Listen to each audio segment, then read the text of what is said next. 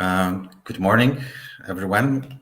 At least for maybe some people from India, it might be early afternoon. Good morning and hello. I would like to invite you for our conference, Pandemic as a Catalyst for Change, scientific conference, which is a one-day virtual event. I am so excited and happy that we will have gathering of people from from countries starting from India, Israel, Bahrain, Kenya, Italy, Switzerland, Lebanon, and Chile. So we are really global conference. So meeting and encounter, and we will reflect for pretty general audience because we invited here. We say we, the organizing committee from WSB University in Warsaw. Let me name the people who helped me to organize the conference: Professor Marta Juchnowicz, Professor Jan Solarz, Dr. Grzegorz Mateo, and Mariusz Bednarek. But as a matter of fact, there were many more people helping us from different corners of the world in a way to make it happen.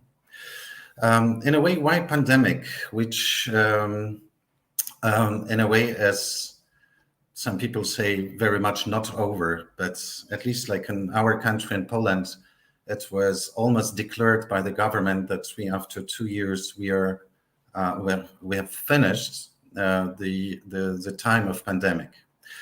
Pandemic was an incredible experience. When I was looking for the numbers, it showed that in a certain moment, it means in April 2020, around 4 billion people were locked down at the same time. So in a have been the biggest common experience, speaking, for the humanity. And of course, it has had and has and will have very important effects and consequences. And why we also have the in the title of the conference, Catalyst for Change. Probably especially those who were have been during pandemic time in the academic institutions, like in our parts of the world, Central and Eastern Europe, we could have found that we were talking about the virtual distance teaching for decades. And suddenly, as of the March 2020, we managed to make an absolute revolution, at least in our country. We were forced, but there was this black swan of pandemia was something which brought enormous changes to the academia. Of course, not only to academia, to business. People were locked down. We will speak about it today. But also, it's so important that we will look into the future. We'll think and we'll try not to overlook the experience of pandemia. Why I say overlook, and it's so easy, because there are at least two difficult phenomenons of which are overshadowing, at least in Europe now, this pandemic experience. One of them is, of course, the war in Ukraine. We don't know, really, we don't know how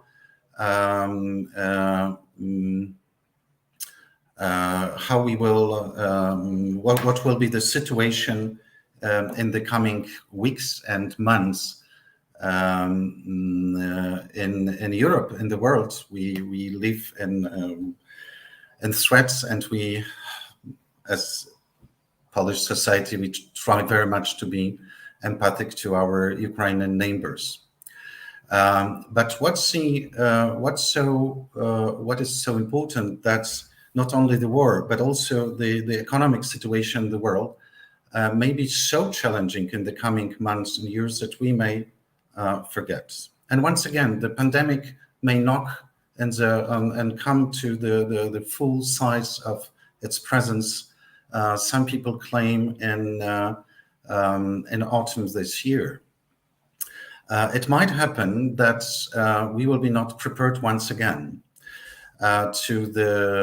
of course, we have the experience, but at least as it is in my country, we live as if pandemia is over. And it's not as such, but also with these consequences. And we decided in the organizing committee to have the view on three different elements, namely of this pandemic experience. The first one, how the higher education institutions reacted. So we will discuss and share the experience, and we will start with experience of students. And that's very important to see that there are technical problems, there are human problems, organizations problems, or we could say challenges. And then we will, during the final panel session, we will look what we expect for future, how the academic institution and the context of pandemia could be influenced by this experience. Then we will have the second session will be devoted to this experience of societies. Once again, as with the first session, we are starting with empirical research. The second one, we will start with the polish few waves of data on the experience of the society. And it will be an appetizer for this discussion, how we as society reacted, what has happened, what we learned. And then the third session will be about the organizations, foremost business organizations, how they reacted, what they learned, what will be the leadership, what will be the work style. It used to be during pandemia, and what we can expect, what were the changes. And the panelists and the presenters, there are both the academicians, but also practitioners. And what is very, very important to us here, that the conference is addressed to really general public. So students, academic teachers, researchers, but also business practitioners.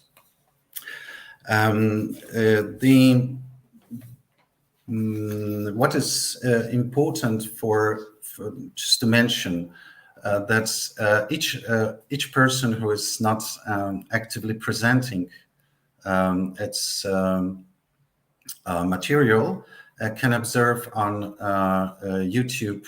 You have received the links to observe and watch our conference on YouTube. We will start. I'm so glad, especially glad with the participation of a huge representation of our colleagues from Kenya, Strathmore Business School. I learned the school years ago, and it's absolutely outstanding academically and in research-wise. And I hope we will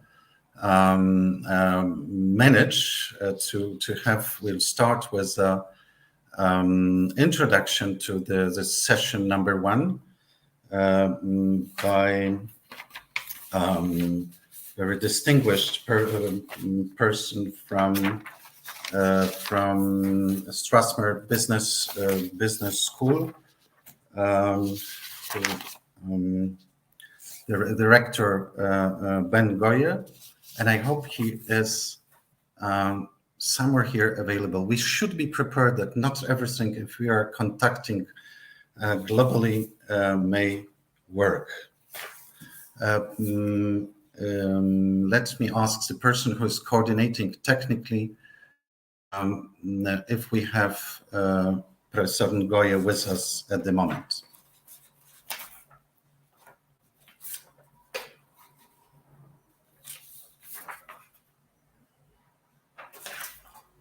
It seems okay. That may happen, and it will happen probably that we I don't know, due to some connection problems or any other problems, we may have some delays in contacting our participants. So let me make a little introduction to the session number one. We will start with, as I mentioned, the analysis of the experience of students. There was international research which has been carried out by the Polish, Lebanese, and Swiss team. It will be, and the presentation will be delivered by Dunya Harajli, the professor from Lebanese American University, and Professor Bart Nore from School of Management in Fribourg. Then we will have the reflection of Dean of the WSB University from Chorzów, who will share his reflections on the challenges we have, the teaching challenges we had during the pandemic, and what are the lessons for the futures. Then Professor Łukasz Sułkowski, as a great specialist Polish of international reputation on managing higher education institutions from Jagiellonian University, will discuss digitality of digitalization as well of the universities in time of pandemia. And then we will have the joint presentation from Kenya on what I'm so glad to show and share the African, especially Kenyan perspectives. And we will finish up the first session around 10:30, run by Krzysztof Koy, and it will be about the emerging trends in teaching. That's what I was mentioning, what the future is expected to pop out of this pandemic experience. And the participants will be Professor from India, Vartika Dutta from Amritsar, Indian Institute of Management, Professor Gil Bowser from Israel, and the rector from WSB in Poznań, Ryszard Sawiński. That's great time now to pass. I could say the stage is yours. It's better to say so. The monitor is yours. So let me invite two first presenters to share with us what you have found about the students and the pandemic. Stage is yours. Thank you very much. Thank you.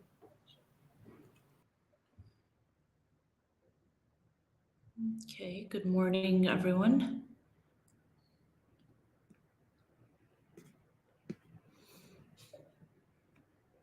Good morning, everyone. It's a pleasure this morning to be presenting in this honorable conference. I'm Dunya Harajli from the Lebanese American University. I'm an assistant professor of neuromarketing and business communication. I'll be presenting this with my colleague from Switzerland, from the School of Management in Fribourg, Bart Nore. Let me start with a bit of reflection on COVID-19. In these times of crisis, when the students and educators were suddenly brought into this online realm of education, everything changed. The pandemic storm carried away all previous methods of traditional teaching, and we as educators, to survive and to do a good job, we had to adapt and adapt fast. This is from our side, but how about students? How did students adapt with this? What changes did this cause? What things did students feel, emotions they experienced that maybe they did not speak about, however felt? In this special study, where we use reaction time testing, which my colleague will talk about later, we're trying to delve into those emotions and experiences and attitudes that students had in the online experience. To begin with,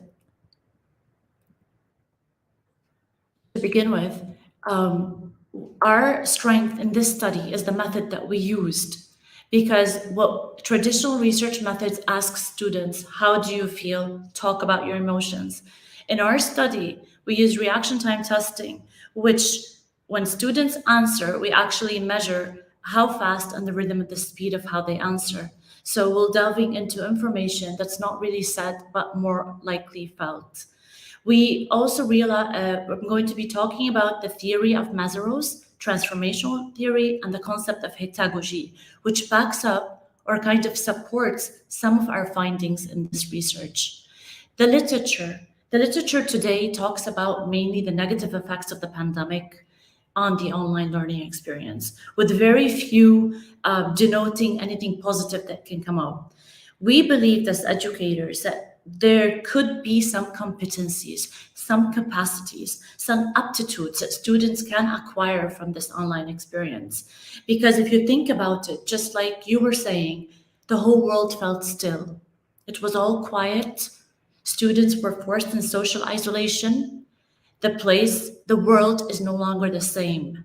Is the learning process the same? In the end, we know that learning is a complex, social, active process with many players, most importantly, the emotional and the mental health of students, of which, of course, was being affected by the external factors outside academia, by the way they lived and how everything else changed in their life. So this could have had, of course, an effect on students' mental health, which directly affects their capacity for learning. So the literature has shown that many mental health issues have been prevalent among students: stress, anxiety, negative emotions, and less academic self-efficacy. Self-efficacy today is a term that's being used in academia. It's the belief in one's capacities to organize and execute the courses of action required to manage any situation. However, some other research said that, when the students are digitally more adept, when they are more ready, we have some positive things. This is some research has been done in countries where where youngsters, especially the younger generation, when they're more tech savvy, they're more likely to enjoy the online learning, whereby the older students don't, for example. And also some students, especially if we think of life, when we're forced into a state of crisis and there's something unexpected, we are forced somehow in a state of reflection. So could this reflective reality had any kind of meaningful discourse between students or between themselves? This is really what we also wanted to find out.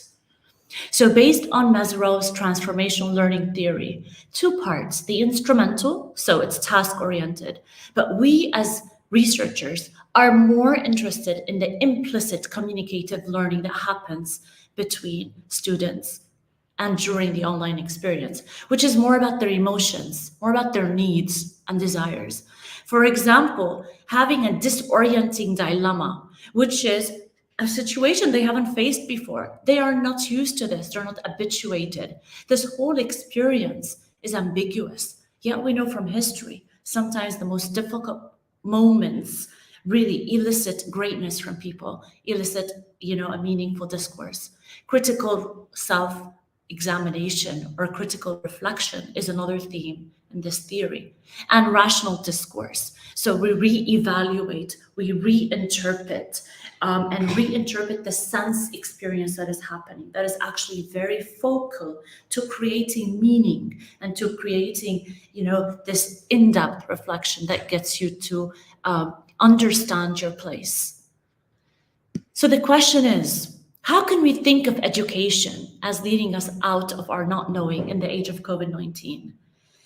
But this is something of not knowing. We are in the realm of what's happening. We as educators are interested that after the experience with COVID-19 and the lockdown and the online learning, how are we and what do we expect from our students now that they're back on campus? What have they learned? What capacities have they built? What new frameworks, what mindsets have they actually realized that we need to be aware of in order to do a better job, and to reach them more? So what do learners need in their search for meaning, growth, and transformation? Has this COVID-19 transformed students in any way? Has it satisfied them in any way? How do they really feel? And this is important, because to teach, we do have to reach. So we help those learners with the existential crisis that they actually faced.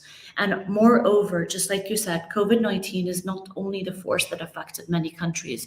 There are countries that are passing through wars, economic, financial crises, recessions, and the like. So there's other also factors that are affecting the mental health of students. Now, itagogy is this framework that falls within the transformational theory. It's a self-directed learning. So for a student to be online, not having the teacher next to them, not being patted on the shoulder, is this building anything in the student? Is this increasing, enhancing, developing some autonomy, some self-efficacy? Is learning done in a different way, that students are learning skills that they would not have learned otherwise? Is there creativity? What kind of values do they have? Is spirituality, for example, a factor that's affecting students' mental health and therefore their learning? How is their emotional well-being? All these things together fall under the itagogy, because examining them means examining the human being. It means examining the human and the student beneath, who is adept and open for any learning process to happen. Why am I passionate about this? I'll tell you why. Because intuitively, when I taught online, I received the highest evaluations of all my career of teaching in 15 years. And all I did was I asked students at the beginning, how are you feeling today? Let's graph your mood against your energy. What's your emotion? What's your energy? Are you feeling negative, positive, happy, sad, down, serene? And once they felt like their educator is asking about their mental health, okay, it formed this bond that we're all in this together, and it's okay to be feeling what we're feeling. Then they'd be more open to the learning process. So with the self-determined learning, what are we looking for? Are we looking for students who have become more self-determined, learning on their own, highly autonomous? Are there any competencies that have been developed? Are they becoming lifelong learners, where it's no longer just the teacher standing in the background and students listening, taking notes, and deliberating?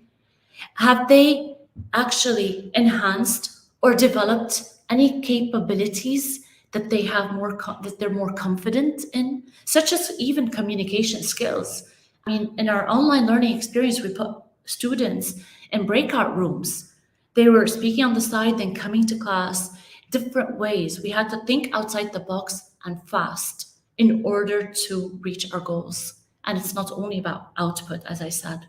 Learning is a complex process. So with this transformational learning dimension, with all of these, what is getting transformed in the students? Their perspectives, their frame of reference, what they believe about themselves. I mean, students before the online might have thought that, oh, I always needed a teacher, I can't do it. No, I can do it. I can be independent, I can be responsible. I'm able, or maybe not. Or maybe this whole ordeal is depressing.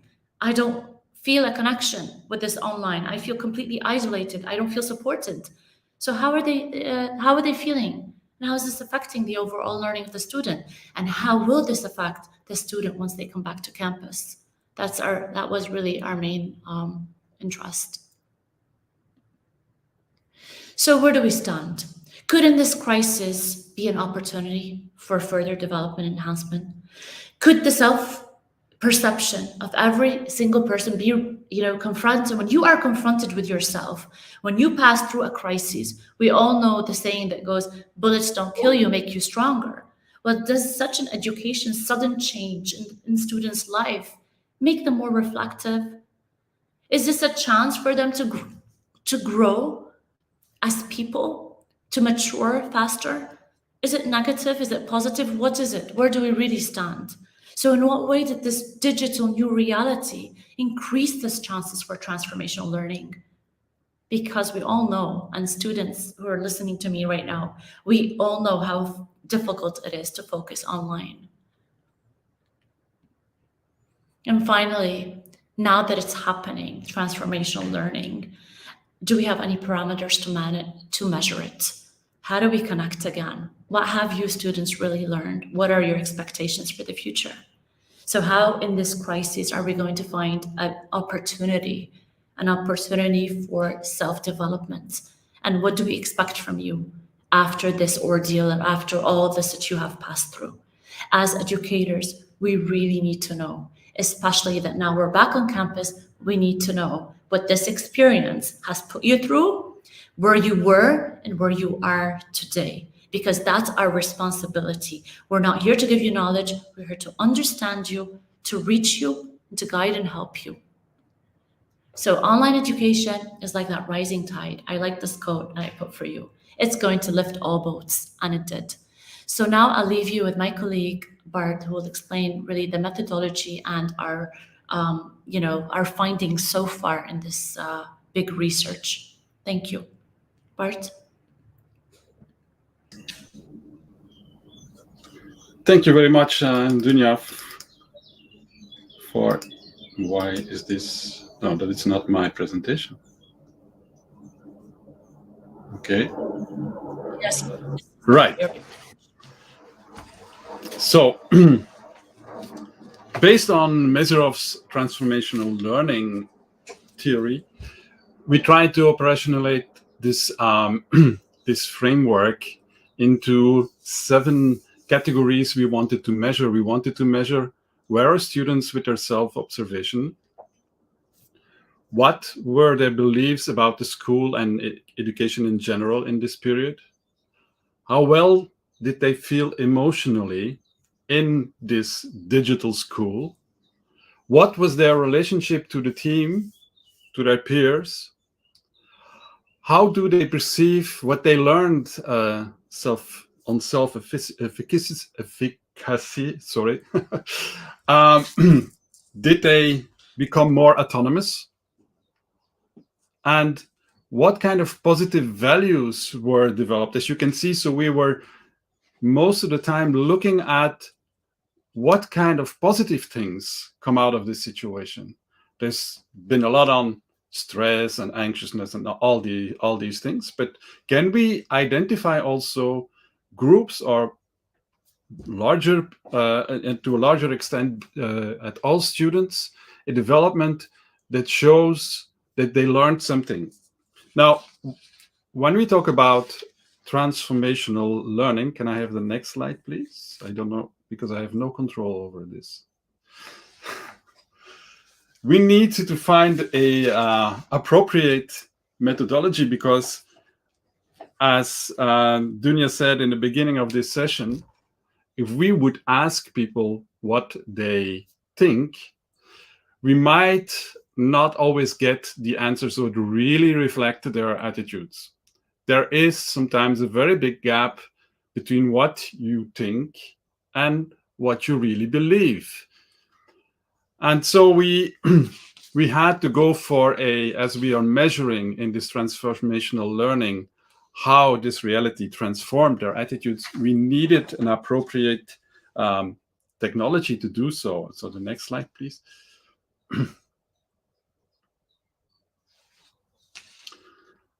And the appropriate way to do it is to use response time testing. And why response time testing? Because response time testing allows me to find out what kind of attitudes are really available in the brain. And these attitudes we measure are basically connections, associations that we make in the brain. And the more we go through this experience, the more we become conscious, this attitude will be more highly available. And that is what we basically measure in response time testing or in reaction time testing. And that's what we want to know. We want to know whether the students, through this experience, through this transformational learning, got into a new attitude. Can I have the next, please? Very briefly, because time is running fast, and I still want to say something about results, but what we get in a response time testing is that we add an additional dimension in what we measure.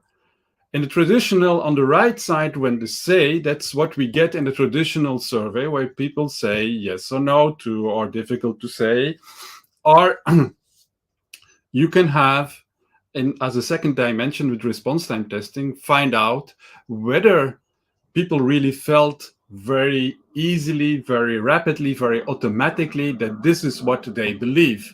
So you get on one side what you classically know, and you get a second dimension to find out how much of the people that said yes are really convinced, how much of the people that say no were really convinced about their answer, because these are attitudes that are highly available. And as I showed here on an example from another study that we did together with Neurom in Poland, when we submitted the statement, I wash my hands for 20 seconds when necessary, we found 75 people saying yes, but only 34% were highly convinced, which means these people probably really do it because this attitude is available.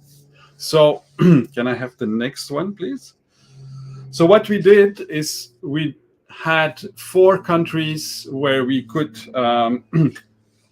do this survey, and we had India, where we had 2 universities participating, one in the south in Pondicherry and one in the north, Rishi Hood University, which is in Sonipat near New Delhi. We had, of course, in Lebanon, Lebanese American University. We had in Poland, WSB. And in Switzerland, we did the School of Management in Fribourg. We did this survey within a 3-month period because related to the time schedules in the universities are different in India and Lebanon and Switzerland and Poland.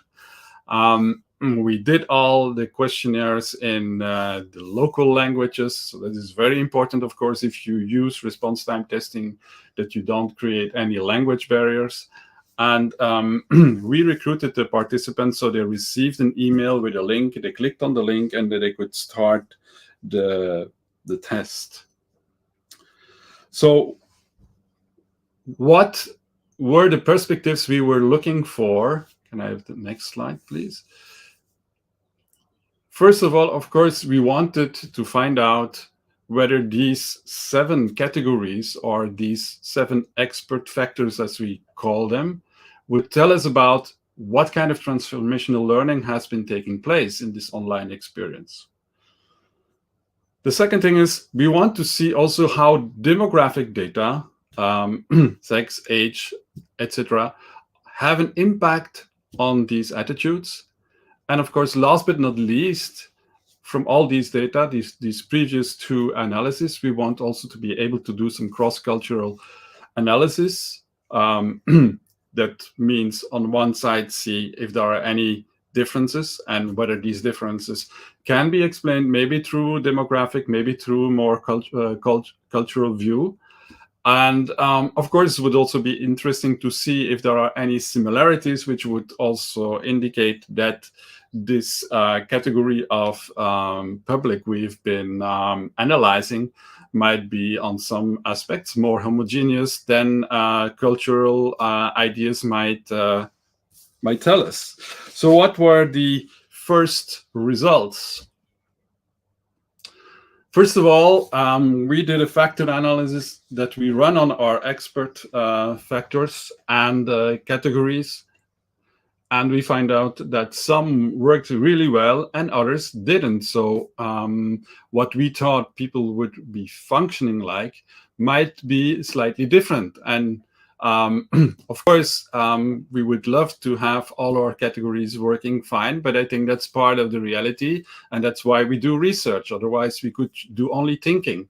And so data pushes to work deeper on this. So we are actually doing deeper factor analysis and find out how we can regroup these statements that do not really work fine in our categories, but what kind of categories they would bring. So this is ongoing, but I can show you some first data that are quite interesting on its own already. And in this graph, you can see the mean values that we measured on attitudes on our 7 categories. So we see, for instance, that in self-observation, we have quite a similarity between the different countries, but very interesting enough, we can see very high differences between India and, for instance, Poland on the dissatisfaction with online. I mean, in Poland, we measured more a satisfaction with online learning, whereas in India, people were dissatisfied, as in Lebanon too, they were highly dissatisfied. And of course, this is probably also related to quality of internet connections, but might also have other cultural components, whereas people maybe are stronger connected to each other. So this is something we will look deeper into it. The well-being, strangely enough, Switzerland, which is known for a lot of well-being qualities from a geographic or even financial, societal side, there was quite a neutral zone. Let's say it was not negative, but we could see that on the well-being side, we had a relatively good response in all the other 3 countries. On the peer isolation, we can see some similarities between the countries. So there is not something that is different. That is certainly not influenced by having better access, or worse access to internet.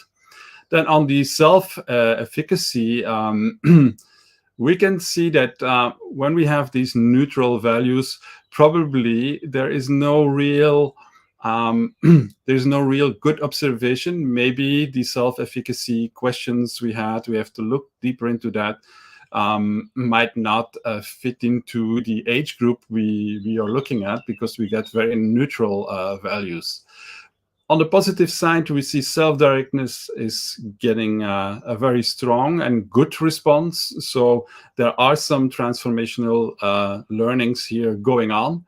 And interesting also is that even when they were dissatisfied with online, India and Lebanon are leading the game with positive values, which again can also be, of course, explained by the fact that these countries, for instance, have, of course, other difficulties to bear with that might be even much more difficult than this one. So they might be more relativating this.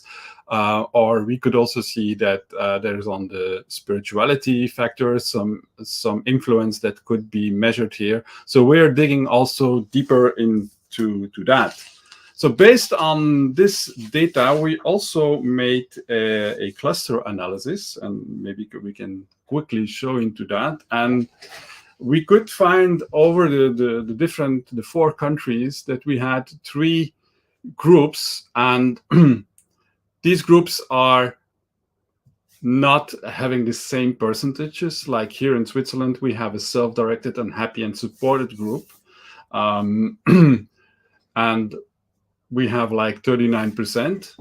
We have 31% of people that are unhappy. They are negative on most of the measures we did, like self-efficacy, self-directedness, were dissatisfied with the online, had a bad self-observation. And we found this group to be 1/3 of the population in all the countries, with slightly small differences we had between the different countries. So yeah, I'm sorry I have to go that fast, but let me just also say thank you to our dream team that is allowing us to do this research with some faces you might know, so thank you very much for your attention, and sorry that we had to go so fast, but I hope you you got some interesting information out of this. Yes, thank you.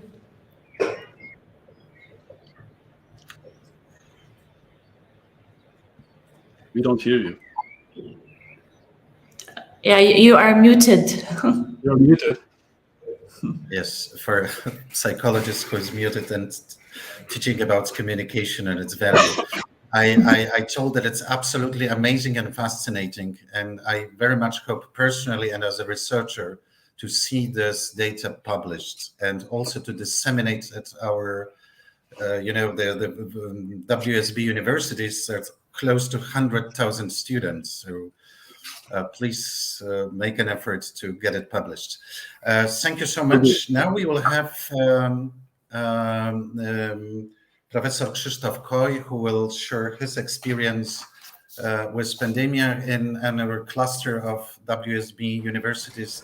Is known to be a high expert of agile and professional dealing with teaching under pandemia. Krzysztof, the stage is yours. Thank you very much. And here is the presentation, and I have control over it. All right, ladies and gentlemen, teaching challenges and lesson learned. I'm Krzysztof. I work for WSB Chorzów, but also for Franklin University, United States of America, and Modern College of Business and Science, Muscat, Oman, which will have a short point in my story. Lessons learned from 3 stages. Stage 1, COVID explodes. And what happens? We are in a drift. Yes, we are. But we are in a controlled drift. Why? I will explain it in a minute. Stage 2. Let's go, Dad. Looking at this white hair man, you might think it does have something to do with daddy. Yeah, well, yeah, I'm a father of 2 children. But it's, first of all, DAD. It's my description, my model of what we were doing that time, and my description, kind of a model of most important lesson learned, DAD. If you want to go online, if you want to go to the future of online hybrid education, let's do it doable, attractive, and durable. DAD, doable, attractive, durable. This model will be explained in a minute. And then stage 3, what happened? That we came from a controlled drift to the best enrollments ever within a year, and then we repeated this best enrollment ever the next year. The main lesson here is we stopped managing crisis. We started to try to shape our future. So let's go. First stage, COVID explodes, universities are closed. Christopher is coming back from Oman, from my teaching in Oman. Last airplane landing in Poland before the airfields were closed. And that's a matter of leadership. The most important lesson for me that comes from here is the leadership. We can often hear all this blah, blah thing about strong leadership, supportive team spirit, and stuff like that. This is blah, blah, but there is some through issues behind it. When I come back from Oman, I found my team creating solutions, providing possible scenarios. I found them active because we had some previous didactic online experience, but we needed to enhance it. We did not have previous online service and home office experience and student service. This was something we had to introduce. So I found my team creating solutions, putting on the table. What was my role of the leader? To choose and show responsibility for my choice. This was the most important expectation from a team during the times of a controlled drift. Hey, we need someone to choose and feel and show, present strong responsibility for the choices. After this time, after summer holidays 2020, my team told me, Chris, the only thing we needed from you was ability to make a choice and show us your responsibility. So all hands on deck, all right, management, lecturers, students, we are all in it, but we need someone to show, all right, this is my choice, I'm responsible. Next lesson. When we started our controlled drift, we were making daily small steps. We were asking students about technical problems, methodology problems, any problems. We were in stable touch with them, and we were reacting immediately. So they could see immediate visible results. That built trust between us. The result was, we were afraid that people will resign, that students will tell us, no, this is not a kind of education we expected. We hate online education, or we are not prepared to online education. You are not prepared to online education. That's not what we are paying for. But due to these daily small steps, immediate visible results, our students knew that we are learning day by day, hour by hour, and we are changing and changing and changing and communicating this to them and listening to their responses and changing what was wrong day by day, hour by hour. This built trust. A huge lesson of leadership, communication, and reaction. Step 2. Let's go, Daddy. Dad. Doable, attractive, durable. Just around May 2020, we stopped thinking about crisis management. We said, no more crisis management. Let's try to shape our future. We felt we overtook control over the processes we were providing. We found it coordinated. We created a joint plan till 2021. There were a few things we didn't know. We knew that world will change, business environment will change, education will change, needs, expectations, habits, requirements will change. A tiny little question, how will it change? To what extent will it change? Well, we didn't have any answers. The future was and is uncertain. The attitude of our clients, of our teaching staff, uncertain. The only choice. Let's hire external and internal experts. Let's ask them. Let's discuss about possible IT solutions, about trends, and let's define various scenarios, and let's invest. I remember these times, well, the school was closed, but I was here, and some students were here as well. They were asking me, hey, Dean, what's going to happen next academic year?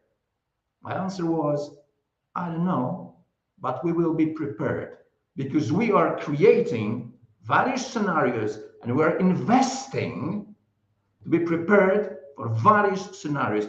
I don't know what's going to happen. The only thing I know is we will be prepared. And the students' reaction was, all right, so you have a control. Lesson number 2 or 3, let's overtake control as soon as possible and then show it to people. Stage 3. Well, there is no way to go back to normal. This is no way to go back to normal. This is new normal. So we need investments, planning, organization, trainings, instructional designs. We need various scenarios to go full online or live streaming or hybrid, different kinds of hybrid, maybe online, streamed lectures, maybe labs in classes. Who knows? Let's be prepared for everything. Let's invest in computers, cameras, and stuff. Let's invest in teaching standards, training, decisions. Well, if someone was resistant to our policy, if someone, I mean lecturer, was resistant to our standards, our trainings, our attitude, we had to take a decision. Be resistant, but do it elsewhere, not here, not in this school. If we had something to say, it was, this is our policy. There's no way to go back to normal. This is new normal. We will provide you with the help, with standards, with teaching, with trainings, but go with us. If you don't want it, go elsewhere. Again, students, we were providing a huge research on students' opinions. Now, in stage 3, it was more organized, more scientifically operated, I would say. We were studying their operations, their reactions, their needs, and then we were preparing our operations to meet their needs next academic year. And one more thing, one more lesson. We felt strong in that. So we decided to be present in media to show that we know what online education is. We try to show our scenarios and we try to ensure everyone we know what we are doing. We are prepared for almost everything. And let's go to that. Doable, attractive, durable. Doable, doable. Let's invest in hardware, software, servers capacity, cloud capacity, licenses. And let's show people who are behind it. Well, this is not me, as you can see.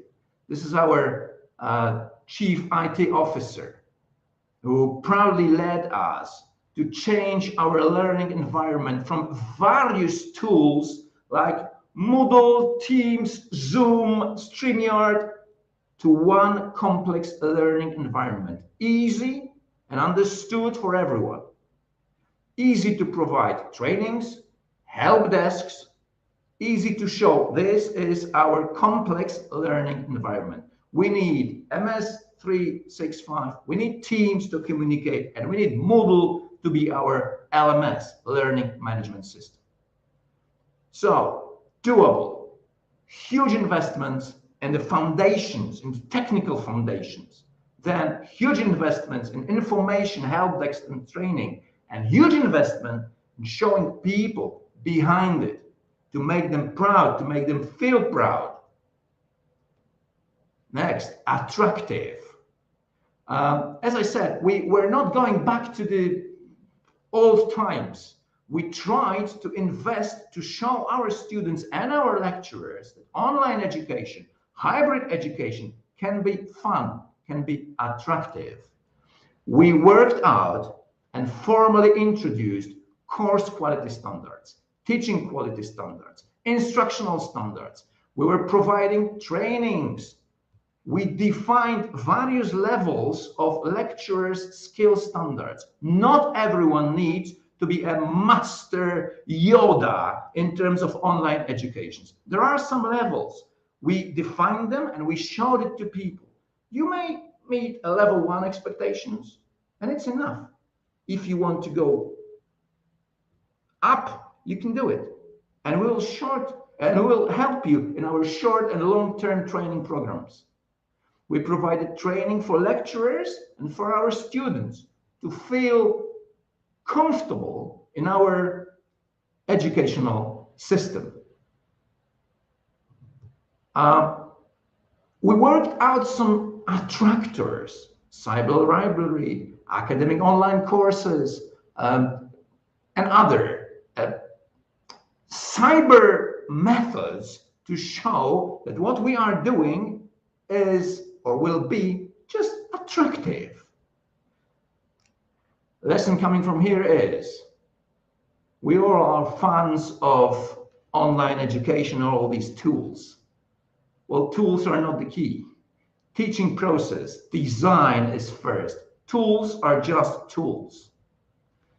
And the last one, no way to go back to normal. Let's make it durable. Let's make it officially a part of our DNA. New strategic orientation. Now we have a strategic orientation for 2025, and we need, and we want, and we will be technically oriented, digitally oriented. We've created a variety of teaching process scenarios. We are thinking about high flex education. We are good in online, hybrid, but we're not good in high flex. This is our goal. So we are thinking about future, about introducing various ways to continue our hybrid education. If students wanted to come back to the classrooms after COVID, we will do it. If some of them would like to be full online, well, more or less according to Polish law, we will try to do it. Ladies and gentlemen, and one last lesson. We were, and we are, and we will embed this way of teaching, and we will advertise it as our competitive advantage. So this was a story from a situation. Let's send in every cavalry. Let's organize a crisis to let's embed this new approach to our future. Thank you very much, ladies and gentlemen. Well, Olaf, you gave me a task to fit in time. Yes, and well, in comparisons with eternity, that's nothing. No, you were very fit. Thank you so much, and thank you for your passion in sharing. Definitely for institutions, but also for us as teachers, the past will not be the same. And even the very seasoned lecturers, we had to, in a very humble way, to change our habits of teaching. Especially online as it is, and I think that with all your speech, the Nassim Taleb, my guru, and anti-fragility and taking advantage of it unexpected, he would praise you definitely. Thank you so much, Krzysztof. It was inspiring. Our cluster of schools are operating on these assumptions you shared with us. And now it's time for Professor Łukasz Sułkowski from Jagiellonian University, renowned specialist in managing higher education institution, and nowadays, very recently, as you can see, WSB, but a different one, the academia. Yes, or that's a matter of name. Thank you very much, Łukasz, for accepting our invitation. And we will learn, I hope, whether not only Polish universities can go digital. Stage is yours. Thank you. Thank you very much for your invitation. Thank you, Olaf, for this introduction. Actually, I would like to talk about this shift toward digital university and the pandemic as a kind of the catalyst that give some kind of pressure towards this important transition. Maybe it will be just talking about the more theoretical concept on a higher level. But I would like to also show the perspectives of a big transition in the higher education sector that concerns actually every university. Okay, so next slide, please. This is a company where I'm head here in Poland. Next slide, please. I would like to use the opportunity to invite you for the second conference, which is in the area of our interests. I mean, leaders in university management, and it will be also like this one online conference, which is symptomatic. We are doing more and more such kind of the events. For us, it will be the time when we are making the online edition. Next slide, please. Okay, so I would like to begin with a perspective of a digital transformation. We can see that as an ongoing global process. Actually, it's quite tough to identify the moment, the time when it began. Yeah, we can say okay, the transformation toward personal computers. We can say internet, mobile revolution and smartphones, or building of the social media, any kind of these changes. This is just a step toward more and more advanced digital transformation process, which is the global one, which brings many changes. This is multi-level. So we have the social changes. This is the change of the social stratification, creation of the new professions. This is cultural change. Easy to observe the new generations that are more and more involved into this internet, digital, mobile, social media world. And of course, economic transition. When we look at these companies called GAFAs or behemoths that are oligopoly or even monopoly in its own sector, strong part of them is very, very connected to the digital transformation. I mean, GAFAs, Google, Amazon, Facebook, and Apple. Actually, all of them, this is part of this digital transition. Of course, one of the consequences of that is also world of the management, business, and public organization. This is kind of the development and the promotion of the digital type of the organization. And we can identify that the stages of the development of digital transition are different for the different sectors. More traditional sectors has been slower in development of the digital transition. And it used to be a bit like that, even in our sector. We are in a tough situation if we are trying to say we are traditional sector. From one side, higher education, universities, this is type of the oldest organization. Just to remind you, almost 1,000 years of the Bologna University, and the first medieval wave of the university. It's actually 7, 8, 9 centuries. So very old one, very devoted to the tradition, academic tradition. But from the second side, we are in the activity that is concentrated on knowledge creation and knowledge sharing. So from this perspective, actually, we should be very innovative. Probably, as we all know, being the part of this higher education world, we are representing quite conservative culture and identity connected to these traditional customs, and the change is going relatively slowly. But pandemic in our world made the digital transition much faster. I would like to risk the statement that the processes of digital transition that will take, let's say, 1 decade because of the COVID-19 has been done during 1 year.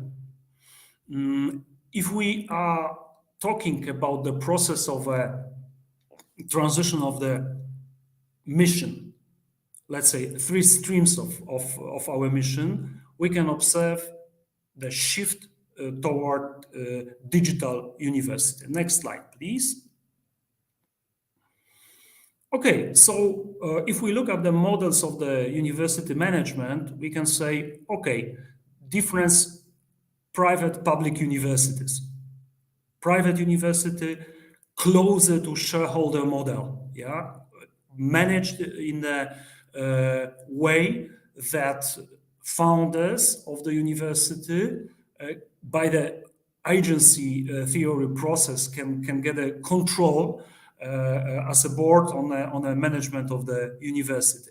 In the public sector, more stakeholder orientation. We have the group of stakeholders like academic staff, administration, management of the university, students, internal other stakeholders like representation of the founders, or even outside stakeholders.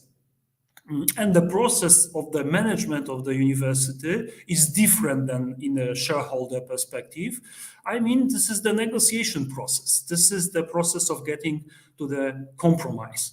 We can try to identify the university management process by building kind of the triad, taking into account supervision, management, governance of a university.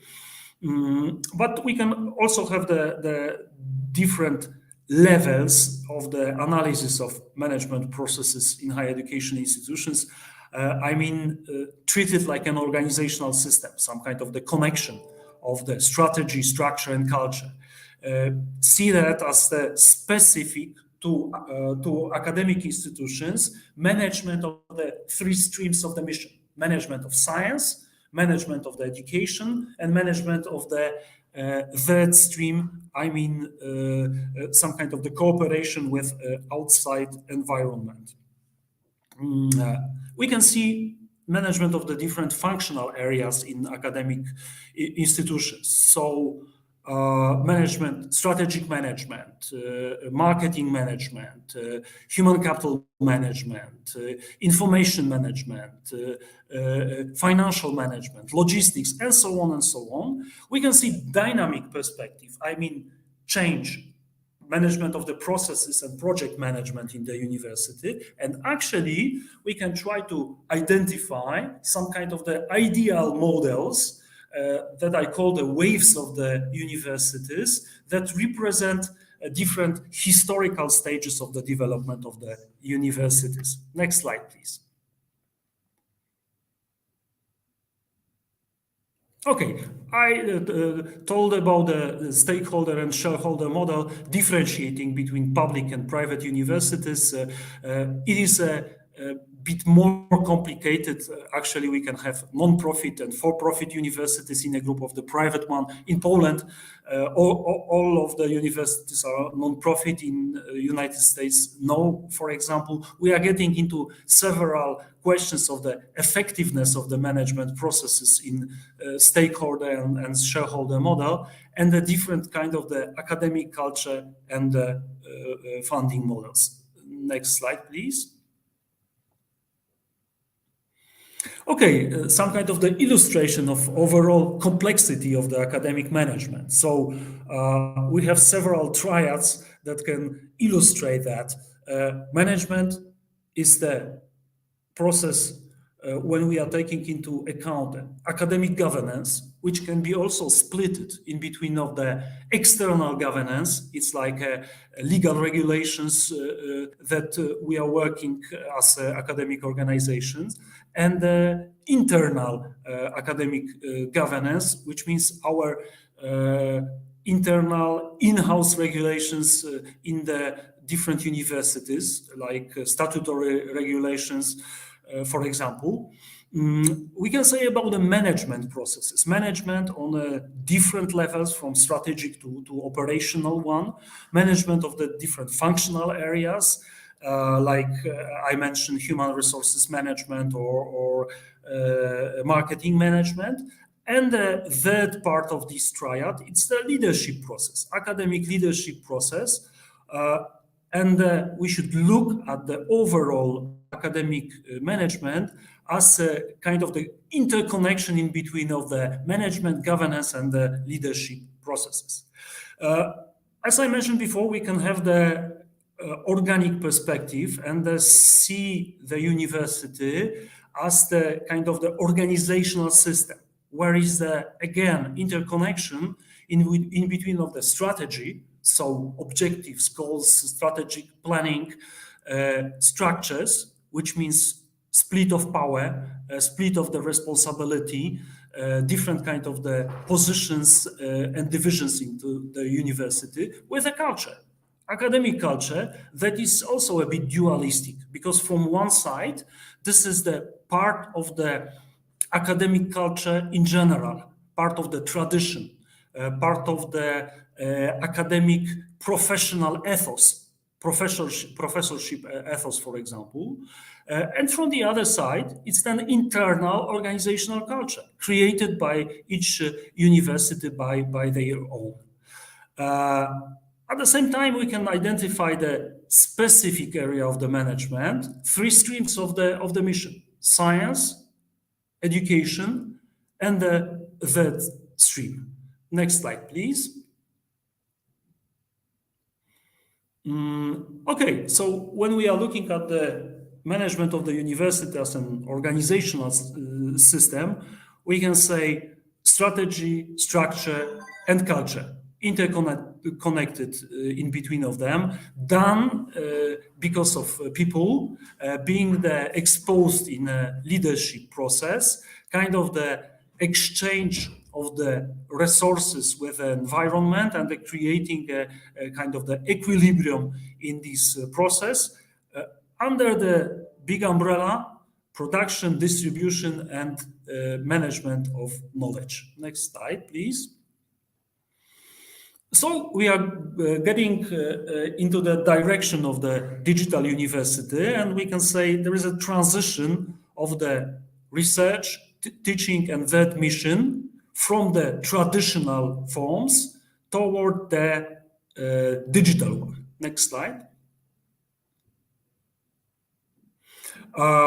Same story we can say about the functional areas of the university. When we are getting into human capital and talent management in universities, marketing in higher education, finance, accounting, and the accountability processes in universities, knowledge and information management, all of these processes during the advanced digital transition can be done online, can be done in a process using of the artificial intelligence, big data, and with a kind of the perspective of the evidence-based management, which is a data-driven process. Next slide.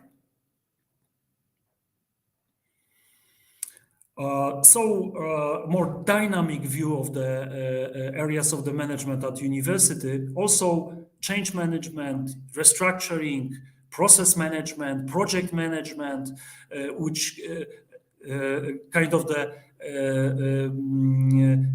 radical restructuring, radical change management, which is the merger or acquisition processes, can be also much more advanced and data-driven when we are going on with a digital transformation. Next slide, please. Okay, so I don't know if you can see that properly. Maybe its letters are a bit too small, but let's say I try to make the division into these kind of the ideal models of the universities. So first wave of the universities is this medieval one from the creation, let's say historical one. Second wave of the university, this is of course Humboldtian reform from the 19th century, when we have the crucial idea of the Bildung, some kind of the connection of the achieving the more perfect state of the human soul by science and by education, and also by influence on the national and cultural side of the nation. So this is second wave of the university. Third wave of the universities, this is entrepreneurial revolution. When we are going on with the formation of the entrepreneurial university, after Second World War, pluralistic change in many countries, massification of the education, opening of the possibilities of building universities with private founders, different kind of the institutions, process of the some kind of the specialization of the universities, part of them educational one, part of them more scientific one. This pluralistic process, described by Barton Clark as the entrepreneurial university, looks like the competitive construction of the new university in the second half of the 20th century. But the third wave university, I would like to claim that this is the university of the 21st century. It's actually this formation of the digital university. Digital university that COVID-19 make it more visible to us that education can be done in a hybrid mode, can be done with a dominance of the online education, that we are in the situation when we have not only tools for e-learning that is done in a traditional way, but we have also tools for e-learning just for providing lectures and interactive education with the use of technical IT tools. Okay, we know that this is trade-off, that we are losing part of the social contacts with only use of the e-learning methods, but at the same time we are gaining something. We are gaining from the side of the time, logistics, and costs. And probably each university is looking for its own balance in between of the in-contact and e-learning methods using this pandemic experience. In a scientific specialization in a university, we can observe that it's the growing impact of the portals for scientific contacts, for scientific achievement. We can see the progress with development of the research EDU or academia or kudos or different kind of the communication. We can observe the wave of the tools prepared by Elsevier, for example, or Clarivate, just to make the process of creation, scientific creation and scientific cooperation much more digital than it used to be before. Even paradoxically, we are doing the mobility more and more in the process that is e-mobile in this moment, which is example, this is this conference, but also different kind of the seminars, contacts, working together with the PhD students. So the growth is not only education, but digital transition is also emerging and growing in the area of the scientific activities. And in the same way, that mission, the building contacts with outside environment, popularization of science is more and more done in a digital way. Next slide, please. Of course, it makes a huge impact on overall management processes. This is strategic change. Universities more and more build objectives, taking into account kind of the new trends, which is the digital university, also other, like, for example, sustainable university. The illustration of that can be impact ranking of Times Higher Education and growing interest in this area of development. But digital transition seems to be one of the crucial axes of this change. And I would like to repeat that COVID-19 pandemic catalyzed this process. Next slide, please. Of course, the consequences are also present in an organizational structure. I mean, much more flexible, agile structures when we have the possibility to build the networks and contacts inside and outside an organization, which are much far away from traditional functional or even matrix structures characteristic to entrepreneurial university. Here we have the more network structure, tensor structures, joining the people in a very different teams. Usually part of these teams is working mainly online. This is also changing the area of the organizational processes and organizational culture, of course. We are building kind of the culture that is much more digital friendly, which is oriented in this hybrid mode, that we are ready to use these tools. Probably without a pandemic, we have no such a will and opportunity to learn by the large number of the stakeholders, by the students, by the academic staff, by administration, by management, how to do that online. We've been forced to do that. We can have the different attitudes. Some can be the enthusiast of that, some can be the skeptical one, but actually we'll learn how to do that and it will stay with us. The change is, of course, in the area of the organization overall, human resources management, leadership types, and we can go on with this proving and showing the different areas when we go on with the change. So next slide, please. And I'm slowly going to the conclusion because I see Olaf on the screen and I'm aware that I should summarize that. Next slide, please. Okay, so pandemic has accelerated digital transformation of higher education institutions on a multi-level. It means that this is the system of the organization, different functional areas, different mission of the university.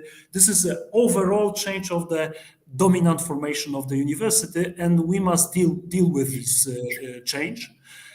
So at the end, I would like to claim that digital transformation changed the paradigm of the university, and pandemic was one of the crucial factors. Thank you very much for your attention, and hopefully I have only 2 minutes more than it was devoted to me. Thank you very much. Thank you very much. I like it very much what you told about the approaching the research agenda to the digital university concept. I very much believe that maybe your very next book in Routledge or other global publisher will be on the subject matter. But if I may, to use this very moment to advertise, we are just planning with Professor Sułkowski at the moment, but we would like to establish the Center for Research on in higher education, and definitely the digitalization processes will be part of it, or something which seems extremely interesting and important, especially for me as a organizational psychology, what you mentioned, the culture, the shifts in culture, and you mentioned that they are more favorable nowadays than used to be in the past.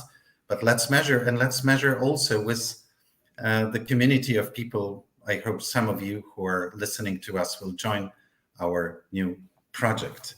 Thank you so much. And now we will have the presentation of our colleagues from Strasbourg Business School. Once again, I have heard. Oh, you are with us. Good morning. Good morning. Welcome on board. I'm so glad that you are with us. Let me say a few words.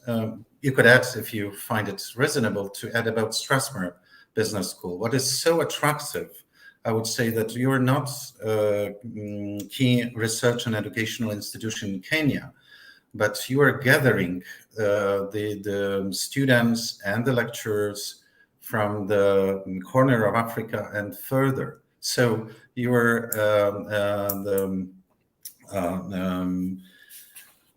Professor Ngoye, you will be like an ambassador for the continent in a way. So speaking about Kenya, it will be much broader. And once again, the Professor Ngoye is, we would call you the rector of the institution and the high-level executive, but also someone who has really much experience, educational, personal experience in and organizational development, which is so close to my interest. And the presentation, as far as I know, was prepared with to your other colleagues, David Maduba, the senior lecturer and director, and Strasmer, and Dr. Moses Yangu, researcher and consultant. Dear Professor Ngoya, the stage is yours. 20 minutes, and you can do whatever you wish. Thank you. I am not sure you want me to do whatever I wish in 20 minutes. I could decide to sing, and I'm not sure that people would appreciate my singing that much. I trust, though, that the participants can hear me well.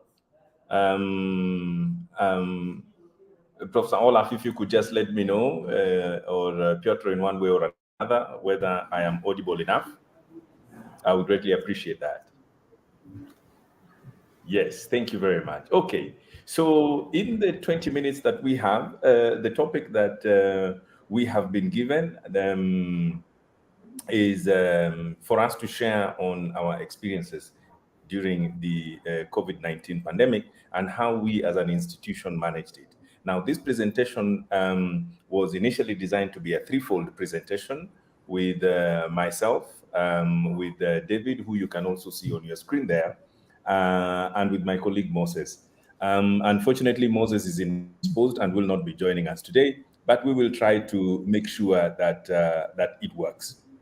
So, in terms of how we are going to approach the presentation, we'll give you just a short introduction to who Strathmore is, and then David is going to pick it up from here, covering the experiences from an instructor's perspective, as well as experiences. He will probably take over Moses' presentation on experiences from a student's perspective, and then I will come in at the tail end and close with sharing an administrator's perspective and the lessons that we have learned for the future.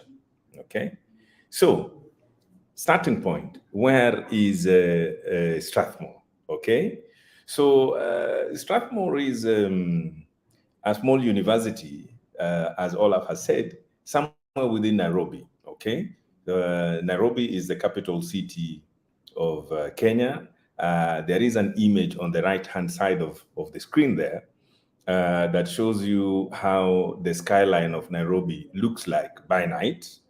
Okay, and the image just below also shows you that we are very much in tune with nature. Nairobi is one of those cities, I think it is the only one, if I am not mistaken, that has a borderless or fenceless national park teeming with wildlife just on the boundaries of the capital. Okay, and it's a reasonably big city with 6 million people. Daytime population is even higher, between 8 to 10 million people, because it's also the industrial hub of the country.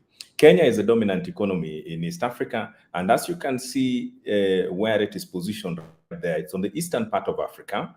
Okay, bordered by Ethiopia, Somalia, Uganda, Tanzania. It has a little bit of the Indian Ocean on that side. And if you can follow my cursor, Poland is somewhere right at the tip, on top there somewhere. Okay, so that is the relationship with where Kenya is.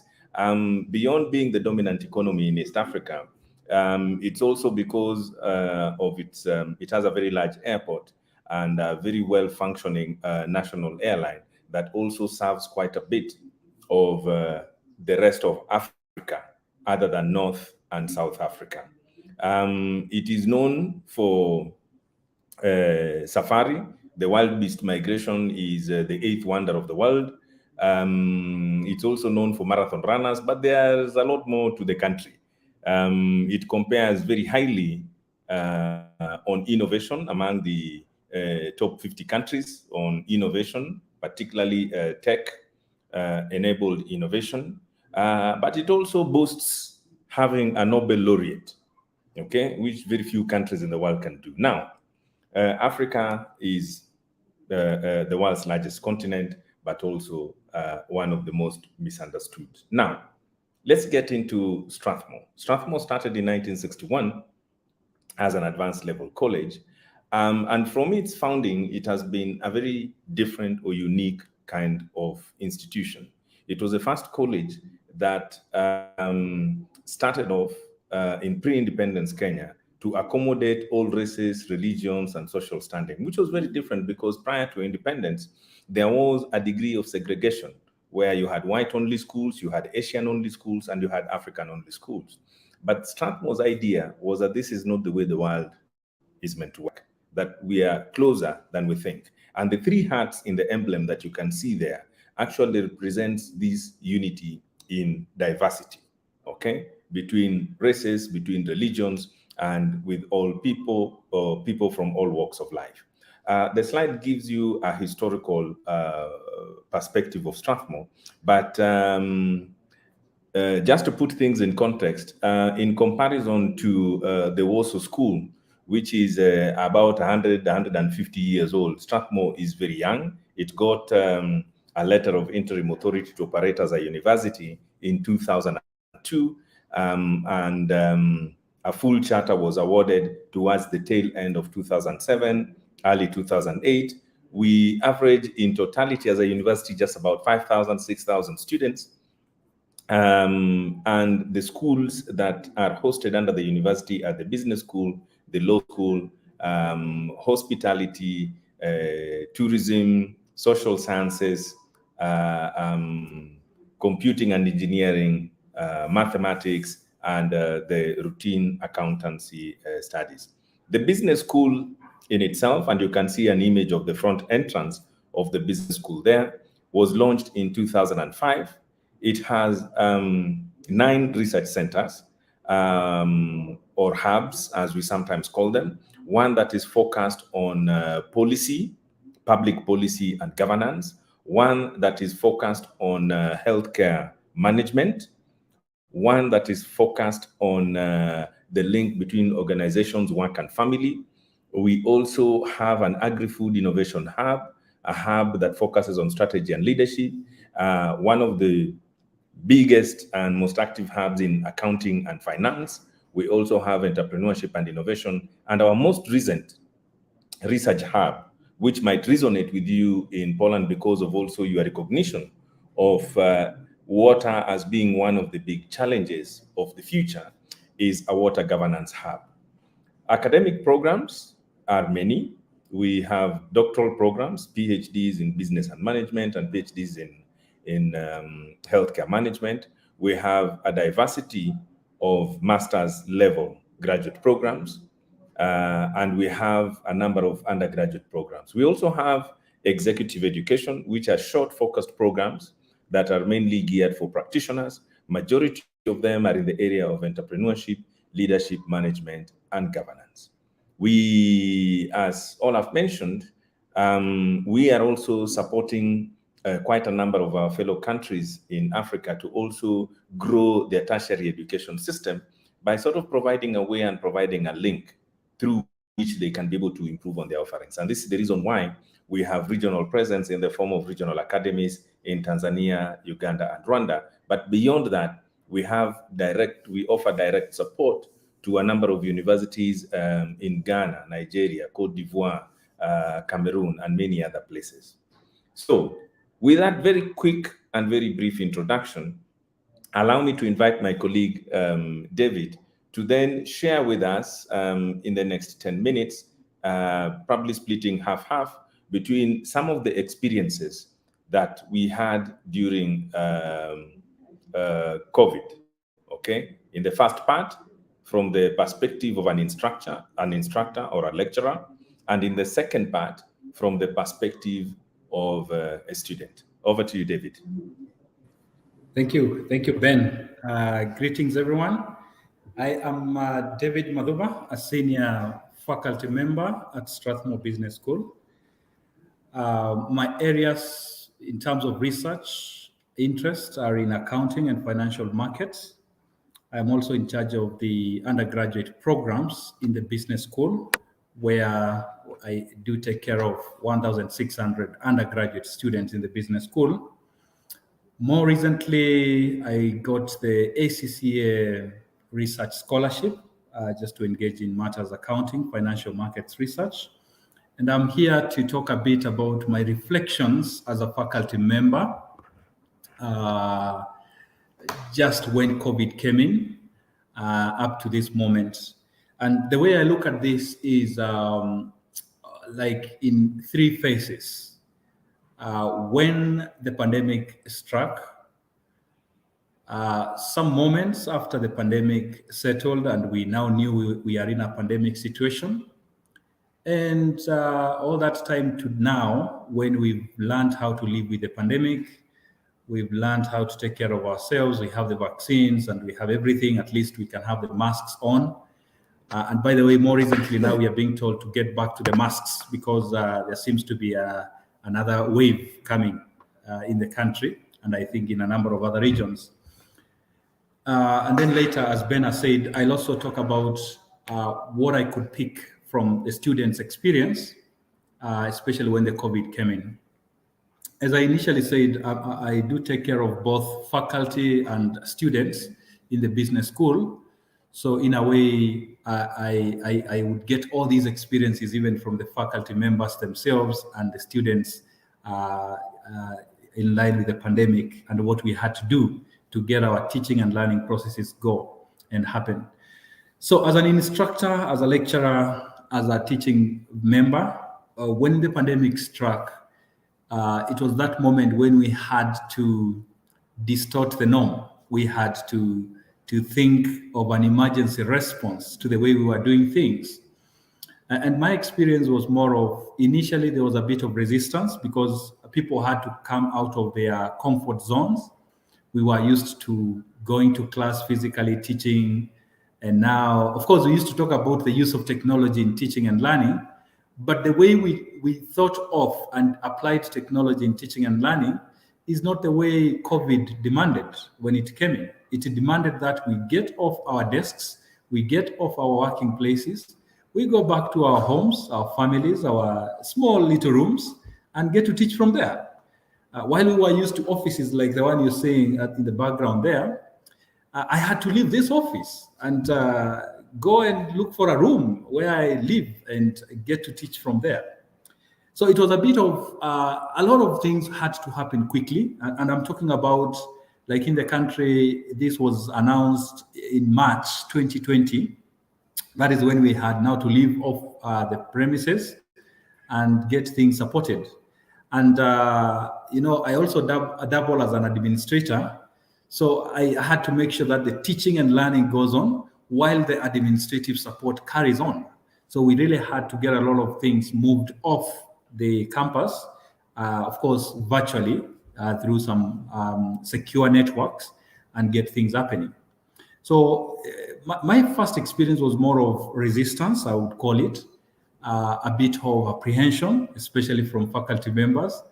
A lot about uncertainty in terms of, will this thing even work? I would even get some comments from my peers that, David, you know what, this will not work. So let's forget about it. Wait till the pandemic settles. We get back. So there was a lot of that and people taking time to come to terms with the reality. But it happened. We had to move off campus. We had to get quickly some support. I remember we had to get, software to help us support classes online. Many ideas came through from fellow faculty members, and people thinking of and coming up with different ideas, people proposing different things, the likes of use of Zoom, Microsoft Teams, Google Meet, I don't know, many things came in. But the challenge with all of us was we were not comfortable with using that. I mean, we needed some capacity building. And therefore, that came now with a lot of capacity building. So many sessions were held for us, and we had to quickly get used to this new way of doing things. So at least we got the classes on. The classes happened for all our undergraduate, postgraduate classes. Of course, we had different experiences. With our undergraduate programs, I would say it peaked very quickly. But for our postgraduate, especially the master level courses, we had our fair share of experiences with some students saying, let's hold this, let's not go virtual. We want to interact in class physically. We want to do this and that. What will happen, like for example, to our international module, because in our programs, we normally have the international exchange programs. We do visits. Like for example, we recently visited Poland, SGH Warsaw. So many of those things, questions came in. Not any one of us had answers to all those questions, but we took each at a time. As an instructor, I had to quickly capacity build myself. In addition to what the university was doing for myself, I had to also quickly teach myself. I remember times even taking care of some of our lecturers, just, bringing them to speed, with some of these things and making them aware that this is the new way of doing things and we have to all work together. The other thing was to do with systems, because, as a faculty member, it's not just teaching and learning. You also need support to connect to campus systems in a secure way. Initially, there was a bit again of conservatism in terms of allowing people to access university systems from outside the campus. But when the pandemic came, we had to get it happen, all right? So things had to happen off campus because we need to support the entire teaching and learning processes. We need to get our students' marks uploaded. We need to get the financial issues taken care of. We need to get many other administrative tasks sorted out. We need to enable our administrators to take care of our teaching and learning processes. So we had to move systems also off campus, and as I said, through a secure private network. Now, that was the emergency response. But since the pandemic persisted, we had now to think of how do we stabilize and how do we get now to continually support our teaching and learning processes in a stable way without a lot of disruptions. And this is now where we had to engage teams to think of our hybrid, high flex, blended learning, and explore and see how can we do this in a stable way. And I must say, what I've seen to date, like in the business school, at least we've been able even to conduct hybrid classes where, some participants can log in remotely and others are in class face-to-face. We've also been able to do the blended, where we have some sessions face-to-face and a few limited sessions happening remotely. So in a way, we are at a state where we've come to terms with the reality and we've embraced all these, off-campus way of doing things. And that is as far as teaching and learning is concerned. Something I would want to talk about as a faculty member was the interaction with peers, because you realize now we are operating off-campus most of the time. And that has persisted even now. I see a number of my colleagues, coming just when they are required to do whatever it is they're required. Of course, we are back face-to-face, but you find there are colleagues who still would want to work from wherever they are. But now the issue has been, how do we get to interact, exchange, share ideas? And one beautiful thing that came with COVID is we got a newer way of even engaging at faculty level, discussing matters away from academics. Like in the university, we've come up with this thing we call coffee in a gulp, where it's a very early morning session where all faculty members can log in. This is remotely again. And we get to share in like 25 minutes. We just share something. One of us is picked and they talk about anything they would like to talk about. And we get in there to ask, to comment and, exchange. We've had learning series where faculty members also share their teaching and learning, experiences. I've also seen some interesting things happening with the course outlines and the assessment, all right, where faculty members have come up with very innovative ways of assessing students, things which never used to happen before COVID. So I would say, in as much as we are talking of a pandemic situation, it came as a blessing in a way, because now it got people thinking without the box. Something else I must say as a lecturer, as an instructor, is in terms of my research engagement. With COVID, I've had access, to conferences that I could not have accessed before COVID, because it required me to pay, go there, very expensive, costly. And even some conferences, very top, are exclusive in a way. But COVID kind of opened that. Now I can attend a top Journal of Accounting research conference, just logging in from Kenya. And that's a plus for me because now I have exposure. I have access to that which I never had before, which I would say, thanks to COVID, at least now we are able to do that. Something else as an instructor that COVID has come and really helped us, work things out is the ubiquity, in our teaching and learning. As I said, we recently visited Poland, but imagine I was able to teach from Poland. I could teach back in Kenya while in Poland. And that's something very nice. All these things, came to be thanks to COVID in a very enlightened and open way. So as an instructor, just to summarize it, when I look at myself as an instructor now, I have no limits in terms of what I can do as far as my teaching and learning is concerned. I don't have to be worried if I'm to travel to Germany, to France, to Switzerland, to UK. I don't have to worry if I'm to go to Poland. It's not a worry to me because I'm connected to the systems, I'm connected to the students. We have applications to support that. As a researcher, I can do even more collaborations. I can engage in even higher quality research, and I've been able to connect with researchers in Poland, actually, just because of this virtual space opening up. As a lecturer who is an administrator, I can do my administrative roles from wherever.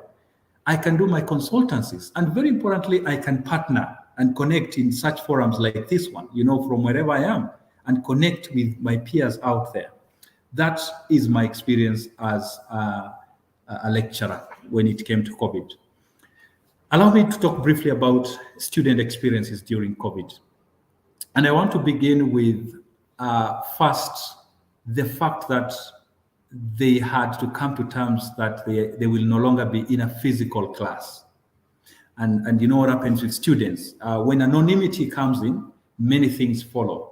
But I would say, at least from our experience, our students were quick to accept, come to terms with the happenings.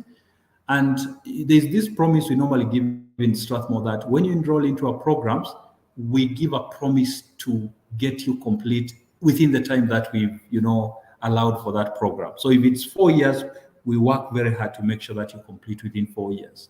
And COVID came. It kind of stretched us. It was quite a real test to our promise. But I would say when we quickly switched to the online way of doing things, we were able to still live to that.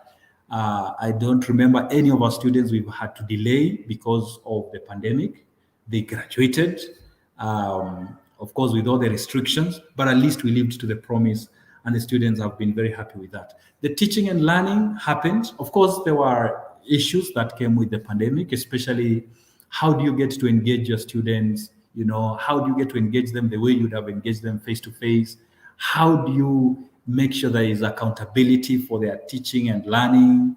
How do you get to assess them in a credible way without opening room for very many maneuvers? And many things came, of course, and we were able to deal with all that assessment-wise. And students took it, well. And for them, it was an experience. And I would remember even when we were trying to work towards resumption face-to-face, there are students who are saying, can we maintain a certain component of our teaching and learning, online? There are those who've said we want to continue with the online. There are those who've even come to me and asked me, David, do we have an online program? Can we convert this program to online? Of course, it doesn't happen that quick, but you could clearly see that these are students who've embraced this and they are happy with it. They would want to continue. Some would want to have it partial, others would want to have it fully. But there are those who would, of course, wanted to come back face to face. In terms of enabling our students to learn and, to learn and engage in their teaching and learning, I think earlier Ben, when he was introducing Kenya, we are a hub, technological hub, and we had to partner with one of our key telco, that is Safaricom. Safaricom is known for M-Pesa. There's something in Kenya we call M-Pesa, which enables you to transfer money and there. But we partnered with Safaricom to help us with the internet connectivity. So we kind of had an arrangement where our students could get internet bundles provided by Safaricom under an arrangement we had with of course, in the university. And that supported our teaching and learning because that question had to be answered. Yes, we've gone online, but how do we support our students, in terms of connectivity? So we had to get that done. And in a way, it enabled many of our students to connect. You may want to ask, what about enabling them in terms of gadgets, maybe the laptops? As a university, we normally provide laptops to all our students, undergraduates especially. For the postgraduate, they normally get the iPads and the likes. So in a way, they were already equipped, equipment-wise, to connect and all that. And that went a long way towards helping them. Something, just as I conclude, as a student, I would say came through was the issues around mental health of students. With the pandemic, of course, and the lack of face-to-face connection, issues of mental health, of course, came in. And we picked it up. And actually, we have a mental club for our students. And of course, we have psychological support for our faculty members, not forgetting them, and staff as well. So in a way, COVID helped us to appreciate all these things. And we've been able to take care of things so far. And I would say we've learned to live with it. Thank you. Ben, back to you.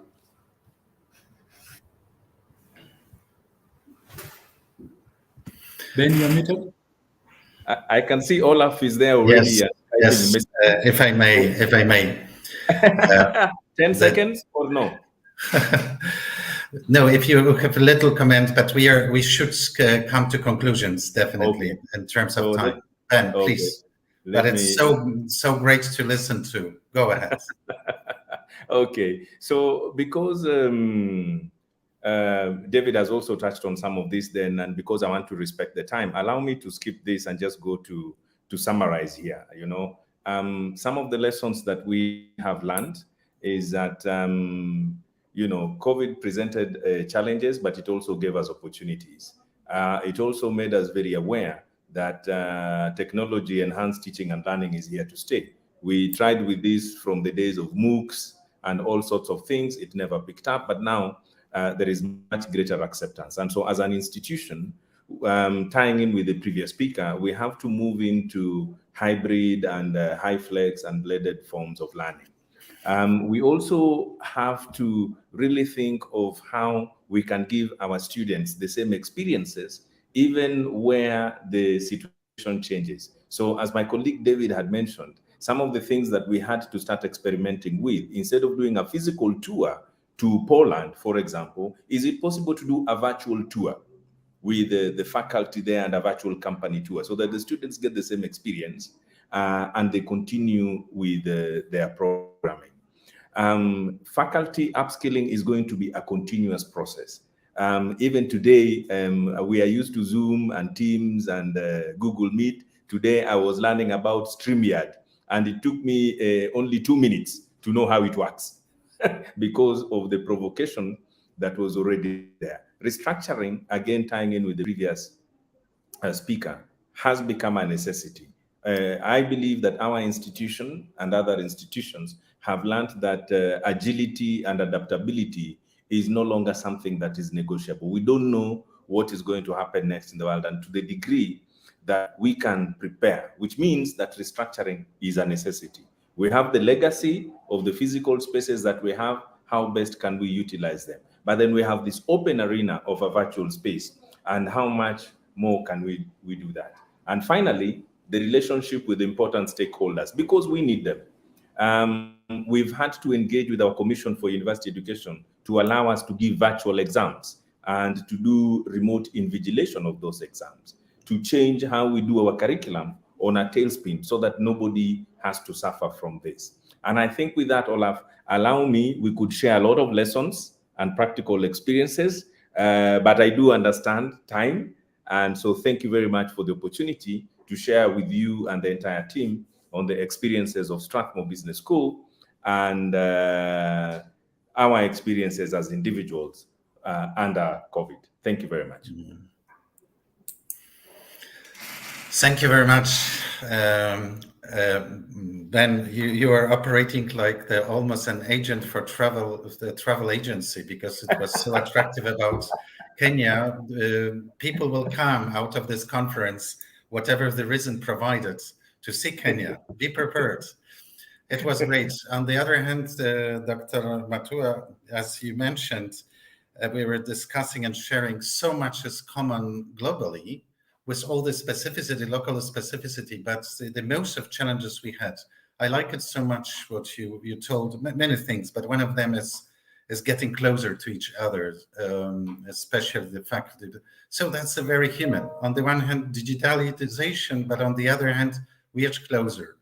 And other things, the openness. It opens these opportunities, like in Kenya and Poland and many other places.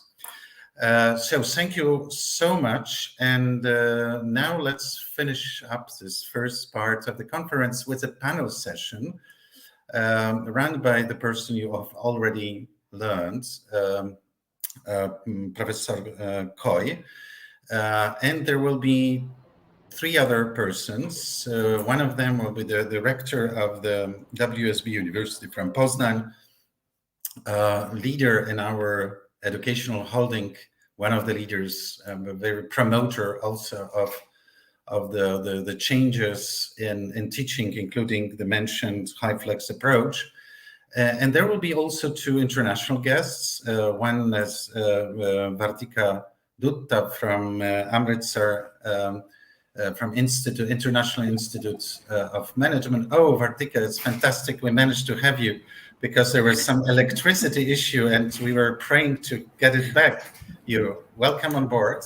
And she's a professor of, well, my goodness, of leadership, organizational behavior, and very experienced in business, and it's at least into a large educational institution in India. Thank you for being with us. And Professor Gil Bowser from Sapir College.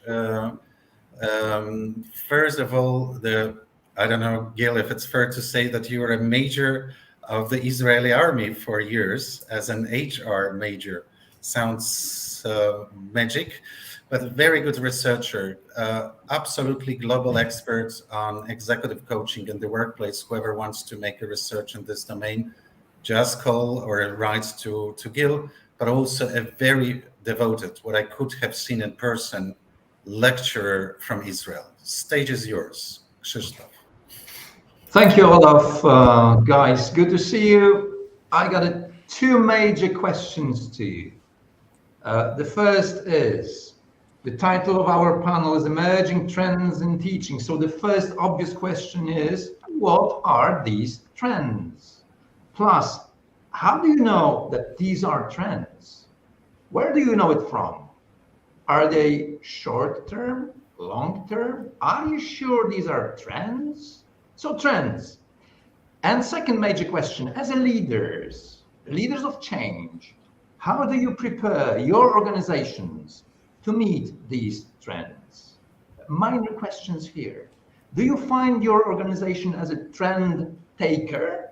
All right, there's a trend, we will adjust, or a trend maker. Let's try to shape the trend. And then what kind of growth opportunities do you see resulting from these trends? Let's start from Professor Vartika. Vartika, your answers, please.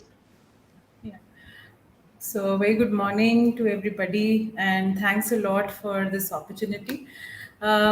So first question that Professor has asked about what exactly are the trends. I think so we were hearing since morning various panelists giving their opinions around this. As an educator from India, wherein some the initial presentation which was made, which talked about that India is a country of teeming millions, as they say. And as we talk about that, the access and affordability and the kind of digital divide that we see is huge.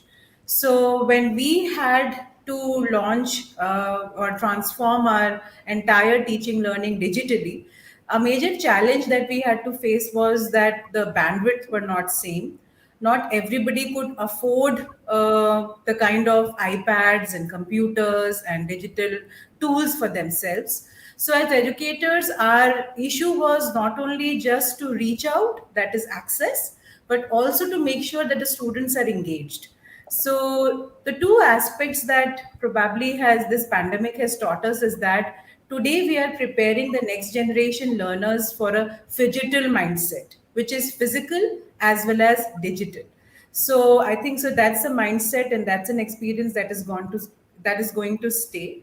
And since as higher ed providers, we are preparing our students for the future workforce and workplaces, we need to be mindful of that. So one thing that has stayed with me as a teacher is that, or an educator is that we have to constantly reinvent, refocus, and see that what is that value addition that we are giving to the learner who is coming to our classroom in those 75 minutes, 95 minutes. And also we are dealing with the generation who has the limit, the focus limit, or the level in which they focus is just some seconds. So we have to make sure that we have to quickly adapt to various formats, which we all did. We used various modules, some pre-class modules, some post-class modules, to keep the engagement on. And that is something, even if now we are moving back to classroom mode, but we have to be sure that we are keeping all that in mind. And the last but not the least is that how do we make sure that we have the collaborative mindset, which is very necessary in the students today to have, that is not just passive learners, but also actively contribute in whatever is their learning experiences. All right, so that's your point of view. I will come back with the question of being a trend maker or trend taker. But before that, let's move to Professor Major Gill. Professor Major Gill, your answers. Trends, trend makers, trend setters. Who are you? Okay, so back again to your first question, let's start. So if I remember correct, the first question, it was, how do you recognize the major trends? So first of all, I guess we all know the innovation curve adaptation. So we have some researchers here in marketing and management. So I would say that my own research experience into leadership development and training effectiveness and learning transfer and coaching told me a lot about how we can use this teaching competencies in effective way, especially in pandemic, where all the trends were accelerated. Then I guess my teaching and researching in global trends in the new world of work, we can learn and we can get a lot of inspiration from what's happening in the corporate arena, looking at the new forms of organization and virtual teams. Also collaborating with academic staff around the globe and learning how they teach and their experience like we did today, and also attending international conferences like this one on higher education. And I think maybe one of the fundamental inspiration is by being a parent. Like you began your session explaining your white hair, being a parent and especially homeschooling during the pandemic to 2 young kids taught me also a big lesson on how to be a meaningful facilitator, meaningful teacher. But I think mainly by being an academic, and in the last 12 years, I've worked for 4 universities on 2 continents, and it's really giving me an insight into the challenges and dynamics that were only being accelerated in this global crisis. But I think what we're experiencing now is actually it was accelerated. But I think the debate about the role of academia, what's the strategic mission of us as educators, was being there for the last few decades. And I think now it's the turn of us as an academics and universities to rethink what is the strategic role, what is the strategic intent of universities, what is the nature. And I think, at least in my as I see it, I think once we establish the strategic role of academia, then we can move forward to deal with the other challenges and opportunities that were raised by other speakers. But as I see it, university is about building bridges, and it's becoming even more important in the times of crisis. It's about building bridges from going from one stage of your life to the next stage of your life. It's about creating and fostering students' pathway that will enable them to define the future and achieve the milestones and aspiration that they want. So that's my source of inspiration. And if you want, I can go on and talk about the other trends. I can see because of the pandemic that were already there before the pandemic. So please continue. Okay, so after we define the role of academia, then I would like to see, and I think one of the things that the pandemic stressed or highlighted is looking at the art of the teacher or the facilitator, replacing the traditional passive listening or lecturer with active and experiential learning.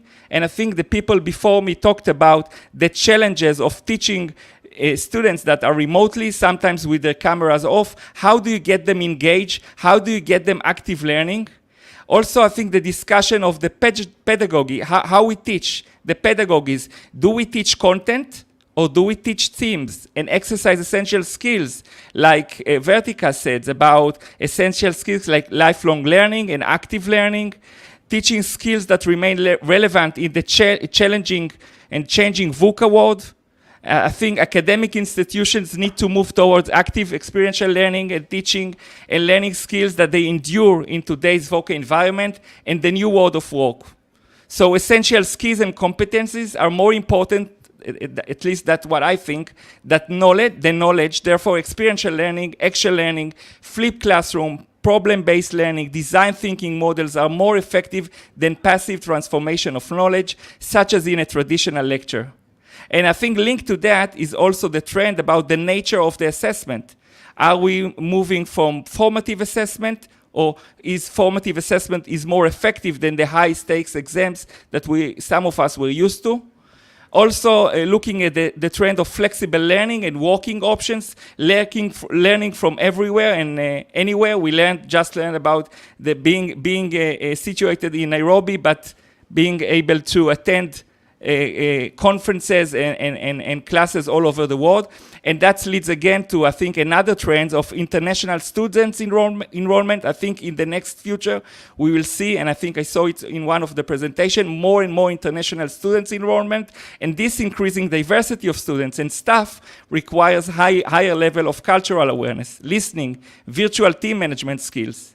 And also, like it was also said before, also appreciating the challenges that people have in today's world, supporting student and staff well-being and mental health, ensuring that every educator maintains a sense of empathy. And maybe last but not least, embracing advanced technology to support training and development, such as artificial intelligence for learning. For example, we use in my research chatbot coaching to enhance learning transfer. So that's the main trends I see. Thank you. All right, thank you, Gil. Let's move to Professor Richard. Richard, your definition of trends and your inspirations, please. Okay, so maybe I will start from naming those trends. And of course, Gil has named some of them, but I have a list. And there is 29 trends on this list, but I will read this very fast. Internationalization of education, changing students' needs in pandemic world, consumers' attitudes of students, internet habits transferred to the university, expectation of measurable results from learning, linking work with learning, automation, uncertainty, vanishing professions, the need for constant retraining, decreasing value of diplomas, expectations of linking education with professional challenges, new competences of the future, increased expectations of employers from job candidates, new opportunities arising from technology, mobile first, development of educational technology and methodology, personalization of learning, expansion of use of open educational resources, certificates, nano-competencies, and micro-credentials, changes in study programs, development of additional competencies, virtual and augmented reality, data analytics from learning, I mean big data, analyzing big data from learning, AI, machine learning, chatbots, automatic feedback, expansion of technological infrastructure, micro-learning, learning in marginal time, gamification, develop blended learning, HyFlex, flipped classroom, design thinking, improvement of methodological competences of academic teachers, measurability of learning outcomes. I hope it will do. So you see so many trends. Jill named many of them, and you ask Krzysztof, how do we see that these are trends? The same as Jill said, taking part in industry events. We hire methodologists, and they play a more and more important role in our system, methodologists. So they learn, they exchange information among themselves. We have scientists in our group in the field of teaching adult people. We have panels with external experts. We have ongoing on daily basis discussion about the future, about the trends.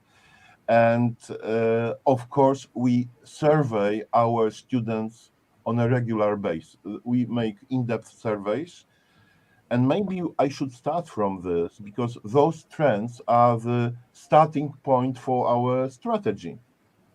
So if we make a strategy, and we have just finished strategy for up to 25, we start from SWOT, and in SWOT you have those opportunities and threats, and then that requires from us learning about this environment. And the list I have presented to you is from our strategy. We were making internal reports looking for those trends. And Krzysztof, you asked also about... I will repeat this question in a diverse direction. I will stay with Richard, then with Gil, and then I'll go back to Vartika. The question is simple. You named the trends. You showed us your inspiration. All right, guys. But how do you prepare your organizations to meet these trends? What do you do now, please? I will start from what I have finished. The strategy of our organization is the main point when we can address all those things. For example, if we want to go HyFlex, and we want to do this, and we are engaged in this process of making HyFlex studies for our students, this is a part of our strategy.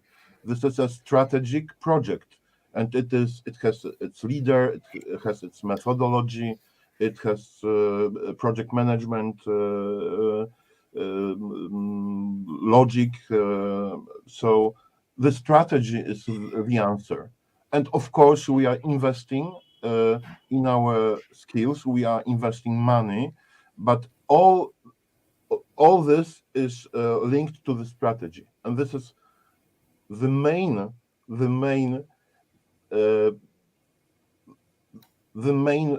I would say, the basics of the fundament of our strategy. Yeah, to sum it up, as Richard named 29 trends, now he should name 30 or 40 strategic projects that we have defined within our university. Thank you, we Richard. have more than 60, Krzysztof. Oh, man. Day by day, more and more. Let's go back to Professor Gil and Major Gil.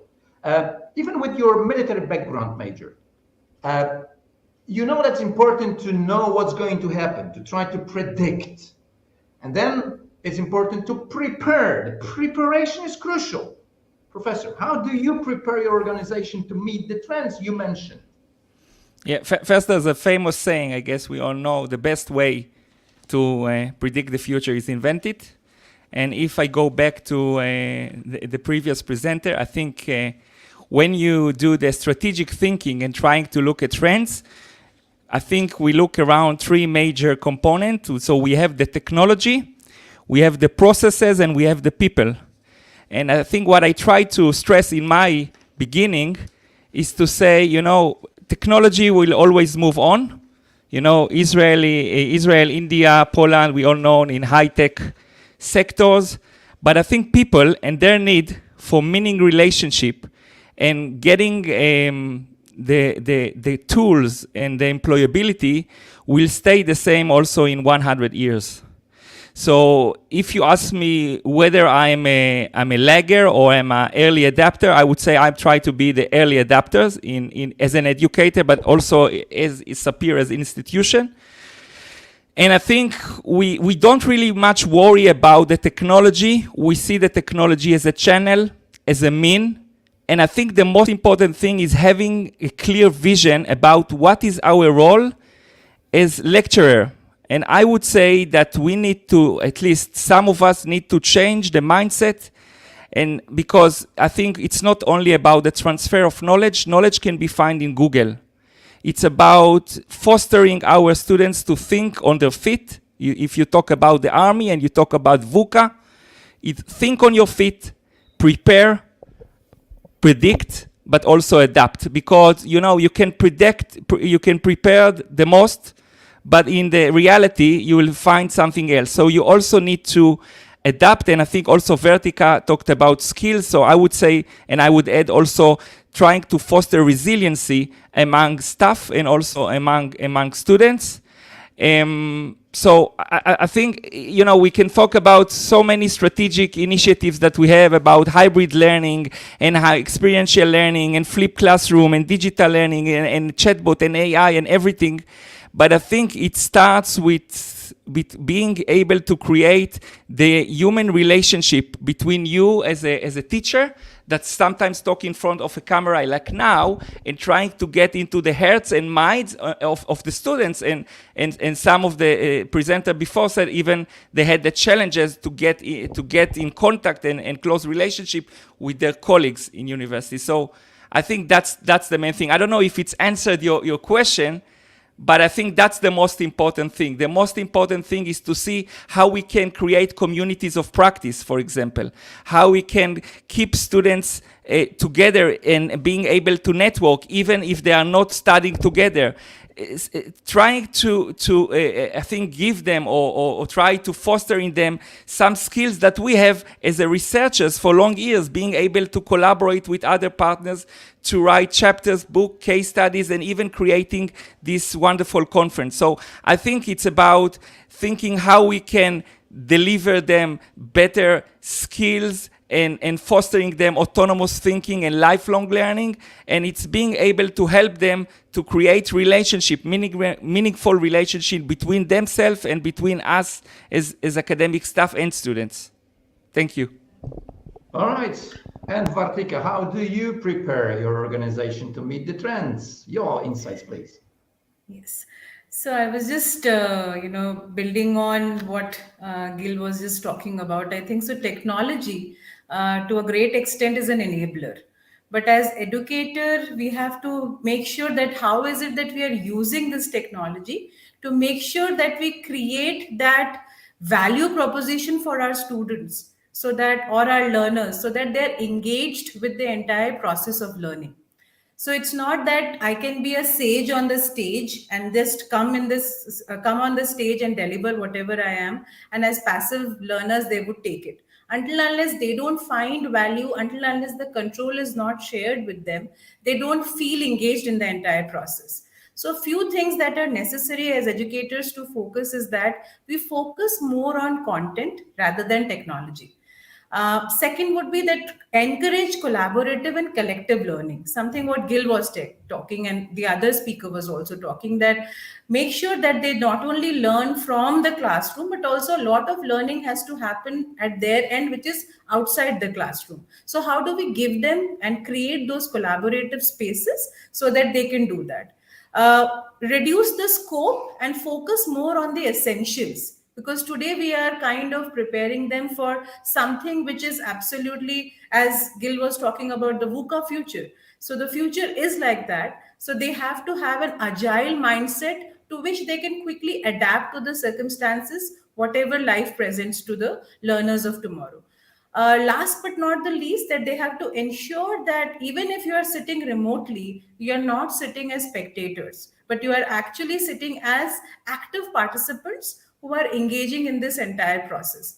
In fact, to the question that you asked about trend taker or trend maker, I think so in the backdrop of whatever changes, so India per se is undergoing, the entire educational landscape is undergoing a major shift, because strategically, going back to the point that the other speaker was trying to make, on a country level there is a huge revamp which is coming in place due to the launch of national educational policy of 2020. While that policy imperative came at the backdrop of COVID, now when the COVID is, we are all reeling from the aftershocks of COVID, and we are again back to our old days of teaching in the classroom. I think so today as educators, we are all wondering, how do we make our education more multidisciplinary? So we are coming up with courses wherein we are giving the flexibility to the learner to pick up the courses not only from our university but also from the university abroad,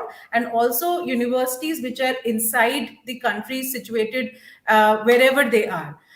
Second is, we are coming up with something which is called as academic bank credit scheme, which is like that a student can actually earn credits and then create a kind of a report card which can be something which is accepted worldwide. The third thing which is also happening at our institute is rich collaboration between academia and industry. So we are launching many kind of micro credentials, micro learning platforms, which is not only giving us as educators to be adept with whatever is happening in the industry, but also the industry to give a lot of backing and recognition to the kind of courses that we are offering from our institute. I hope that this is just giving you a sense of what exactly we are trying to do to grapple and to also prepare our students for the coming workforce and the coming changes that are happening in the world. All right, thank you. Which leads us to try to wrap it up. Short 3 questions, and after 3 minutes, we're done. Short 3 questions, 1 question per person. Vartika, the question for you is, you mentioned we need to constantly reinvent and refocus and refine and redefine. Are we, as the academia, flexible enough to do it fast? Because we don't have 30 years to redefine, redevelop. We need to do it now. Are we flexible enough? Vartika. I think so. That's a very nice question, because as educator, that's a question that is something that should always lurk in our minds, because we have to be continuous learners.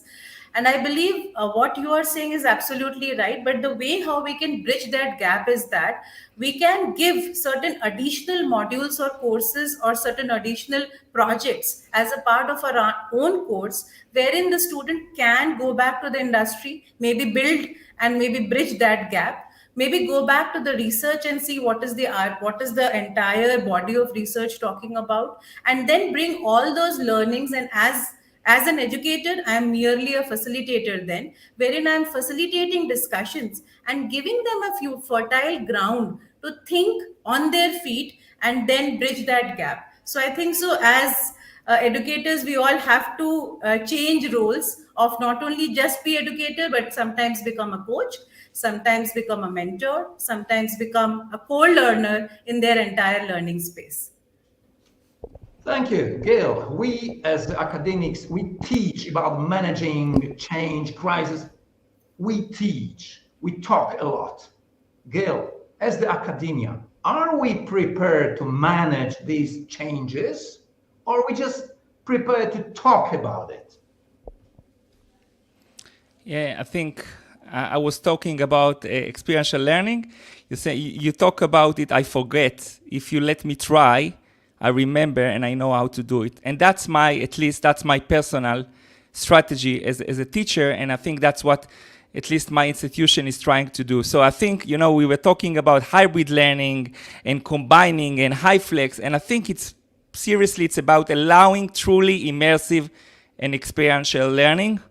I think we all learned that on one night, everyone, all the population of the world, if they want it or not, they were able to adapt, and they had to adapt. And you know, for example, I as a lecturer, I had to find out how I can get into the minds of my students, because they weren't able to sit and listen to me for 2.5 hours. That's the time of the lesson. So I started to broadcast a podcast to them so they can walk 10 minutes at night, because that was the time that we're allowed to go outside and listen and combine music and other stuff. So I think, yes, we can do it.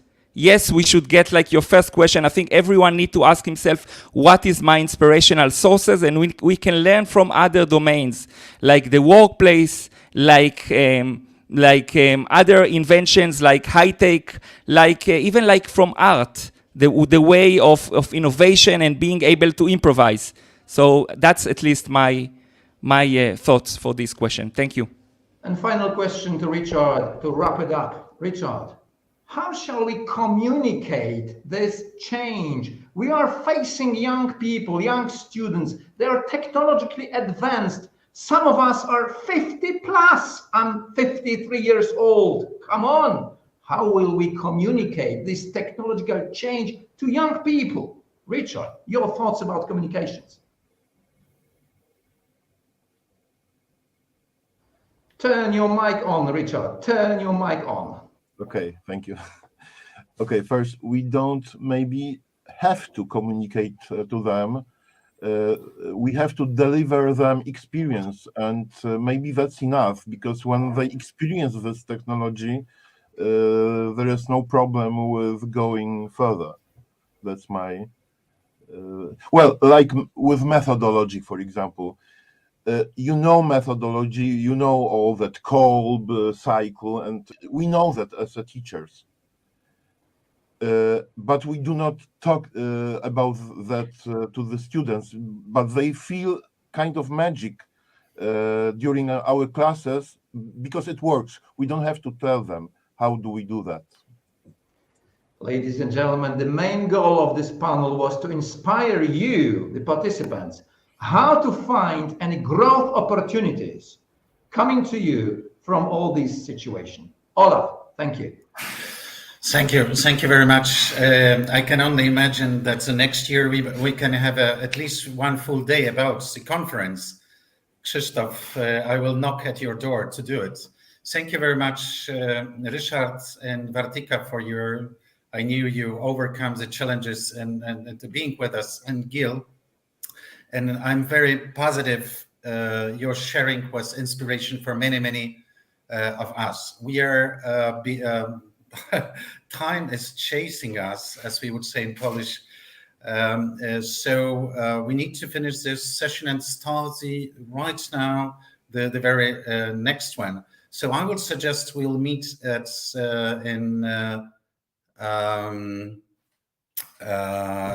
on spot, to not to be delayed with our timing, because we need to coordinate all the presentation across the globe. So you can only imagine it's not easy. So the next session number 2, will be about the what I name it as a lonely crowd: pandemic, social and individual experiences. I used to make a research on experience of general public in Poland for a couple of months. And that was absolutely fascinating, how people were discovering something which popped out several times here: the importance and meaning of personal relations, some loneliness, but also the closeness in different formats. And we will start with a presentation by Professor Rafał Omer, the internationally established psychologist, teaching and researching in China and South Africa and in Poland, and neuroscientist. I don't know whether you would call foremost this way yourself. And the Dorota Rejkowska, whom I named a PhD candidate. I hope you don't mind, but I very much believe that you will conclude your research with some broader work around the COVID. So you will start and will share what is the title Between Despair and Hope. You had a few waves of research. Stage is yours. Go ahead. Thank you so much, Olaf, for inviting us here, and thank you most of all for setting up such a wonderful conference. And so far I've heard so many interesting things from all over the world, and I'm extremely happy that we are all in agreement that the world goes digital, and this pandemic is just an accelerator of what would have happened anyways, and it just saved 2 decades. So we can experience the world that normally we would experience when we are retired. And now we are actors playing the main role on the scene, which I'm very happy. All right, we'll talk about some interesting findings. Next slide, please. We would like to touch a base a little bit on the methodology, because we are using, we believe, quite a unique technology to enrich understanding of attitudes. We are caught by Olaf in the middle of the road, which means we collected the data, very ample amount of data. And we are midway in analyzing it. We have tons of soft data, which is perceptions, and we are searching for hard data, which is objective results, for instance, of number of various vaccinations in various periods in various countries. We think that we have some interesting observations, and we are very proud that a big part of our research comes from big sample sizes. Sometimes quite often they are representative sample sizes for various countries, and for this we would very much like to thank 2 companies. The first company is my home company, which is Neurome, which provided the technology to measure response time. And the other company is Sino, that was keen enough to help us provide the representative sample sizes for various countries. All right, next one, please. Let me start with that technology. For those of you who listened to the conference from the very beginning, you've seen the lecture of Professor Haraji and Professor Norea, and they've been using the reaction time technology. It is all based on attitude accessibility model by Russell Fazio, mid-80s. And it says that the stronger the attitude, the more accessible they are, and the higher confidence with which they are expressed. And the nice thing is that the strength of these attitudes or their accessibility can be measured by recording the reaction time, which is how much time the brain needs to produce an answer. Of course, there are plenty of methodological issues concerning reaction time. For instance, individual differences in the speed of reading, individual differences in speed of touching the screen or the mouse. I will not go into details yet. Please believe this is all controlled for these days. So these are, I believe, methodologically sound measurements. Next one, please. Yeah, let's skip this one. Next one, please. What Russell Fazio found in his seminal study prior presidential elections in mid-80s is that reaction time can help predict who will win the election. In this case, they clearly indicated Ronald Reagan was the winner. So what I'm showing right now is that this phenomena has been available and present in our classrooms for many decades. Yet today the pandemics made it a full open window to the world. I've been testing a reaction time since 1997 or so. Yet in the first year of pandemic, I tested way more people than throughout 2 decades. We've tested almost 250,000 of respondents all over the world, and some of the research we're going to show you today. Next one, please.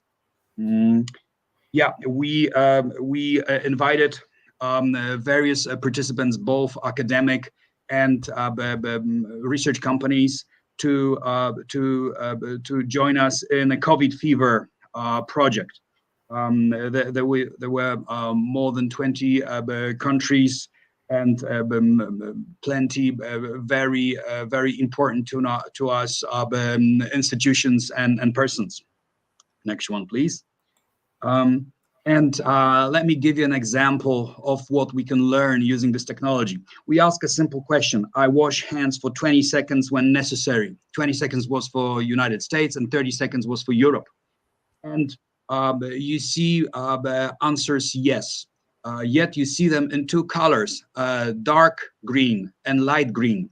Light green represents the total number of positive answers of people who said yes.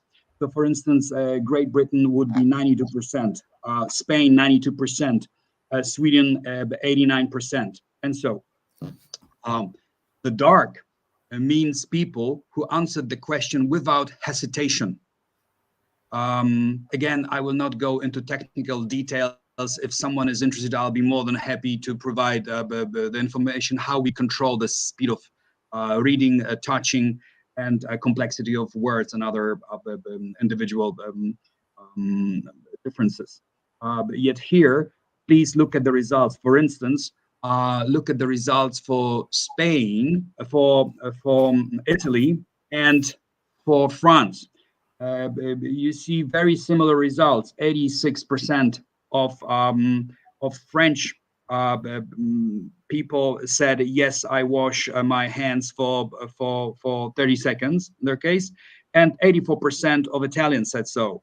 Yet the people who were not hesitant were quite different numbers. It was 60. Is it 60, Dorota? I cannot see. Yes. Yeah. I'm too old.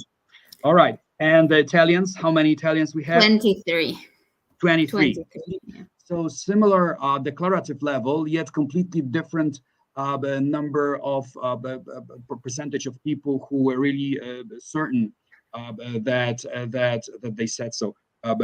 So this is a little example how something that is on the surface quite similar and not interesting can become under the surface way more interesting. Of course, I'm not going to speculate why Italians are more likely to claim they wash their hands and they're not.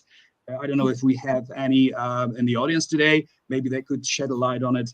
I will give the floor to Dorota, and she will tell you some very interesting things we found regarding vaccination. Dorota, please, floor is yours. Okay, thank you, Rafał. So one more thing I want to mention about the study is that it was done at the beginning of the pandemic. So it was done April-May 2020. So we need to have that in mind when we're looking at these results, and we don't want to speculate too much. However, please remember that at that stage, the situation in Italy was very extreme, with lots of people being infected, lots of people in hospitals, and lots of people dying. Whereas in France, at that moment, the situation was much better. So maybe this result has something to do with how the country was functioning. So now jumping in to the next result, which we would like to share with you. I actually had an animation on this slide, but it seems not to be active. So everything is shown here at once. So the first result that I would like you to focus on is the light green numbers. So we asked people, again, at the beginning of the pandemic, whether they are ready to get vaccinated once a COVID vaccine is available. So basically what we see here, that on the declarative level, majority of people in all of the countries are are ready to get vaccinated, especially the top 4 countries. So we have Portugal, Spain, Italy, and UK having three-fourths of the population declaring to want to get the vaccination as soon as possible. However, when we look at the vaccination numbers, achieving this vaccination rate took from 9 to 14 months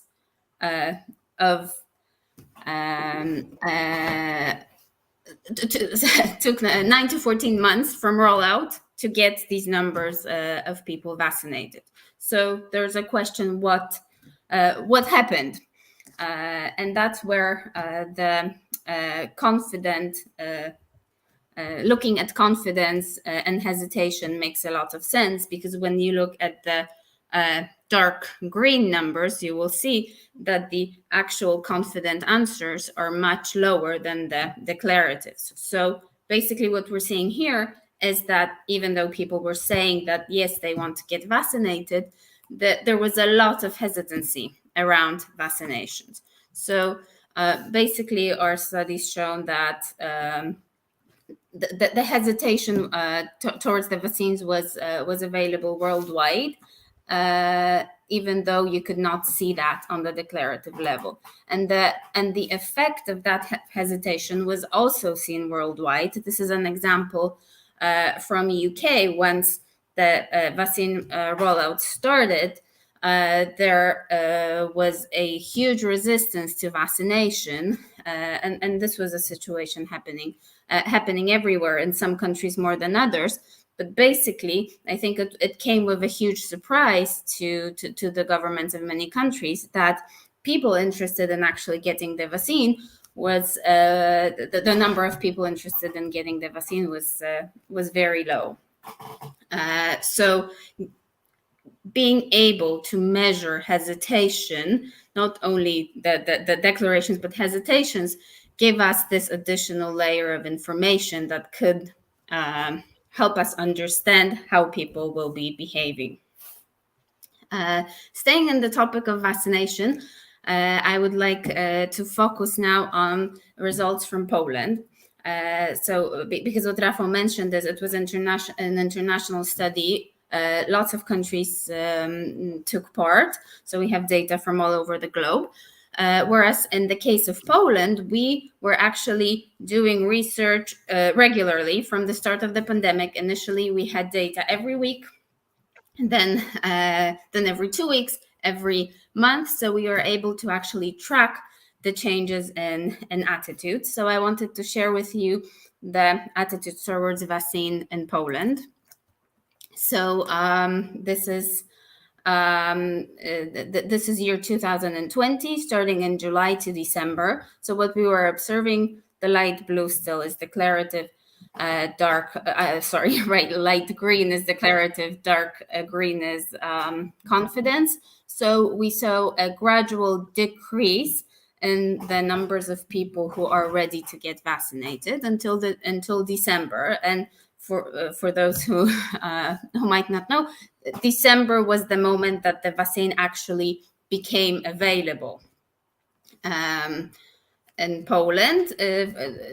First, just to selected groups, and then the rollout was planned for year 2021, each month adding new groups.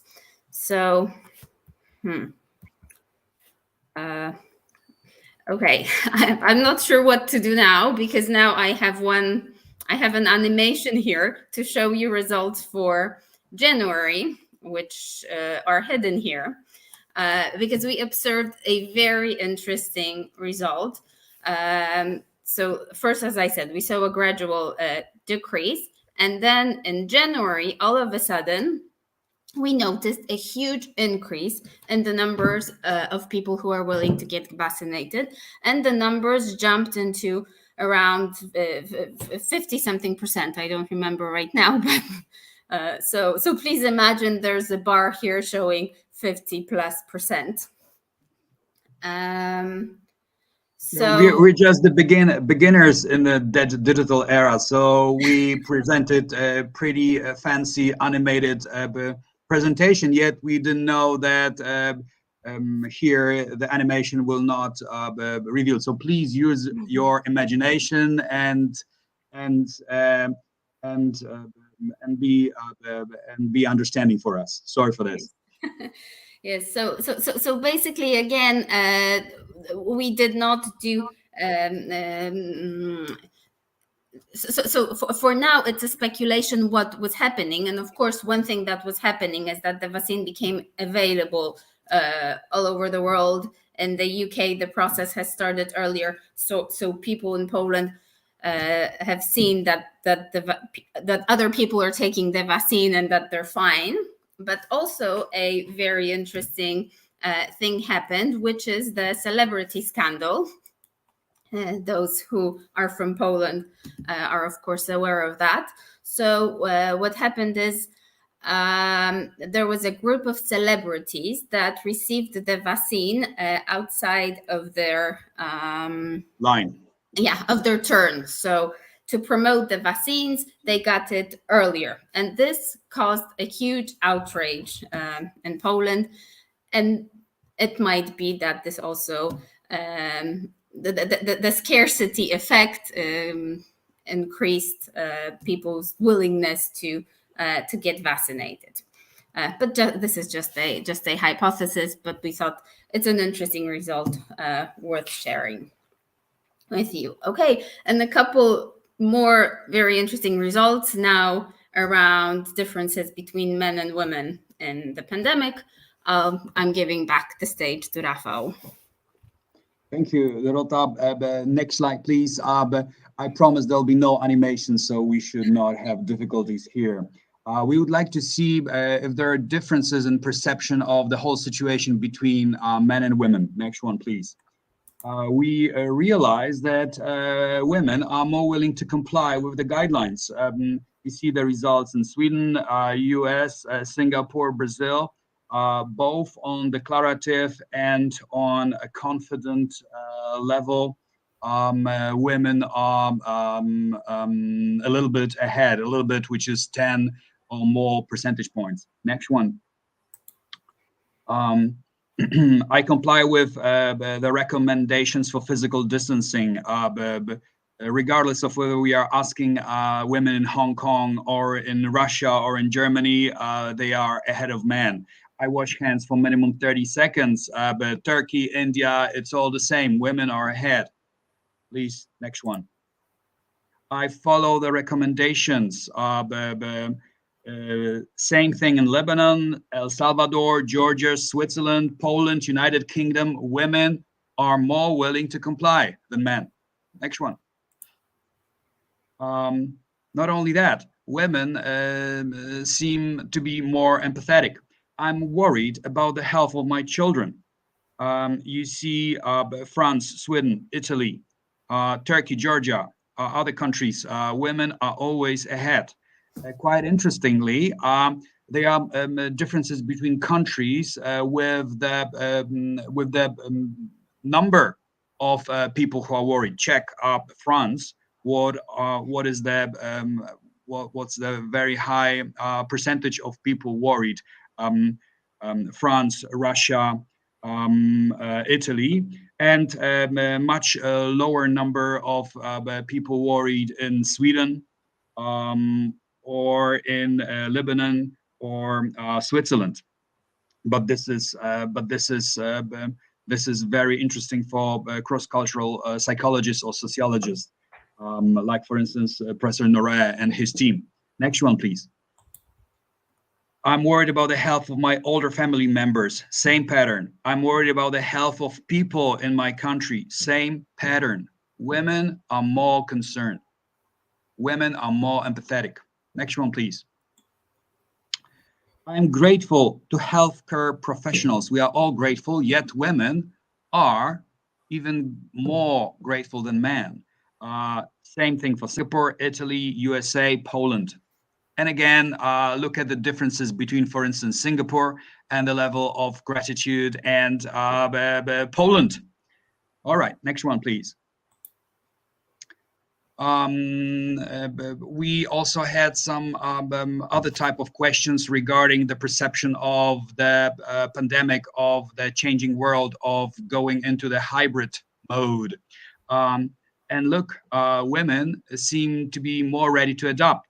We need to learn to coexist with coronavirus.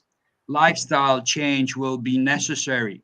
And again, regardless of if it's Singapore or USA or Poland, women are more open. Next one. After the pandemic, people will work from home more. Working from home is as effective as working in the office. The pandemic increases the role of the internet at work. Again, women are more aware of it, at least on subjective, because all we measure is the perception. If they're self-reports, yet corrected with our technology. But this was shown both of the clarity level and on confidence level. Next one, please. Finally, women are more optimistic. I'm looking for the good sides of pandemic. You see that the result, the percentage is relatively slow. It's less than 20%. Yet women are more optimistic in Poland and UK. Next one. I'm doing everything I can to protect others. Again, women are ahead of men. Let me, can we have the next one? Show one more thing, which is extremely surprising to me and to many. This is one more question that we ask. Next, please. I am satisfied with myself during pandemic. And this was the only question that men had higher scores than women. I was stunned because women were better on a great majority of questions, yet when we ask about the self-esteem, they are lower. And it opened the Pandora box, because I started to read the literature on gender differences in self-esteem. And the results were stunning to me, because I was living in my own male world, and I thought that everyone is very happy and pleased with the self-esteem, yet the literature confirmed our initial results. And actually right now, and that's why we slowed a little bit the process of analyzing the data from the pandemic, we get into this extremely interesting and extremely practical topic, which is believing in ourselves project. Okay, the next one, please. So to summarize, our research shows, initial research shows that women seem to be more disciplined and ready to follow the guidelines, more open to changes, more empathetic, more ready to adapt, and more optimistic. Yet they need training. They need serious training, formal training and informal training. Informal training is a support from close, from friends, from husbands, from partners. They need to charge their self-esteem. Next one, please. Okay, and to give a overall summary, we wanted to share with you some chosen results and observations that we found very interesting in our data, but we also wanted to show you how using response times can be used in this type of research. So first of all, what we get from response times, we get this additional layer of analysis where we can look at hesitation, where we can look at confidence. In effect, this method is great to reveal conformity and social desirability biases, which are very frequent when we're asking about emotional attitudes, where we're asking about sensitive topics. This is something that planned behavior. Yes, or planned behavior. That gives us some additional understanding and better prediction of behavior. And then on a more technical note, there's some also added value of reaction times when it comes to technical aspects. So one is user experience. reaction times give us a possibility to use shorter scales. So we can use 2 or 3 point scales instead of 5, 7, 10 point scales. So the process of testing is quicker and the user experience is better, especially when it comes to doing research on mobile. So those short scales are ideal for doing research on mobile, and this is actually the future. We're moving to digital, but we're also moving to mobile. We want to be faster. We want to be more effective. So this is what we are able to achieve with response times. And what we also observed in our recent research is we compared dropout rates depending on the scale, and it turned out that using those shorter scales helps us decrease dropout rates by 28%. So we were really surprised by that and found it a result worth sharing. So if you pay for your participants, it's worthwhile to consider. Yes. Or you're struggling to get a satisfying sample rate. Okay, so Right. So this is all that we wanted to share with you today. Thank you very much. Thank you very much. I'm not surprised. I know it from also my own research that generally, especially in domain of morality and social involvement, women are a better part of our humanity. I only add in the context of pandemia that you mentioned, or one of your inferences were that women should work on reasonably increasing their self-esteem. I would say for us males to be more humble. And the pandemic is a fantastic time because we can predict much less, and you can be CEO and professor of psychology, you name it, and has much smaller capabilities to predict the future. And that's make us more humble, especially males, what I say. Fantastic results. I hope you will turn it into a big publication because it seems just a part of what you already collected. Thank you so much. Dorota, remember about PhD I mentioned, and I will not forgive if you lose the opportunity. Rafał the name obliges. Take care. Thanks a lot. And now we will have a little shift in the sequence of our presentation. And let me present Professor Karolina Helnarska from Jan Długosz University of Częstochowa in the south of Poland. Professor Helnarska is absolutely amazing. I know a little of her professional story. She was working in ballet for like 10 years and has publications in security, in management, in tourism, speaking fluently 3 languages at least. And what, as far as I know, you will share with us your current experience from the co-research. You are a co-researcher with Oxford University about the interplay between the national cultures, implicit models in national cultures, and attitudes and responses to the pandemic. The stage is yours.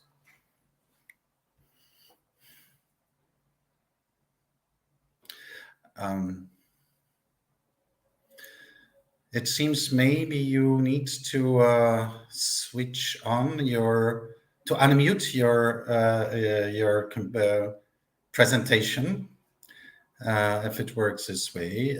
In the lowest line of the icons, you should find the mute unmute icon.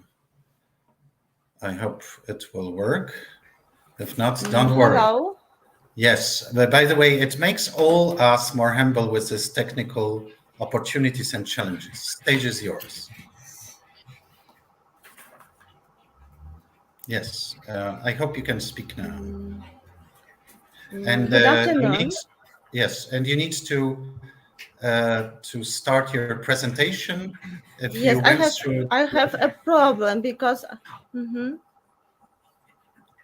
through share and slides. If you press the icon share and then the slides, and then you need to choose from your computer. Don't worry, guys. That happens everywhere in the world that we may. I can't. But do you see the diagram share?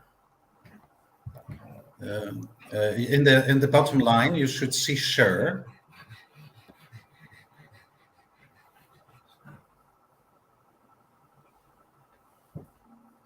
Okay. The issue is that we have lost in a way ambassador. Now it's okay. Okay, go ahead.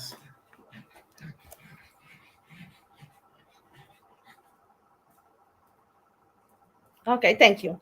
Good afternoon, everyone. My name is Karolina Julia Helnarska. I am associate professor at the Jan Długosz University in Częstochowa, and I would like to, my speeches will be the subject of the impact of national cultures on pandemic response. Please, next slide.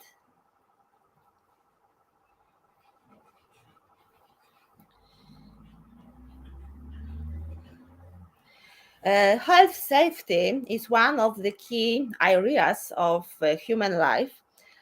Security is listed among the fundamental functions of the state and is considered to be a public good as a basis for public intervention. The COVID-19 pandemic has shown some interesting individual responses in different countries and communities that highlight the impact of cultural complexity on pandemic responses. Cultures plays a key role in identifying disease affiliation, helping to find behavior and pathways. And the understanding of the disease as part of physiological process is diverse among patients who are culturally diverse. It depends mainly on cultural and environmental conditions. Next slide, please.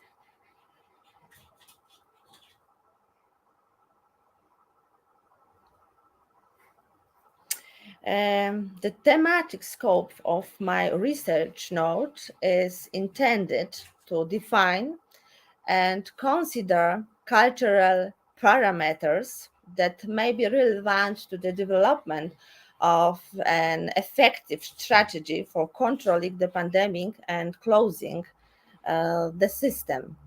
And that's why this is the subject of my speech. There's the impact of cultural on pandemic response. Next slide, please.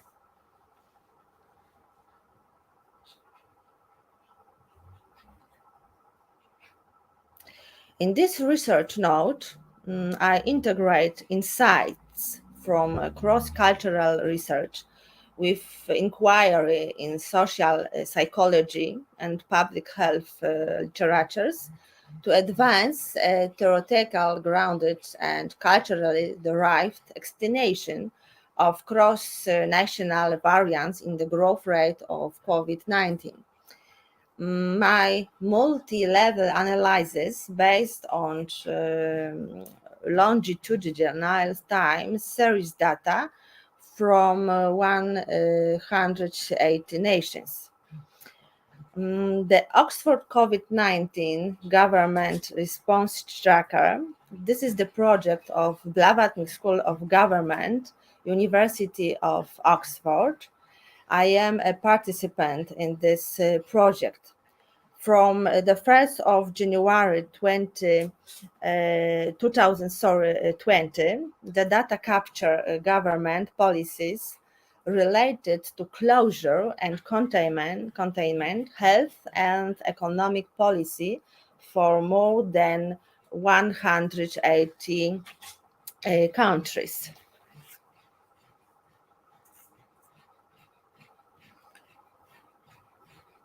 Next slide, please.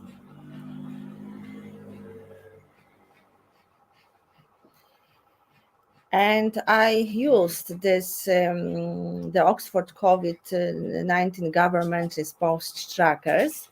It seeks to, to collect systematic, comparable information on government's policies, measures, and other responses to COVID-19. It aims to provide a reliable cross-national record of what governments have done when in response to the disease.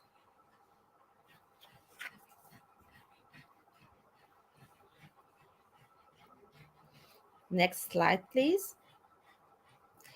And in this project, we collect publicly available, information on 18 indicators of government response, grouped as follows: closure and containment policies, economic response policies, and public health policies.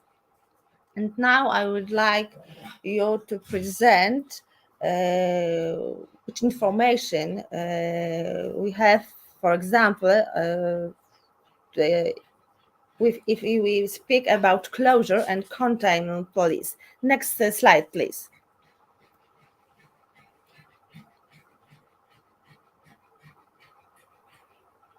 And here we have C1, school closing, and this indicator records closing of schools and universities.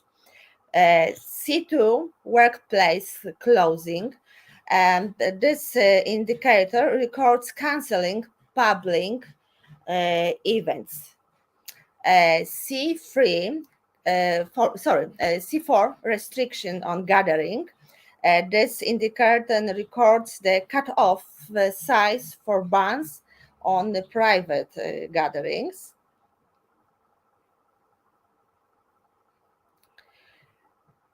C5, close public transport, and this indicator records closing or restriction of public transport. C6, stay-at-home requirements. This indicator requires order to shelter in place and otherwise confined to home.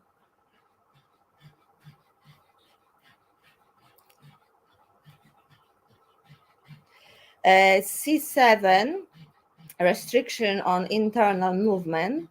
This indicator records restriction on internal movement between cities, region. C8, restriction on international travel controls. And this indicator records, restriction on international travel.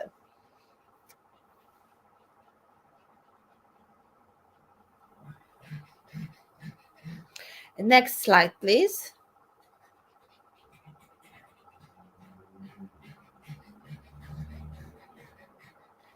And here you have, for example, only this indicator, C1,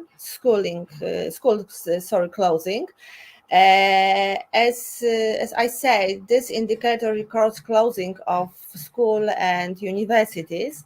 And we have two questions. The first, is there a policy in place?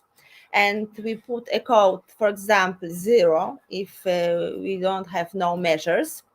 1, recommended closing or all schools open with alternation resulting in significant differences compared to usual.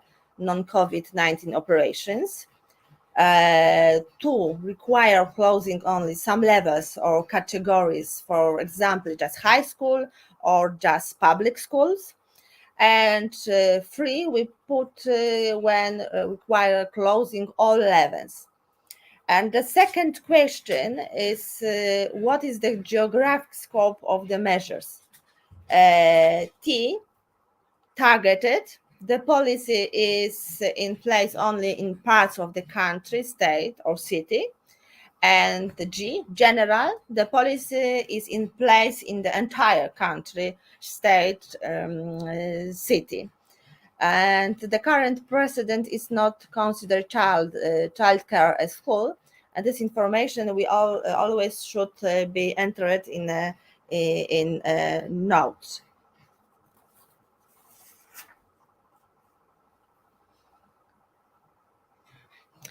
Please, next slide.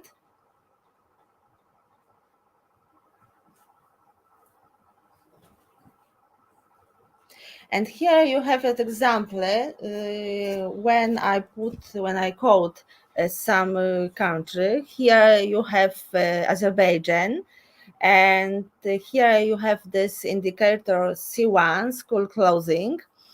I quote 0 because it's no measures. And I put some notes. For example, the special quarantine regime will remain in effect until the 1st of July 2022, etc., etc. Each week we have a different country to quote.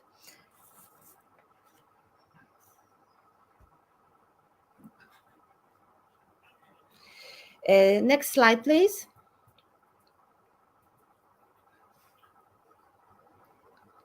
Another indicator, economic response. We have 2 to quote. E1, this indicator records if the government is covering the salaries or providing direct cash payments. For example, universal basic income to people who lose their jobs or cannot work. This includes payment to firms if explicitly linked to payroll salaries. And the second indicator is E2. This indicator records if the government is freezing financial obligations. For example, stopping loan repayments, preventing services like water from stopping or banning eviction.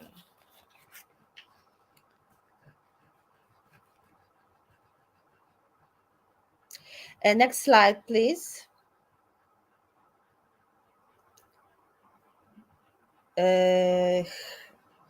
This indicator have systems. We have here 7 indicators. H1 public information campaign. This indicator records the presence of public information campaign.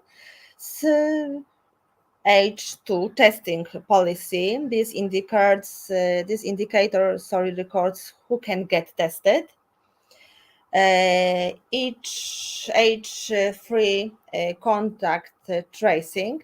This indicator records if the government is contact tracing.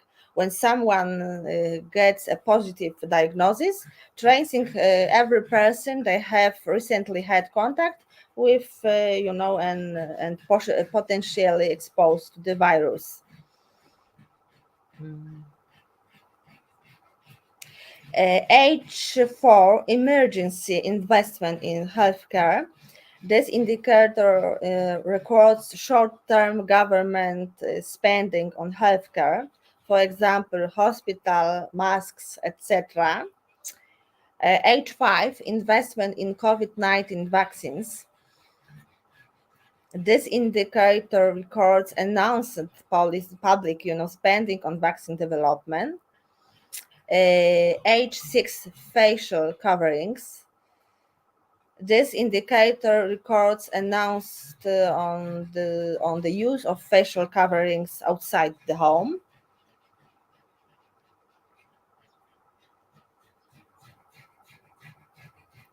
And the last indicator here, H7, vaccination policy. This indicator records policies for vaccine delivery for different groups. Next slide, please.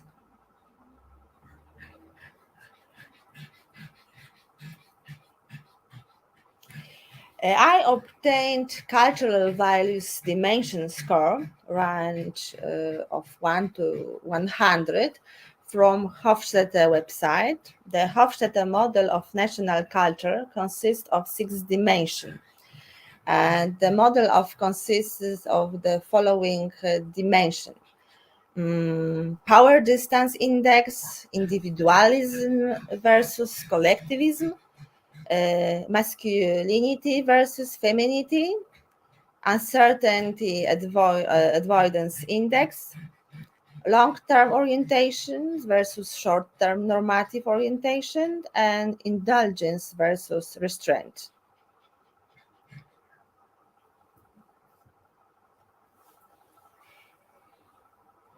The cultural dimensions represent independent preference for one state of affairs over another that distinguish countries rather than individuals from each other.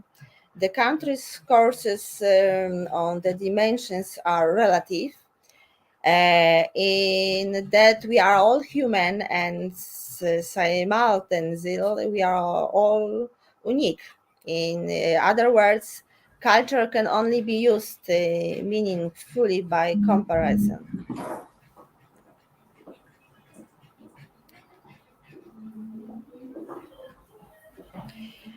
Power distance index, this dimension expresses the degree to which the less powerful members of a society accept and expect that power is distributed unequally.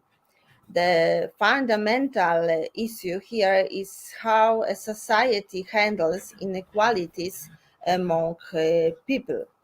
You know, people in societies exhibition a large degree of power distance, accept a hierarchical order in which everybody has a place and which needs no further, justification.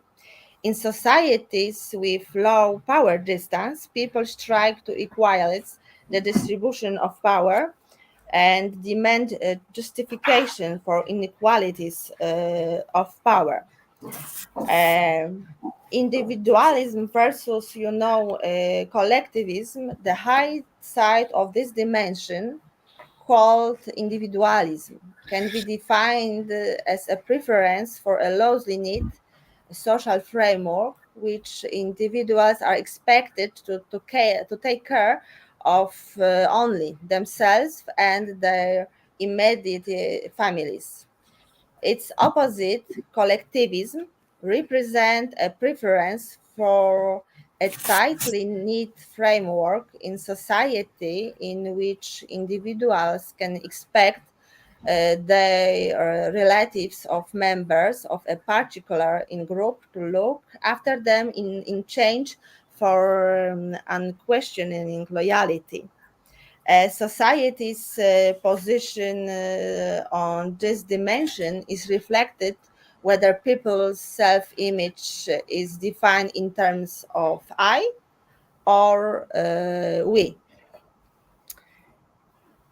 Masculinity versus femininity. This masculinity side of these dimensions represents. If I may ask, because Yes. you are over your time, please come to the conclusions.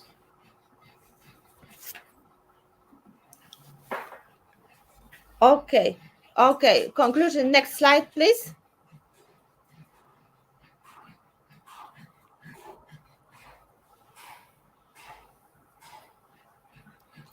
In the individualistic nation will have a higher growth rate of COVID-19 cases over time than collectivistic nations. Individualism, collectivism will moderate the relationship between government stringency and the growth rate of COVID-19 cases, such that the government stringency will have a weaker attenuating effect on case growth rate in individualistic than in collectivistic nations. Next slide, please.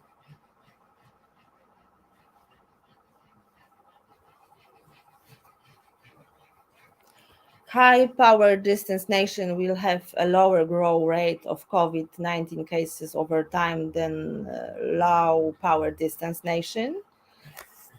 But power distance will moderate the relationship between government stringency and the growth rate of COVID-19 cases, such that the government stringency will have a stronger attenuating effect on case growth rate in high than in low power distance nations. Okay, and last conclusion, my findings provide evidence that can enable policymakers and organizations to develop strategies that not only conform to science, but that also consider the cultural orientation of nation. Thank you very much for your attention.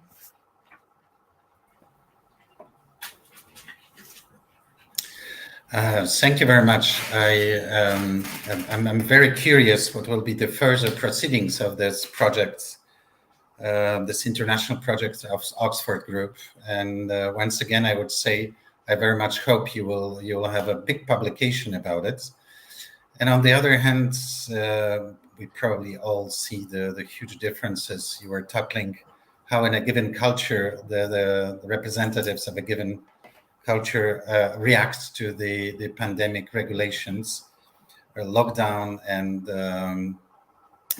I know such analysis between, for instance, how the Japanese people react. And we Poles are very well known to be rather rebellious, and to our nature, if this way we can define our culture to be resistant to imposed regulations. We are not easy for the system. Thank you very much for your presentation, and I just have received the information. Thank you. Thank you very much. Bye. That we don't have a contact with our ambassador of Poland to Korea, who is a historian and tenured professor and specialist in history and European studies, and with huge experience globally. But surprisingly, I would say surprisingly for our Polish perspective, there's something wrong with connection to. Because we, at least in Poland, we perceive Korea as so much developed, and we are pretty much often jealous, but everywhere it may happen. So I hope that at least for a moment at the end of this session, we'll have a chance to listen to the story to be shared by Professor Ostaszewski about the pretty unique, fairly unique perspective of Asian nations. We could say from our perspective, those who started pandemia might be unfair, but anyway, it started, as we all know, in China. Let's meet, according to scheduled agenda, we should have another. If the Professor Ostaszewski cannot still be with us, I would suggest that we will we'll now have a 6-minute break till 12:30, where we'll have another presentation, very international one, where it will be a really joint venture, because we'll have the representatives of Poland, Italy, and Bahrain, but it will be in a minute. So let's see each other in 6 minutes. Thank you.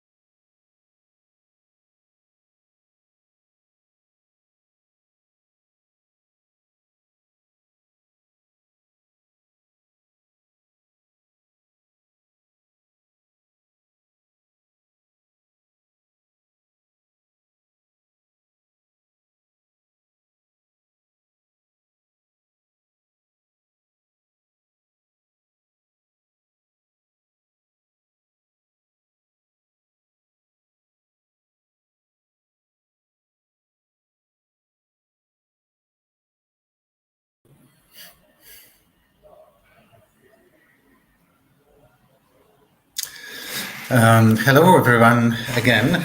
This time we will have a really multinational presentation on this reflections on the social changes in the post-COVID world. And this reflection will be shared by, at least a summary of the work of 4 people, 2 from Poland and 2 international from our perspective. One person is Dr. Agnieszka Wójcik-Czerniawska, who has an incredible experience globally with teaching, knowing 15 languages. I'm really jealous about it. Teaching all around the world, in the Middle East, in Poland, in Africa, and Spain, having the multiple degrees around the economy. That's Dr. Agnieszka Wójcik-Czerniawska. There will be also the part of the team is Dr. Grzegorz Maślok, who is a specialist for remote and self-government economies. And what I should start from, please forgive me if I do not pronounce well, Nagla Fathi El Dosuki. Has it been correctly pronounced, or more or less, at least on my side? Correct, Professor. That is totally correct. Yes, that's what I'm normally trying to teach my students, to be very careful with the names.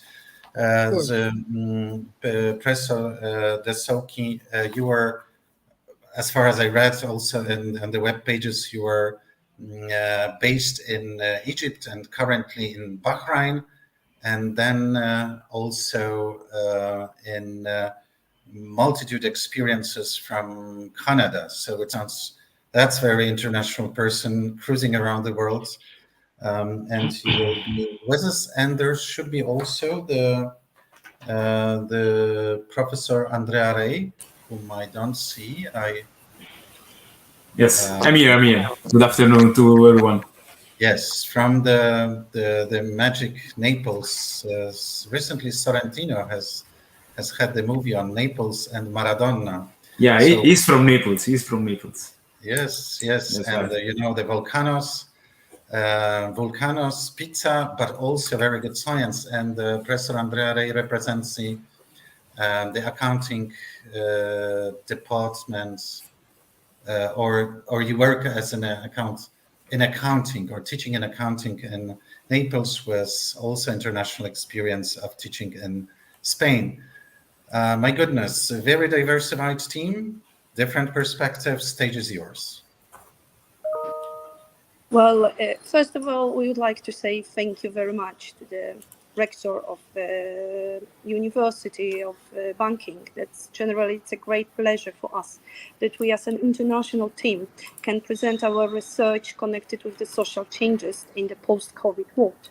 As a team, as you may see, from different parts of, not only from Europe, but generally from different parts of the world, we have decided to share our presentation to each of us. So I let myself to say the introductions of our presentation, and then the professor from Bahrain and professor from Italy, they will present our research connected with the social changes in a post-COVID world, and my colleague from Poland, Professor Grzegorz, will do the sum up at the end and say thank you at the end of our presentation. So generally, as the rector of the university mentioned, we would like to say once more thank you, assalamu alaikum, and buongiorno. And now the floor is yours. So Professor from Bahrain, welcome. Thank you so much, Professor Aga, for this lovely and kind invitation. I would like to thank really the university and the rector as well for this introduction for myself.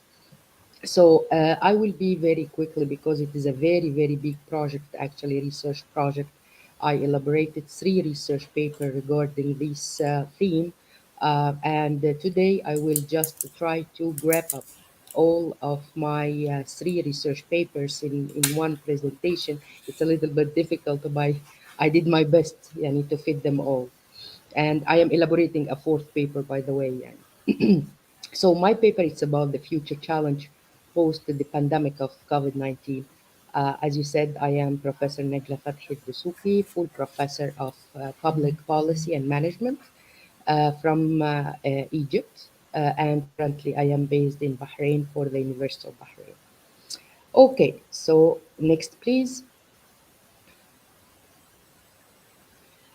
So, as you may know, the virtual workplace nowadays, after the pandemic, all of our organizations are turning the reality of today and rethinking about the new reality facing the organizations and policymakers in both developed and developing countries. Next, please. So, one of the main authors, Thomas Kuhn, started to talk about the structure of scientific revolutions. What we had before as scholars, as a foundation for our organizations and public policies, is totally different now. So we are witnessing a paradigm shift in our public policy all over the world. Next, please. So the reality is driving employees, organizations, and governments alike to reinvent the major core beliefs, techniques, places, and terms of work. Nowadays, we are working in a totally different environment with totally different tools. It's totally different than we had before. Next, please. So, based on the literature, there is a proliferation of definition regarding the virtual workplace. We have virtual workplace, alternative workplace, virtual organizations, virtual teams. So, we have too many different definitions and terms that we have to take into fully consideration. Next, please. In a broad meaning, based on my research, virtual workplace is a workplace where a group of individuals from the same country or sometimes from all over the world, as we are doing now during our conference, are working together using different communication technology regarding where they are or when they precisely start or finish their task or how they get done their everyday job, and that regardless of their culture, nationality, race, gender, disability, or age. Next, please. So, based on the systematic framework to study the virtual workplace, I identified four main variables, which are the individuals, the intra-organizational inside the organization itself, inter-organizational relationship between different organizations, and the external context or the external environment affecting the shift in our public policy. Next, please. Okay, maybe it's not very clear here, but for the virtual workplace, we have opportunities and threats regarding the environmental concerns, regarding the economic and technological concerns, and regarding the sociological concerns. Next, please. Okay, for the environmental concerns, we have advantages and we have pitfalls that we have to overcome. Regarding the advantages, we have less energy consumed in a daily transactions, we have less CO2 emissions per capita, improved health conditions and fewer diseases, less waste coming from daily routine transactions per person. This is at the individual level. But we have challenges at the same time, like how to change the core beliefs toward the environmental issues, how to convince people about the connections between the virtual workplace and the environment, and the resistance of individuals to change. At the intra-organizational level, inside the organization itself, we have advantages like use of friendly, empowered technology, more effective corporate social responsibility, but we have some challenges like more electricity consumption resulting for working 24/7. Me, for example, with my students, I am ready to answer all of the questions and queries in a 24/7 basis. Regarding the relationship between the organizations, we have less energy, fewer CO2 emissions coming from transportations between organizations, less waste coming from daily routine transactions between organizations. But as an advantage, we have we have as challenges, we have accommodation of organization in the virtual VW world. accommodation of people and organizations to the VW environment relationship. Regarding the external environment, we have better air quality, we have adherence to Kyoto Protocol, we have improvement waste management system, and more sustainable cities. But for the challenges, formulation and implementation of new environmental policies and programs, taking into consideration the VW at the organizational and governmental level. Next, please.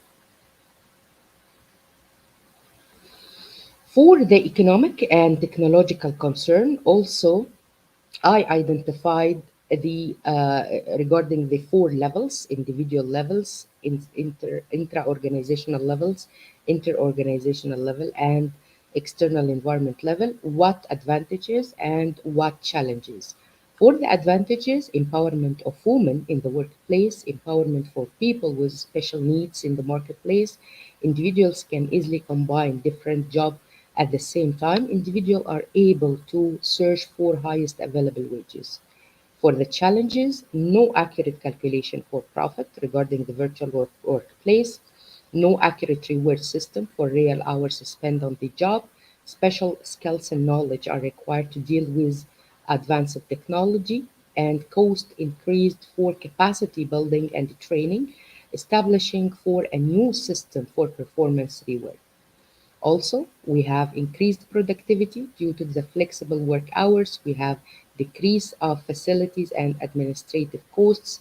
We have more accessible employees.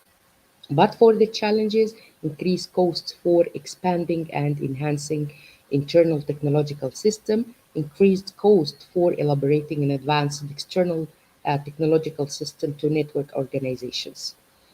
For the inter-organization, easier and faster inter-organizational relationship, local and worldwide, easier and more profitable to contract work and geographical expansion.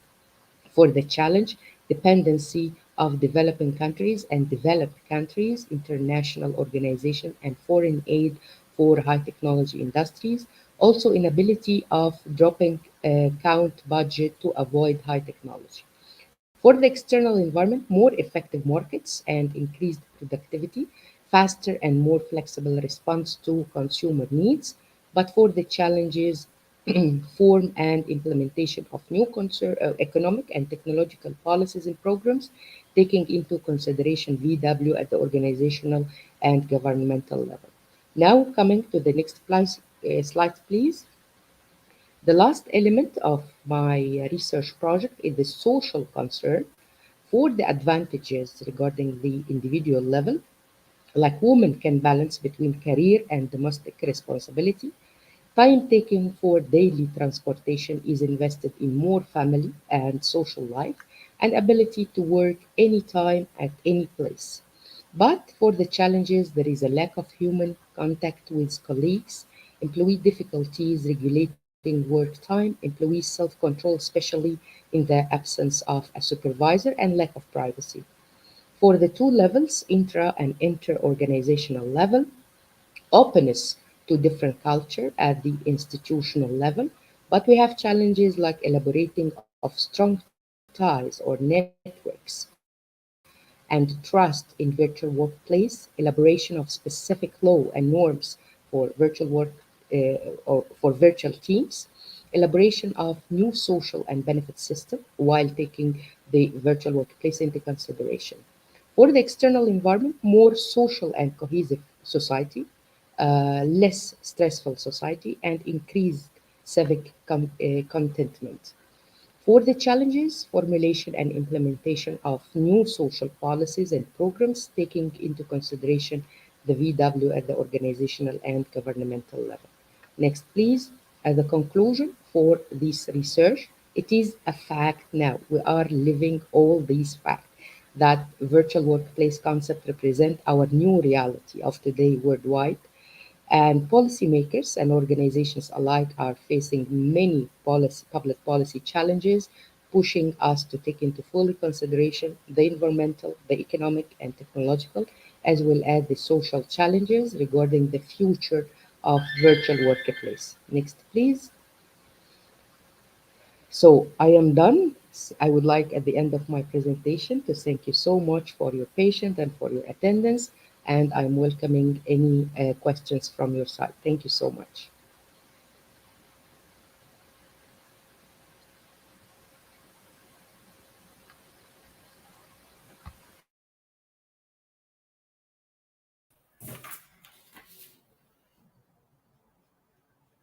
Are we finished entirely?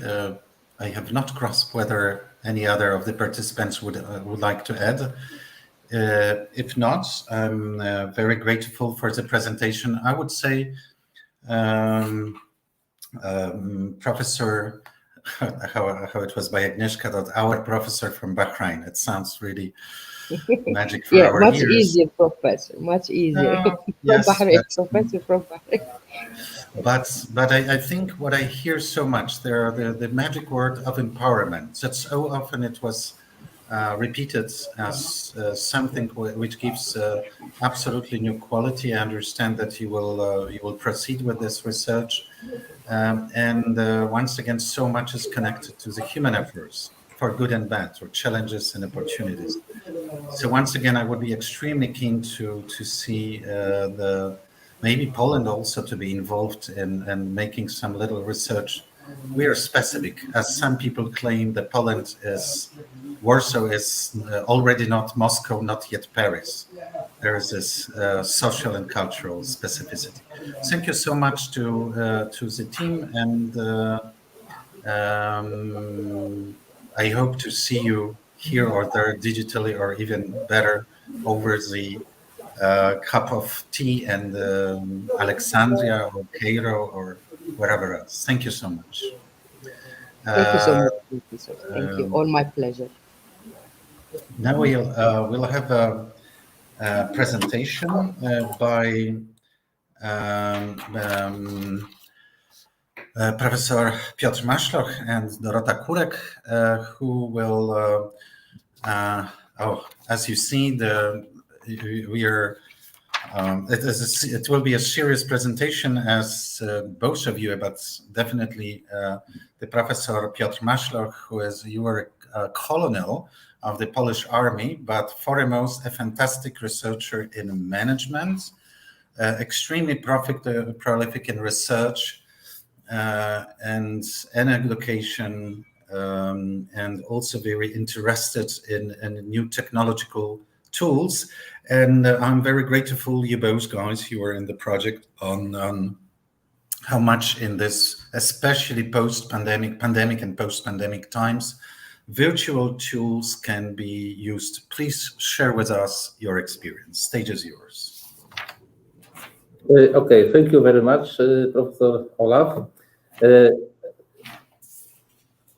Good morning, good afternoon, all participants, and many greetings from War Studies University.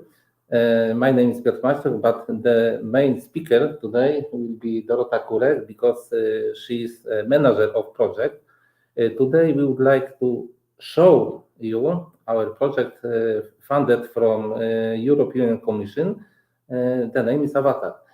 So Dorota, could you explain and show some few information about our project, because this project is very important for us and for our university, of course. Okay, ladies and gentlemen, the topic of our presentation is technology-supported society, virtual tools. Before we will start, short agenda of our presentation.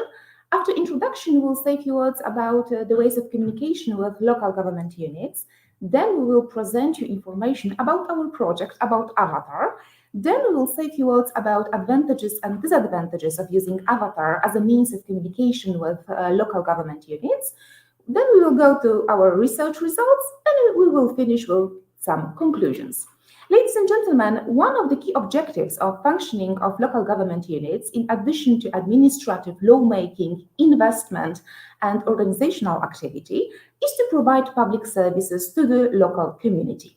The quality of service is important, not only in terms of the image, but generally, and first of all, it affects the creation of positive quality bond between the community and the local government units.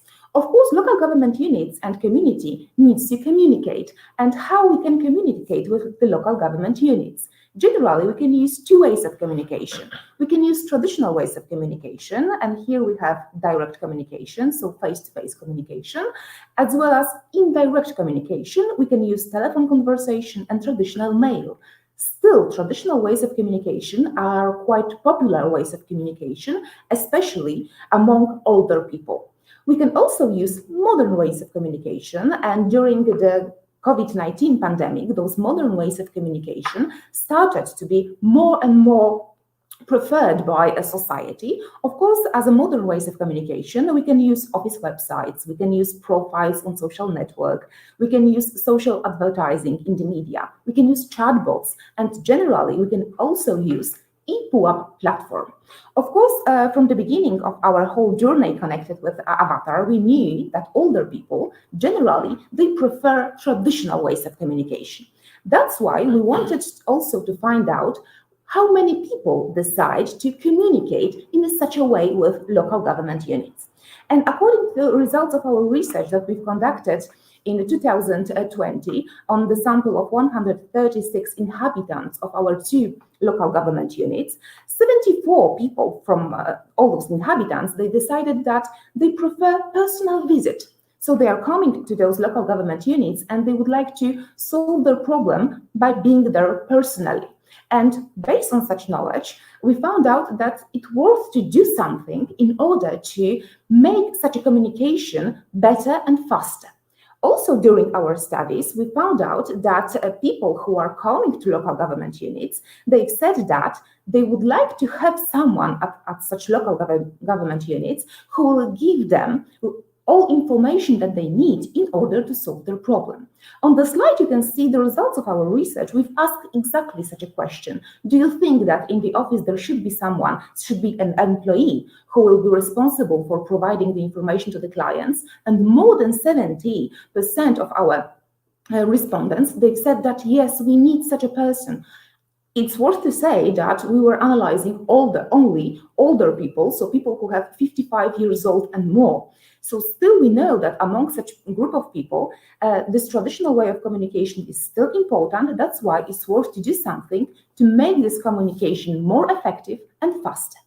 That's why we've decided to implement our project. Our project is called Innovative Assistant Model for the Elderly. Generally, we are calling it Avatar. The whole cost of the project, valued at over 1 million of Polish zlotys, and this is a huge amount of money that for local government units is probably totally impossible to possess from their own resources. That's why we are very happy that we've managed to possess those resources from the European Social Funds, from Priority Access number 4, dedicated to increasing the use of social innovation for improving the effectiveness of selected aspects of public policies in the area of implementation of new solutions. We started our project in November 2019 as a transnational partnership. And on the slide right now, you can see who took part exactly in this project. The project leader was War Studies University. We had also one foreign partner. It was Education and Information Technology Center in Nicosia. We had also one country partner. It was Częstochowa University of Technology. And we had also 2 local government units with which we were cooperating. It is still the city of Sulejówek and Przysuski district. And in those 2 places, right now you can find our solution. Ladies and gentlemen, the main goal, the main objective of our project was to improve the functioning of local government units through the development and implementation of an innovative model of support for people with special needs. But generally, right now, we know that such a solution can be used by all clients who are coming to those 2 local government units. Our virtual assistant, because the Avatar, it's our virtual assistant, we are calling it in this way, it is a digital solution. It is composed of a set of devices, such as a laser projector to generate an image of an avatar. We have also a PC with the dedicated software, a touchscreen monitor that allows customer to interact with the device, and a cabinet for the device. Of course, we have also an outline of the avatar. Of course, before we started implementing our project, we also conduct research in order to find out the information what kind of information people who are coming to local government units, they would like to possess. And according to the results of our research, generally, people who are coming to local government units, they need information on how to fill in the forms to solve their problem. They need information what forms are needed to settle a given matter.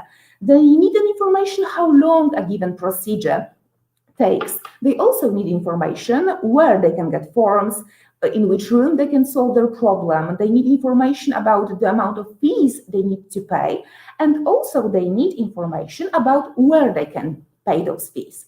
And based on such research, we were able to put all those information into our device, into Avatar.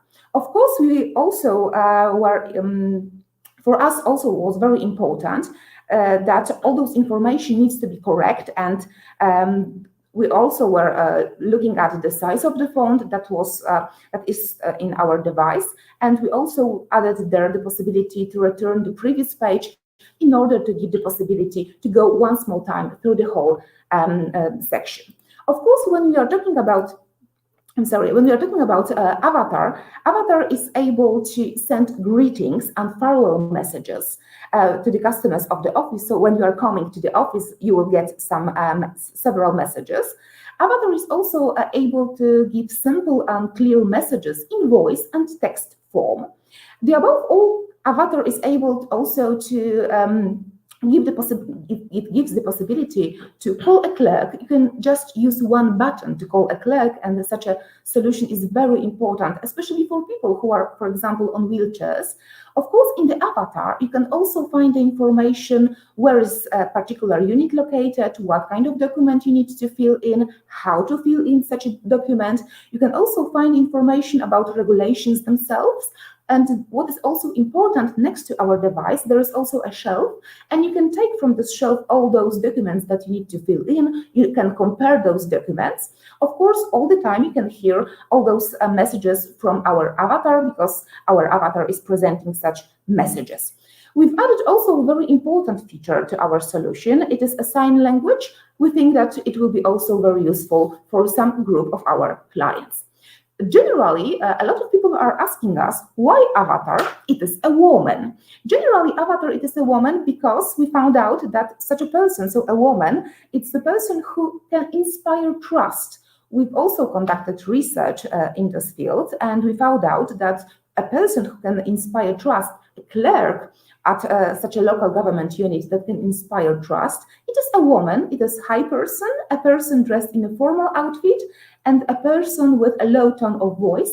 And such information were crucial for us in order to find someone who will be our avatar in the future.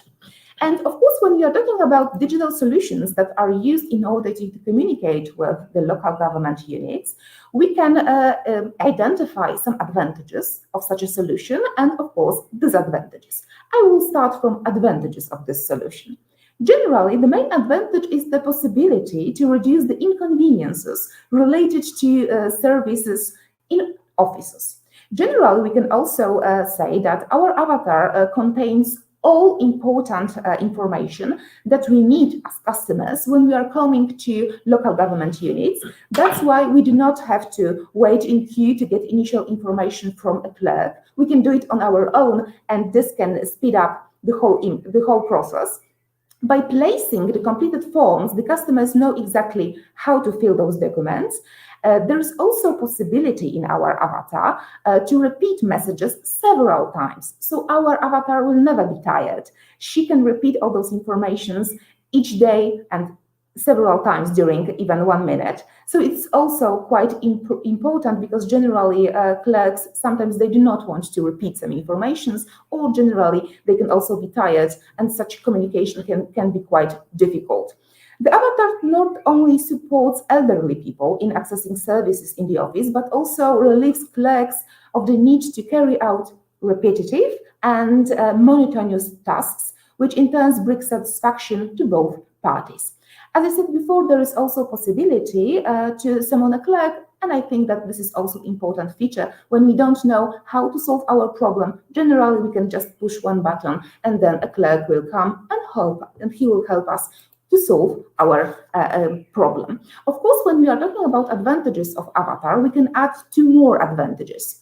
The first advantage is that the customers can use the solution during the office's working hours, while the device itself is programmed in such a way that it switches on and off independently at predetermined time and days of the week. So generally this device is switched on when there are working hours and can be switched off during, for example, holidays. So this can reduce operating costs.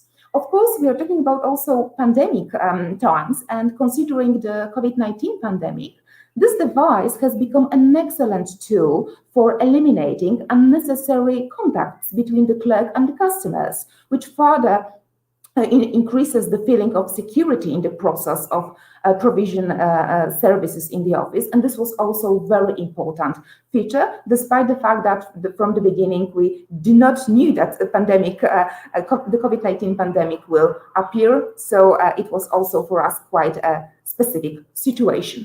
Of course, I've told you about advantages, and it's also worth to say about disadvantages of this type of solution. The main disadvantage, but generally it's not a disadvantage, it's rather a need. So there is the necessity to update information in the application along with all those changes that are in the location of units or modifications in forms and the process of providing a given service. So one person from each unit needs to all the time check whether such information in our device are in accordance with all those changes that were made in our law. The second disadvantage is that the device does not conduct a full conversation with the customer because it only speaks preloaded voice messages. So only several messages we can send to our customers. Full conversation is unfortunately impossible. And the third disadvantage is that the usefulness of this digital solution decreases when customers want to carry out complicated and non-standard cases. Then the assistance of a clerk becomes invaluable and irreplaceable. So from time to time, generally, we need such a clerk, but very important information is that we are able to use this solution in order to solve a lot of our problems. Of course, when we are talking about digital solution, we should know that even online, we can, from our offices, we can check in what kind of way this solution is used in those two local government units, so in the city of Sulejówek and in Przysuski district. And right now on the slide, you can see the information, how many people were using Avatar during May and June. And generally, when we are analyzing the results of our Avatar, we are able to use the scope of Avatar usage in terms of interaction. So we are able to find out how many people started, for example, touching this our screen. Of course, we are also able to analyze the number of people passing, triggering voice information. So we are able to even find out which day is a very important day for local government units, because we know in which day more customers are coming, which day are less maybe accepted by customers, or maybe less used by customers as days when they can solve their problems. So this is also a very nice function of the solution, that we can, from our offices, also analyze such things. And ladies and gentlemen, of course, if I would like to finish my presentation, I would like to say also one important aspect. The value and innovation of this project is best confirmed by the first place obtained by Przysuski district in the competition for innovative local government. And the possibility to win this first place by Przysuski district was for us a great pleasure, and it showed us that our work is really important. Right now, we know that such solution generally can be used not only in local government units, but generally can be used in all offices. But of course, the biggest problem with this solution is that the solution is really costs really a lot of.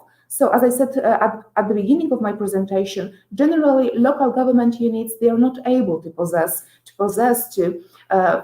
find such amount of money to find this solution. That's why we hope that in the future we will be able also to possess additional European Union funds to maybe implement similar solution, or even better, because we are learning on our own experiences, in other local government units in Poland. Thank you very much, ladies and gentlemen. Okay, Dorota, thank you for fantastic presentation. And ladies and gentlemen, we hope so our project Avatar will be very interesting for you. And I hope our presentation, our meeting will be in the future in cooperation between us. Very thank you again. Rector, Professor Olaf, thank you for our time.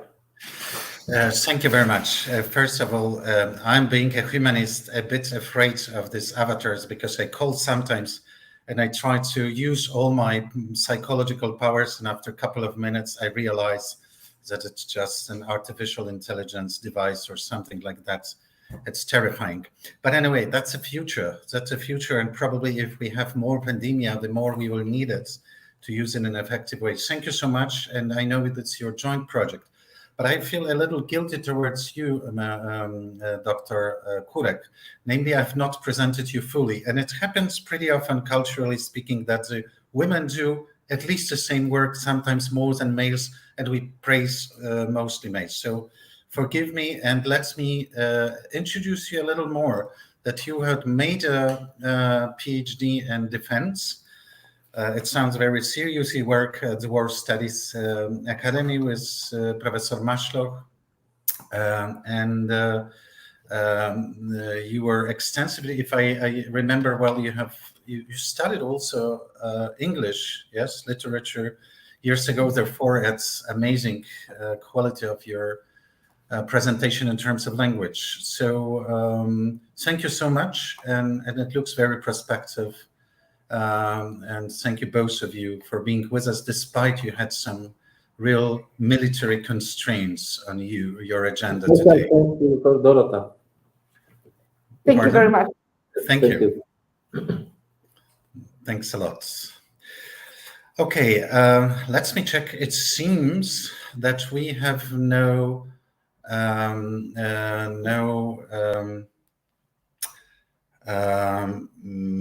Professor Ostaszewski has still the problems to connect with us. So therefore, it's to me that we should need to have a break. Especially those who started at 9 a.m. with us might be really tired.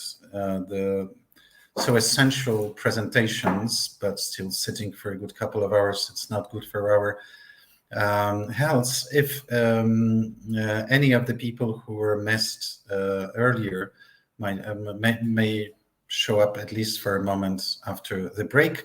So let me declare the break till as planned, for 25 minutes till 1:35. So please be back with us at 1:35 p.m. Thank you very much.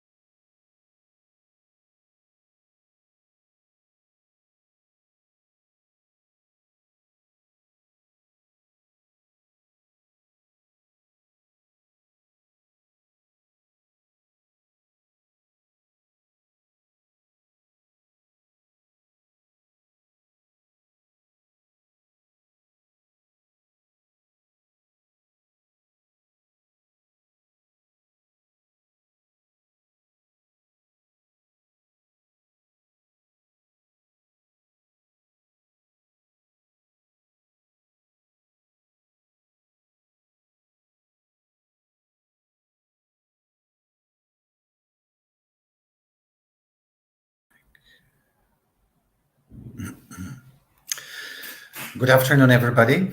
After this not very long bio break, now we will have a session 3, which will deal with challenges and specificity of post-COVID managing business, what we call managing business under pandemic fire. We'll have a very diversified perspective in this respect. But let's now have just a couple of minutes, up to 5 minutes, of presentation by Professor Piotr Ostaszewski, the Polish ambassador to Korea, whom I presented before. Finally, he managed. So summarize your speech and welcome on board. Go. I will. Thank you, dear Mr. President, distinguished guests, and ladies and gentlemen. I'm so sorry you're being late, but this is some technical problems, so therefore I'm late. To be quick and just try this, how COVID affected Asian societies. As Mr. President mentioned, I'm ambassador to Korea, so to a society which is strictly speaking a Confucian one in Northeast Asia. Generally speaking, if we take just COVID was a COVID to some extent surprise. In Asia was not surprised, the scale was rather surprised. Because if we take some diseases before, when we had SARS, COVID-19 is the second one, but the rate is really, the scale is really big. South Korea, if we take out of the 51 million inhabitants, 18 million people were affected, and 24,000 is a death toll. If we take Japan, is a 9 million out of the 200 million people, 9 million were infected, 31,000 is a death toll.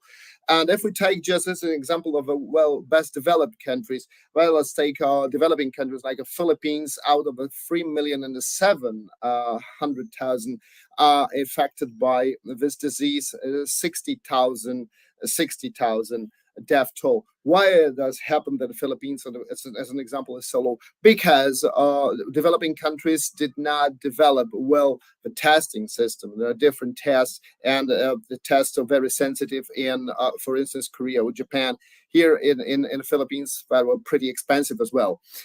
So what we have is indeed COVID is something that it affected the policy of in different countries, different regions, the governmental policy. In Northeast Asia, when we take the very obedient societies, when we have to deal, they are just mask wearing is just a normal habit. So whatever happened, even if you have just a light flu, you have to wear a mask.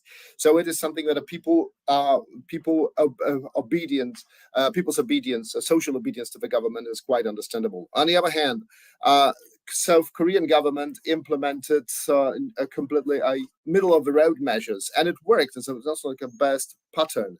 As indeed, this is the country. This is an example of a country that lives with the export of high technology, ICT, semiconductors. That was a slight drop for our national economy on 2020-21, and right now recovering is very quickly. So GDP rose of 4%.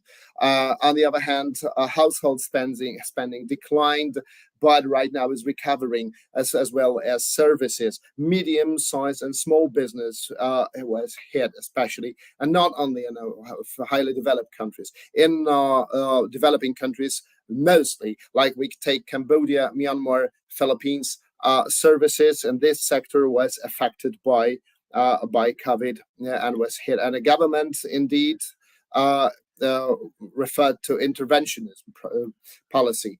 So that is what we have as symptoms in developing countries. Is a loss of income, migration, slowed down in migration, and the cross-border migration, even if we take the cross-border trade.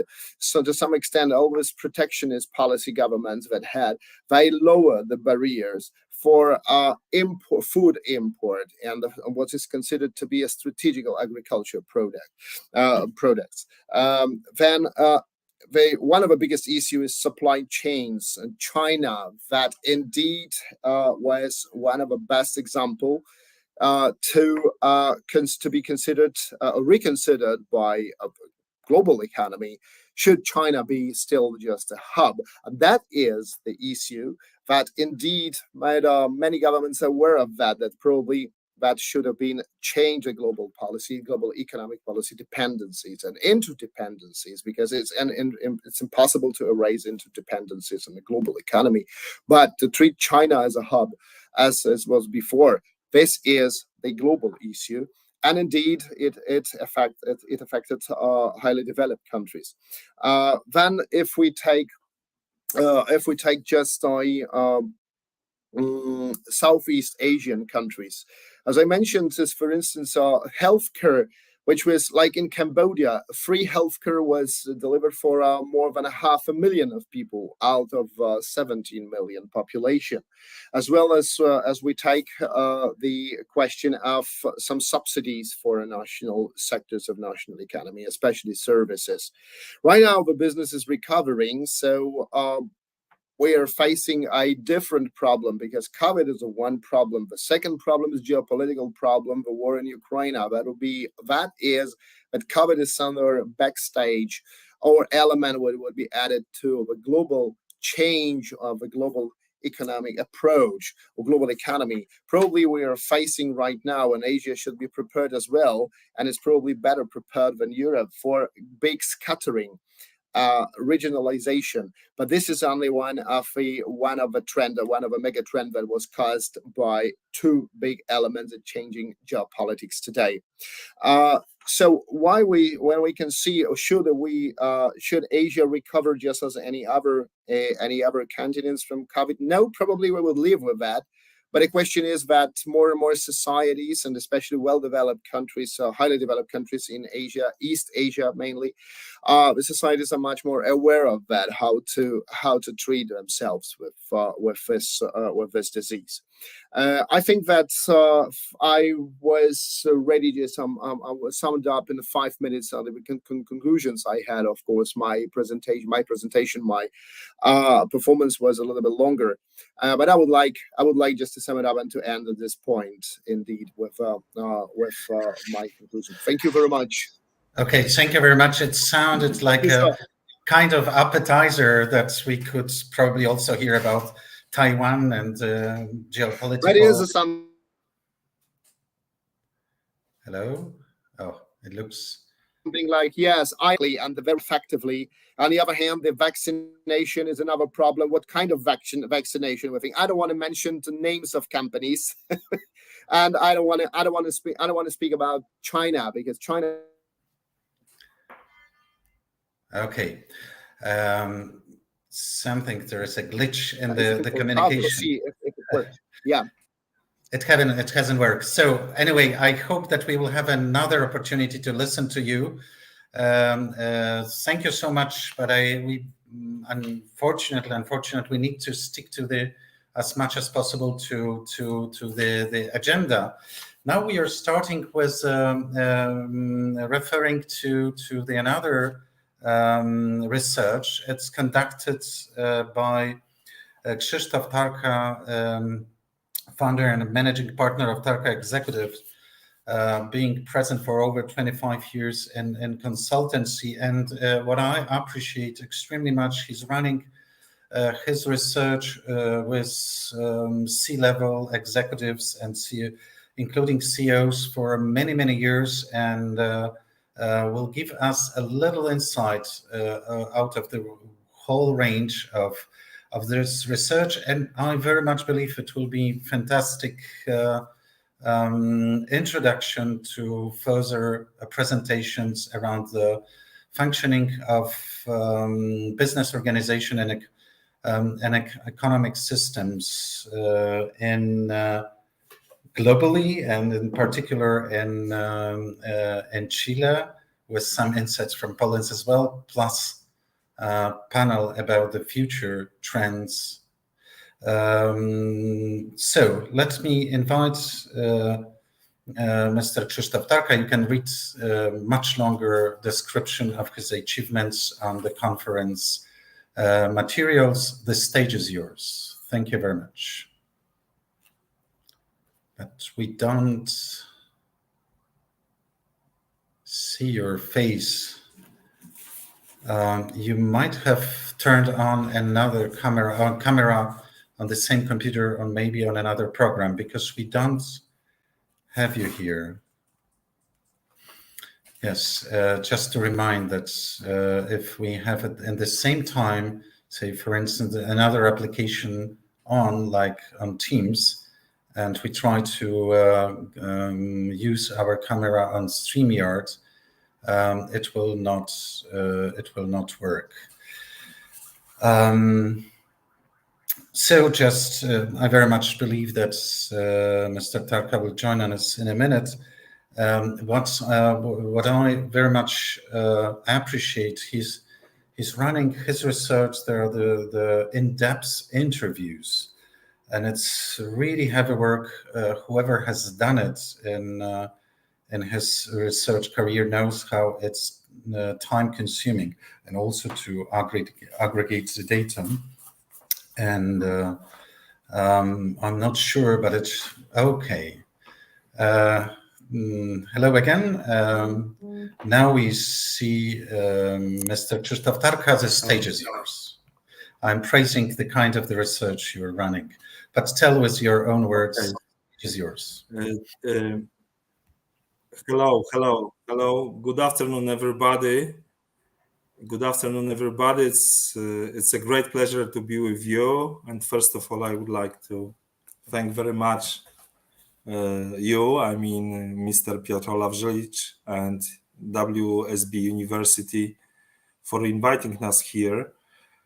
And but I would like to start with the technical question, because I had uploaded the file before 1 p.m. But now I got the request that I should upload it once again, and it's not ready, it's not working. So I don't know if we can use the previous upload.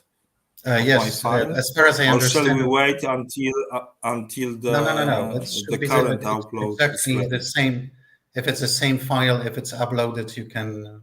I understand you can use it. If not, we can ask Mr. Piotr, who is our technical help here, to give us advice. So, but if you already uploaded, it should work. And okay, I have the note that it's uploading, and it doesn't. This little screen doesn't respond. Okay.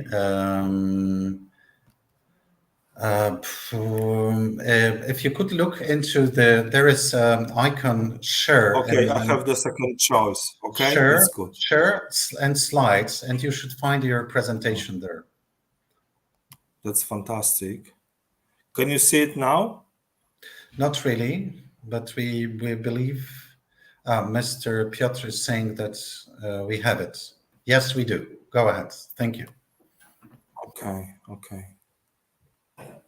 So once again, I would like to thanks once again to you and the WSB University for inviting us here.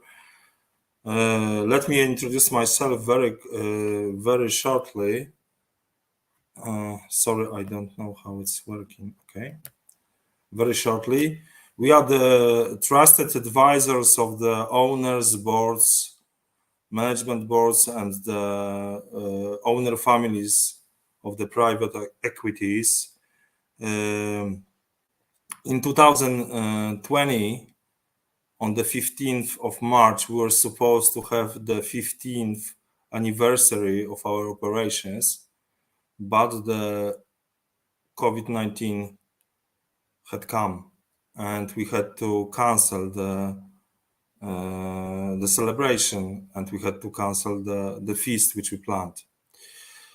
2 years have passed since that time. We are now 17 years old, and you can see the nice and happy faces of the teens on the screen now, because on the one hand, we are pretty experienced if you are looking at myself and my bold school, but on the other hand, we would like to still to stay young and fresh and innovative in our consulting, advisory, educational training, and research study approaches. Here you can find on this slide number 3, you can find a list of some of our clients and partners who so far have been served by Telco executives or participated in our researches, several different research actions. In orange, you have the names of the participants of our recent research, which is called BPR, Business People Research, which started at the end of 2021 and has been continued through 2022. And in this presentation, I'm going to refer both to our research actions and studies before 2021 and this one, which is now under completion in 2021 and 2022. Maybe one little remark, you can find here the names of the business entities, being it listed companies, privately owned companies by the families, or the private owners. You have also here, for example, the names of the companies which are owned by the state in majority of the situation, but the Polish state. But for example, you have Electricité de France, which is of course owned by the French state, the French government.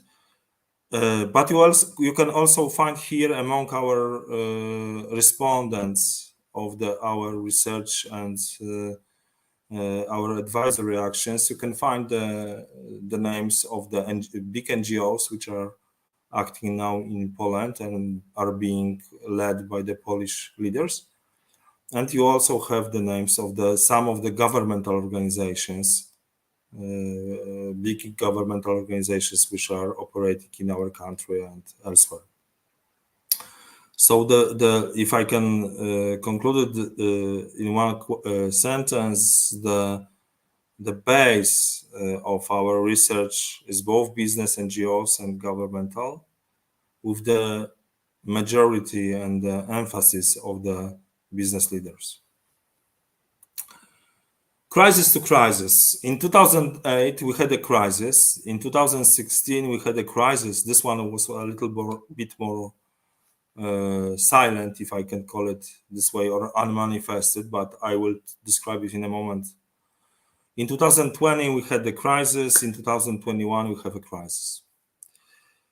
2008 financial, 2016, the silent one is the leadership crisis, and we are going to examine it a little bit more in depth in a moment. 2020, obviously health, which is COVID-19 and the major subject of this conference, and 2021-22 have warfare and the big conflict in the eastern side of something which is called now Central Eastern Europe. 2023 is ahead of us. And now what? Again a crisis? According to the Bible, which I would refer to in a moment, it should be famine this time, hunger and lack of food. And we have some, let's say, indications that the warfare in Ukraine, between Ukraine and Russia is already creating the famine crisis or the hunger crisis or the food crisis in the Middle and basically in the Middle East. Nevertheless, businesses in the hands of Poles have a great chance to survive. This is our statement from my side and the side of the Telco executives, grow and succeed. Why? Because of the Polish management pattern. This is the pattern which we discovered in this business people researches. We had 3 actions behind us, 2011-12, 2016-17, and now 2021-22. And we can see that this Polish management pattern is prevailing. It's strong, and it's making the leaders and their organizations successful. However, of course, the pattern has got its downsides, which I'm going to describe in a moment. First of all, a note on the methodology, or the something which is not even deeper than the methodology. I mean the cornerstone of our research. All these research actions which I'm going to present, and their actions, are based on the 6 Cs model. This is the model we developed. First of all, we discovered that this is how the organizations are being built and cascaded down, if I can describe it this way. But on the other hand, we describe this model, and we are trying to get the data, the longitudinal data, as I am saying, starting from 2011 till now, 2022. So it's 11 years of longitudinal data with the use of this model. First of all, we check what is the style of control, who is managing the entity and in what way. The concept, what type of concept this person or this group of people who is managing has about the future of the organization, entity, or the business. Thirdly, how is the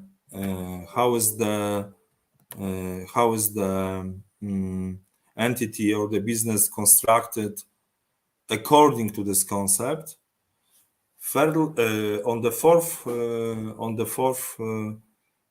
level, what type of competence is filling this construction? What type of the education, knowledge, skills, attitudes, and behaviors of employees do we have in this entity, and we want to have as leaders in this entity?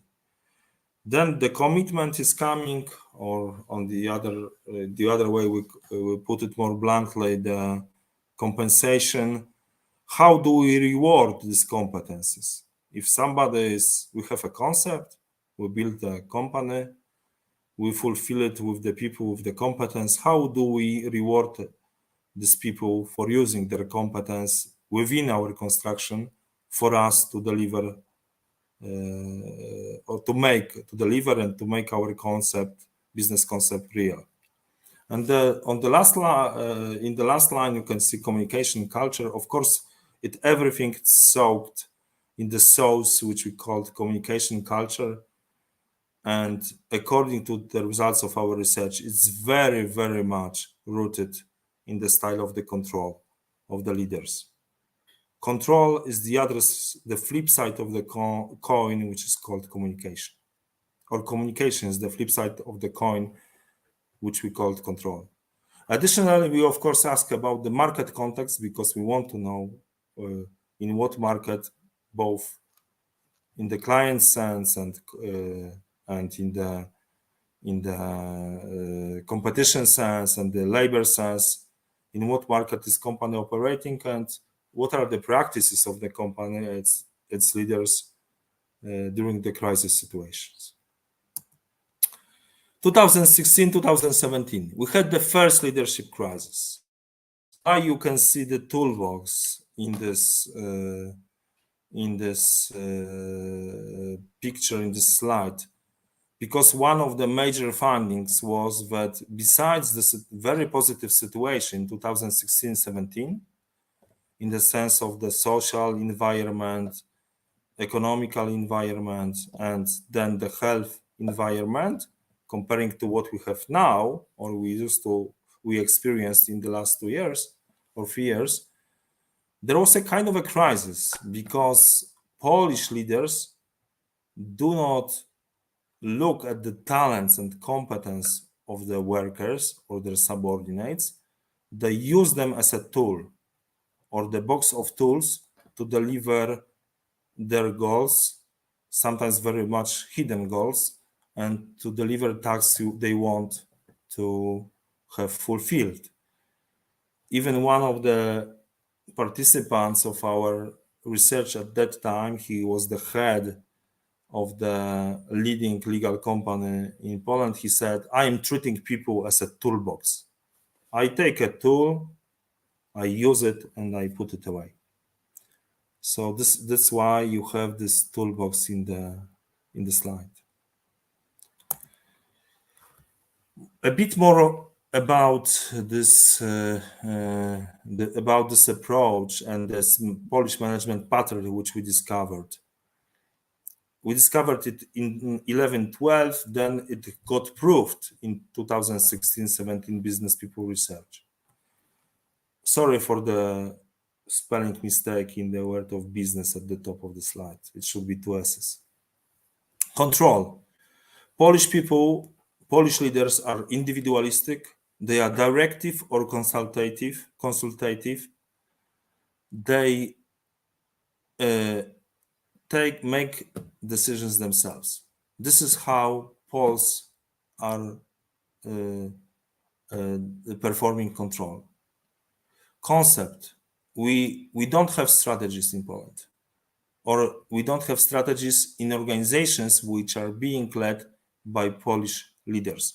It might be, for example, the subsidiary of the foreign Western company, which is led by the Polish leader. Very likely that we find, or we don't find there, the strategy. We are much more focused on the brands, if I can call it in the Indian terms, totems, than the strategy. And we have a scattered long-term visions. Construction, we provide poor work environment. People procedures are absent, or already they proved ineffective. Sometimes when we ask the people from, we ask the leaders or our respondents from big companies which has a lot of money to invest into the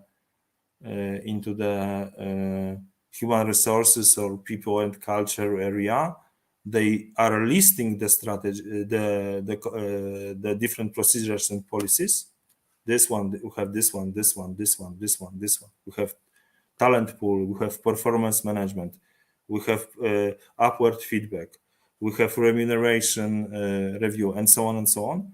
But at the end of the day, when you ask them which of these procedures or policies are bringing them the financial, measurable financial results and business effect, they are saying none.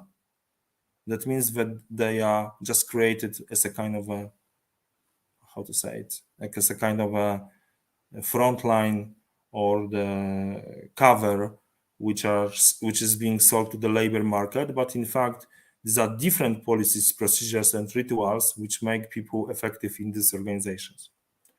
Competence, as I told you, peoples as tools, and very often at the same time, executives, our respondents, are longing for loyalty, creativity, and entrepreneurship.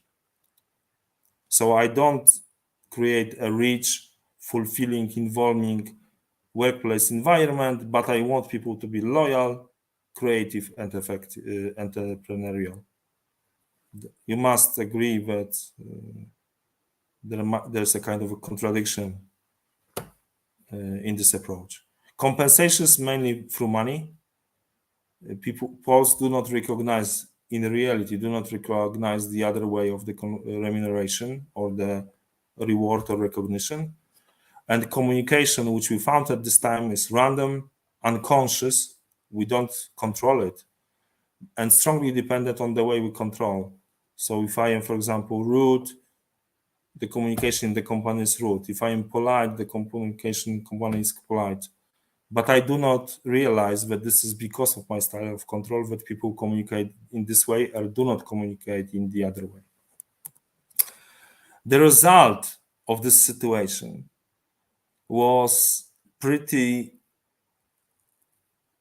striking, if I can call it this way, for our respondents and the leaders. First of all, they said they are tired or even exhausted. Even speaking about 16, 17, when we have the positive social health and business environment. The skeleton environment, if I can call it this way, was hitting them back because they were not getting from the people this loyalty, entrepreneurship, and innovation involvement, and they were rejecting youngsters, people who were at this time 2016-17 finishing the universities, entering the companies, which were like 23, 24, 25 something. Now they are 30 something, yes, because we are 6-7 years after this 5-7 years after this research. They were being rejected by the leaders. They said they are lazy, not innovative, not loyal, and so on and so on. These were the three major striking results of using this Polish management pattern, which we discovered. This is why we are describing it the leadership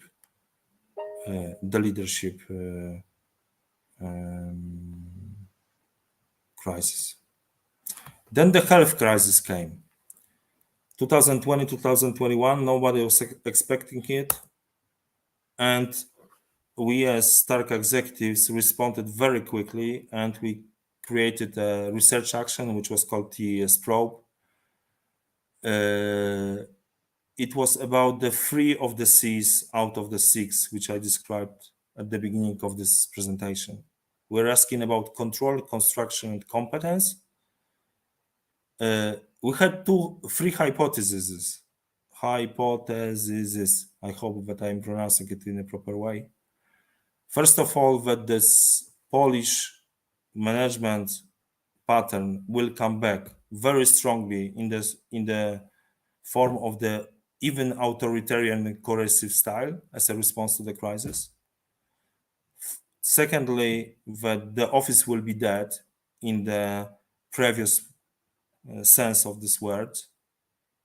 Its traditional form. And thirdly, that this new hybrid or rotating construction, office versus online work, will require a reviewed or new type of employee. We had these 3 hypotheses. Where we ended up 2 months later when we finished this TES Probe was that, first of all, we were saying to our respondents, to the business and social media, which are describing our research actions and the results, that we have to realize that coronavirus is going to stay with us forever.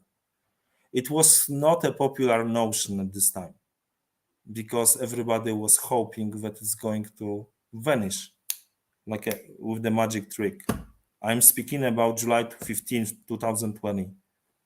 It's exactly more or less 2 years ago. The second statement we had was that effective medical solutions might not be found against this new type of the virus.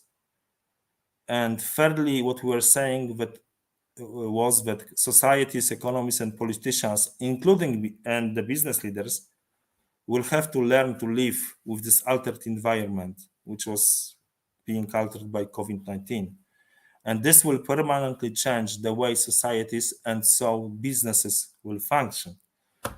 We were recommending that the leaders should or shall examine their style of control, and they should examine something which we were describing as a magic triangle, the way the companies are constructed. If we are not working at the office, we cannot behave as if we were working with the office. We should examine the type of the people we have in this new environment. If we are not having people permanent time with the open space, we need different people that we had in the open space. And the very last, but not least, we have to examine the compensation, because people are going to need the different way to compensate when they are using their competencies in a completely new environment, which is the hybrid mix of the office and the online working. When we were starting the third edition of Business People Research in 2021-2002, it was just after the new crisis arrived, which is the warfare. Could you believe that the major concern of the leaders of the corporate subsidiaries of the biggest companies in the world in Poland was how to make people back into the office work? So, and when we are looking at the, let's say, emotional side of their statements, would feel anxiety, uncertainty, a lack of decision making, how to make people come back to the offices and not to lose the workforce. Excuse me. Probably some of them already, I'm just finishing, this is my last 10 cents. I'm just finishing. Probably some of these leaders now already were successful in transferring their workforce into the offices. We have at least one example of such a leader of one of the biggest Polish companies in the FMCG. But in majority of the cases, we think that this is still the issue. That means that these dilemmas were not resolved so far. Thanks you once again. Thank you so much, Mr. Olaf Żylic. And good luck with the rest of the conference. I would say thank you very much for your also the passion to make what I mentioned when you were waiting for the presentation. I told how much time-consuming energy and also resources is to run these kind of research, in-depth interviews. In this sense, I'm very much full of respect, and I hope that we will have a chance to see a book, because reading the individual quotes from these CEOs, we have no time for this, but it will give the power, extra power to what you were saying during your presentation. Thank you very much. Now we have to chase a little the time because we run out of time for this session 3.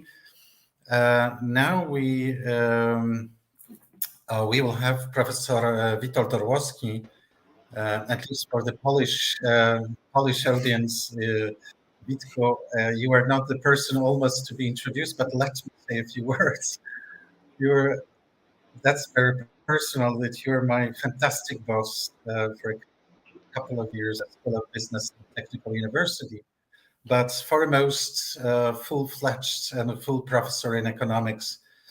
And if you read the books of the Professor Orłowski, which combine at least 2 disciplines, economics and history, that's an easiness. Professor Orłowski is a person who can write a book like in 2 or 3 weeks, which normally normal human beings would need like half a year. To mention also that you have been working for World Bank for some time. You were an advisor for Polish and Hungarian government and a principal advisor, economic advisor to President Kwaśniewski, and for decades probably now, also the principal advisor, economic advisor to PwC. So your scale of experience is enormous, and what I like so much, the wide perspective, and that's what I was asking you to deliver. Sharing maybe better than just presentation of post-COVID world economy. Dear Professor Orłowski, what we can expect of the economic world to be in coming months and years? The stage is yours. Thank you, Olaf. Just maybe one small detail to be added. I have been the advisor to the Polish and the Hungarian government, but we are not talking about the current Polish and Hungarian. No. Right? Okay, just to be precise. Years ago. Thank you for having invited me. Indeed, I was asked by you to share some views about the post-COVID economy. Actually, it's just a few ideas, let's say, rather than really precise. If you don't mind, will you have a presentation or you will just share us? Yes, I'm just right now trying to upload your presentation. So you can use the icon share in the down there, and then you will have slides, and then the system will ask you to upload your presentation. So share slides. Okay, so share is okay. I've got one moment, please. I've got I opened and share. It will show slides, and if you go through slides, it will ask you to upload from your computer. Yes, it already asked me. You are now uploading. So, okay. StreamYard, I didn't know, and I haven't prepared. Yes, but I believe that it's still the better if you are the one who is uploading yourself and not see the print. Okay, but it's uploading now. It's uploaded. Okay, so add files from your computer. Then the advice is read the manual. The manual. I know you're reading very fast. But... Select the file once it's have been uploaded. I understand it's now uploading still. So I will start with without the beautiful graphs I made, but later I will use them because you asked me what were the changes of because by the pandemics, and my general answer is the pandemics is not going to change the global economy. The problem is that the global economy is undergoing so huge changes and deep changes, and has been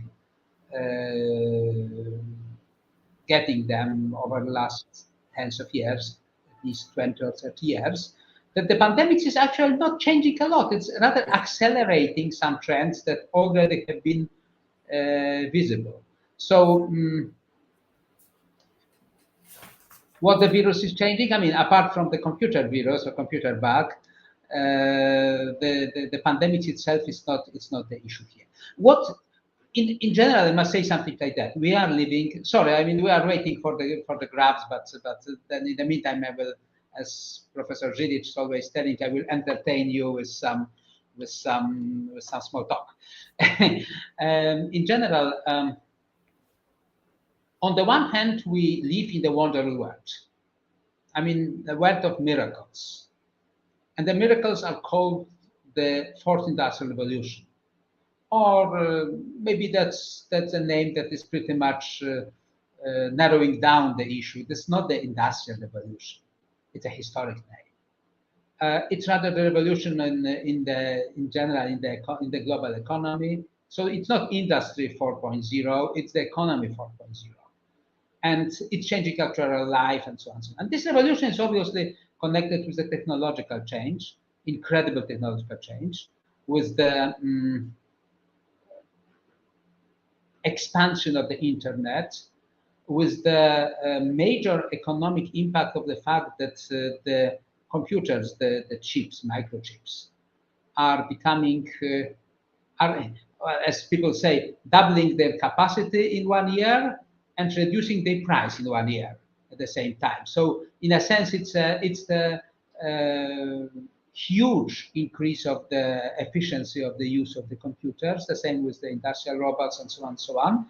And we are living in the world in which first, the computers, the microchips started to be so cheap that cheap chips, that you can use them everywhere. Moreover, you can now connect them to the internet, and the new technologies of the internet allow you to connect more and more of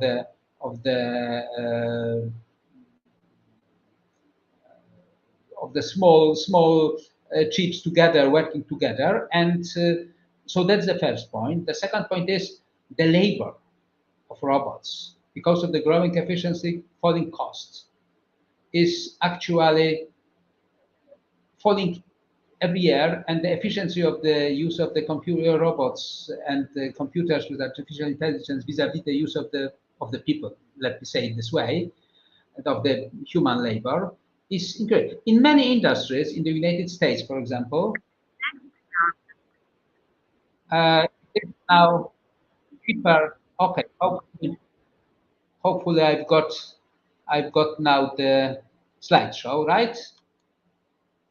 So you can see, I mean, we are living on the one hand this wonderful world, on the other hand in the world of the black swans, as I would say. We see look, think about the 21st century. We had the massive mass terrorism, the war against the terrorism. We had a global financial crisis, the biggest crisis since almost a century. We have the clear and increasing effects of the global warming. Even today, we can feel it in Warsaw. We've got the virus, the pandemics. We've got the war. So I'm always telling that, you know, this is the world of black swans. But somehow I must say that if you asked, you know, the most radical writer from Hollywood to write a scenario of the movie, catastrophic movie of the 21st century, he wouldn't have imagined that you can have all these catastrophes happening one after another, right? So basically, I must say that we are living in a terrible century on the one hand, but in the century of miracles on the other hand. There are huge changes in the economy. I mean, just think about that. I mean, the human-operated factories are soon to be replaced by the robot-operated factories. The artificial intelligence is going to replace the human operating, for example, call centers. Obviously, that raises a lot of questions about the future of the labor, about the future of the labor market, about the unemployment, so on, so on. But that's another topic. I am not going to talk about that today. And put the internet on the top of that, and put the changes in the people on the top of that.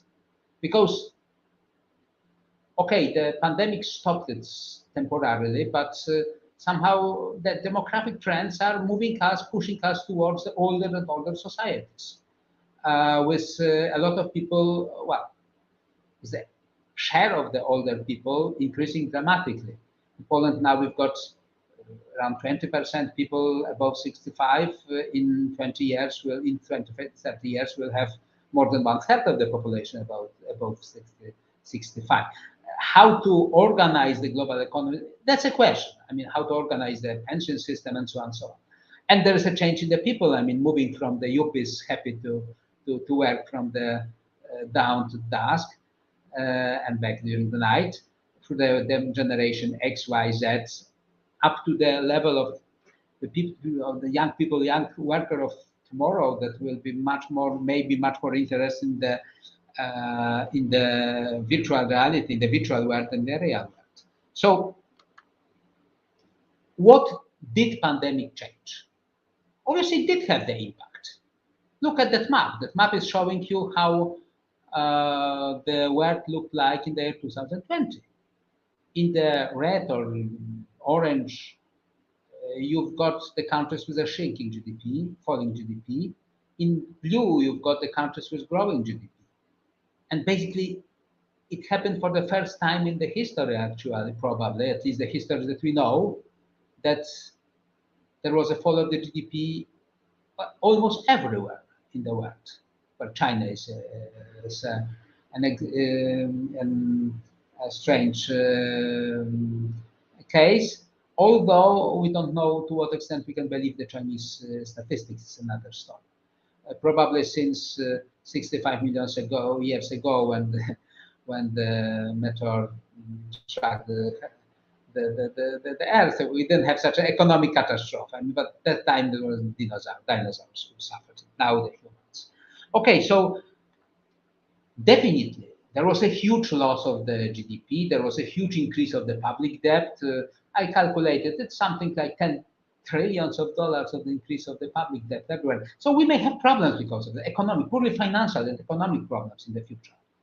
And that's clearly the economic impact of the pandemic. But I wouldn't say that that's the key story. The key point is that the pandemics really overlapped with something that was already taking place, with the dramatic increase of the use of the internet globally. And if you look at this number, I'm not sure if you can see the years here, but the last year is 2021, starting from 2000, I guess. So as you see, we know that there was this massive shift from the office-based work to the home office, from moving to cinemas to watching the Netflix and so on and so on. But actually, if you look at this trend, you see that nothing big happened during the pandemics. I mean, maybe what has happened was kind of a change of the mindset. The number of internet users was the same that now, but the way, the intensity of using it definitely increased. Now we've got the empty offices, partly empty because of the hybrid work. Now we've got a lot of the meetings, including this one, online. Well, I just asked myself and asked you the same question. You know, 3 years ago, we all did have the Teams, the Zoom, the installed on our computers. Who was using it? Almost nobody. And now we learn how to use it, and there was a big change, and people who were absolutely, even my wife decided that it's better to make shopping on Zalando on the internet rather than going to the shop. So, and she was very, very, I mean, a lot of resistance to it in the past. So that means there was the breakthrough, but somehow not a change in the trend, rather making this trend more profound and more secure. The second big change was about the supply chain. You know, the business over the last 20 years learned how to live in the world in which everybody's assuming the supply chain is ideal. It's working ideally. You can order, you know, if you are building a golf car, this is a golf car, you do not see it probably because the picture is too small, but you've got all the suppliers from various continents that are delivering parts the golf produced in Germany. And here you've got the same on the map. The yellow circle is the value added of the golf of the average German car produced in Germany. The red dots are showing the other places where the value added. So 60% produced in Germany, but the rest in other countries.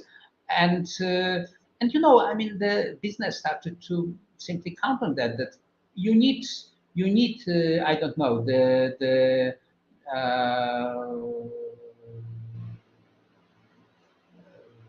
a wheel or something like that, or a small detail or a chip for the golf car exactly on Sunday, March the 3rd.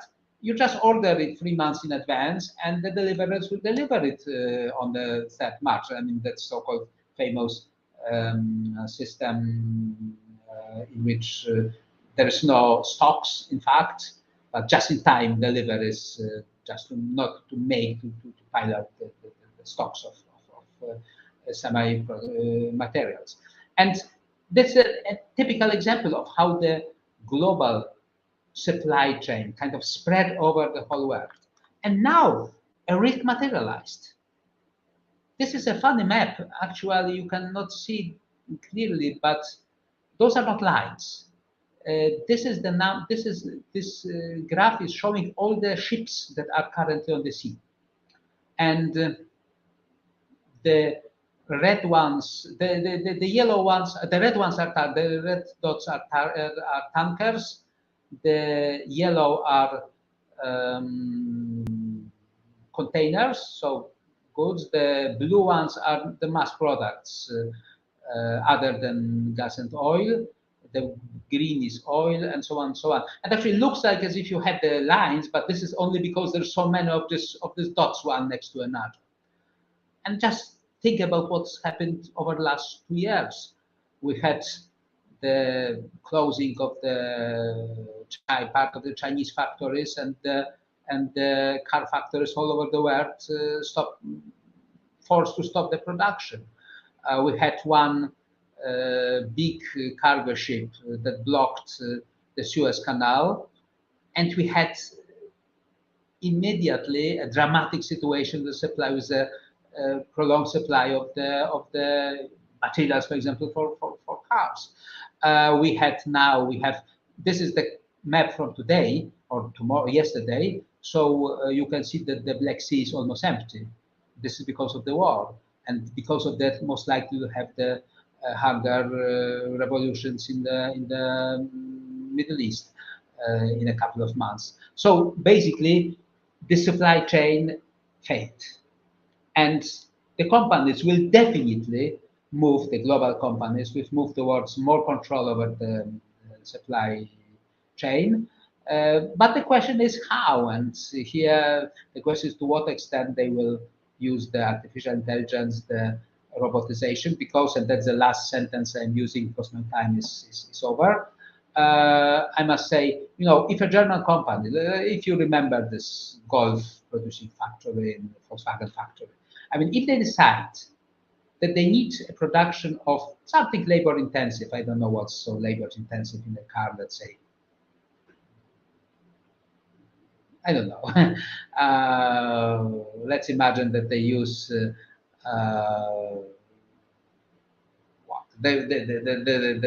pneumatics.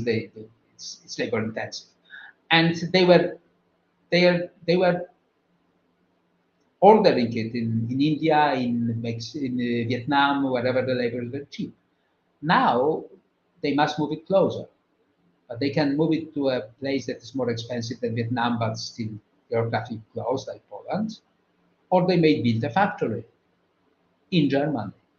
And after this lesson with the microchips that were produced only in China for all the cars all over the world, I guess one of the German, I guess Bosch is already building is finishing the factory, the huge microchip factory in Germany.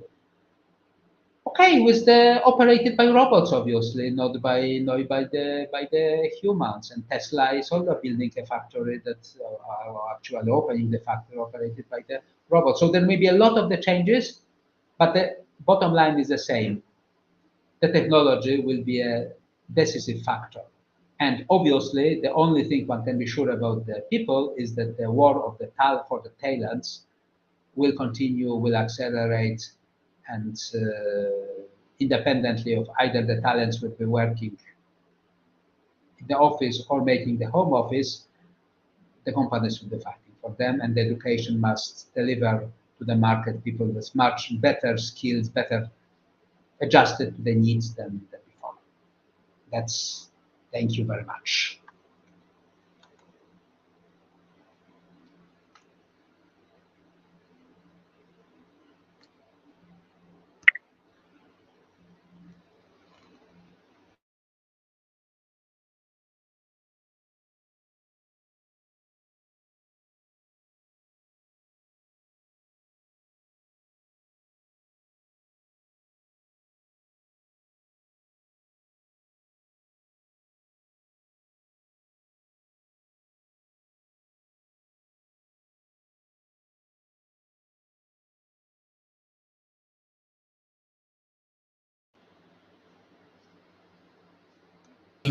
That I was speaking for a longer time period, being unmuted.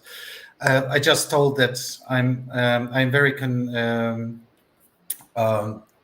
the two things. The one when that's our predictions become less and less accurate in general, but I have so much personal trust in your speculations or predictions toward the future. I follow it for over 15 years.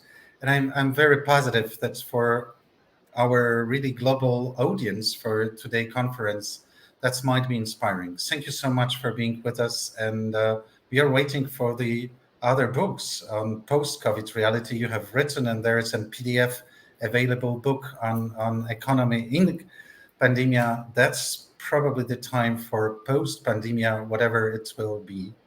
to come. Thank you. We'll talk about my future books in a due moment. So that's what I told. Thanks a lot. Thank you. Thanks a lot. Okay, thank you very much again. And now we will have the special guests, really special guests from the very end of the world. My wife is partly from Chile, and our coming speaker, Professor Guillermo Schafeld-Janifo, is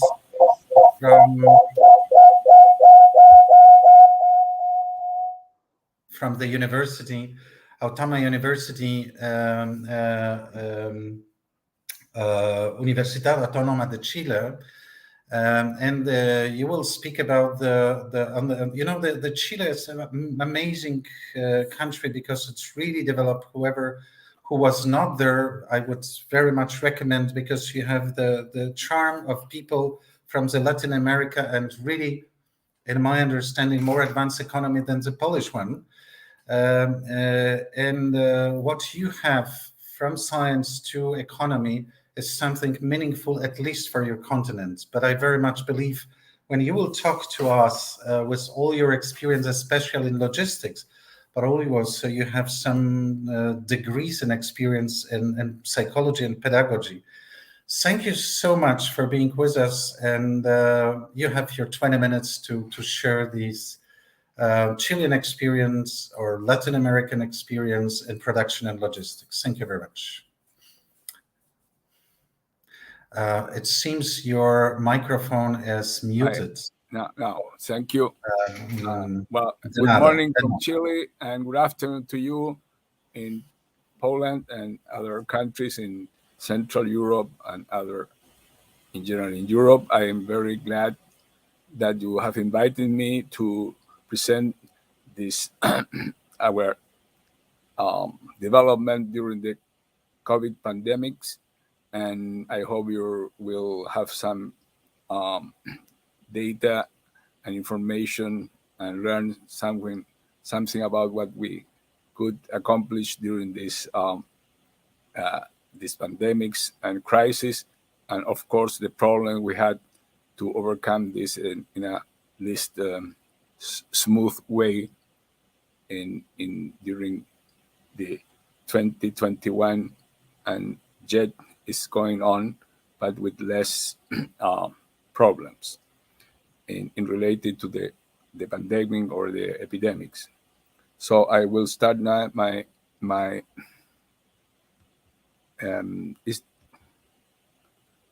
excuse me, is there, I don't know, hope. Yeah, there it is. Well, my presentation, as asked by the organizers, is production and logistics transformed under COVID and the Chilean experiences. Well, here's the topics I will cover today, and there you can see them from how to cope with the health system, and finally with what we learned during this period. So I will talk about the sanitary preparedness for COVID arrival, or how to manage very, very uncertain lead times. Here you have our principal timeline of this process when China announced that an atypical pneumonia cases appeared in their country, and then how the government authorities and the Ministry for Health Affairs took the lead to prepare for this big problem that was announced and also was established by our proper epidemiologic committees that understood that this was going to be a big problem. So a lot of activities and action were taken. For instance, that we could establish from the beginning that we could have reference labs for PCR tests. Then we started to train and install health center that could apply PCR tests, and new hospital were put in operation before the original opening schedule, and so on, and until the end of March, where we established sanitary custom along the country. Chile is a country that is 4,000 kilometers long and only about 200 kilometers wide. And then we have a lot of logistic problems and also control problems in this COVID situation. And then we established quarantines at different levels, and also we started a curfew in order to control that people were going out anywhere at any time. So it would be a way to deploy in a more stringent way the contagious of the people. And so, as you can see at the end of this slide, and the health ministry established a bylaw that integrated all the health system. The public and private was like a unique hospital along the whole country. So it was easy to move people that were sick from one hospital to the other, including transporting sick people from one city to another city where a bed was available.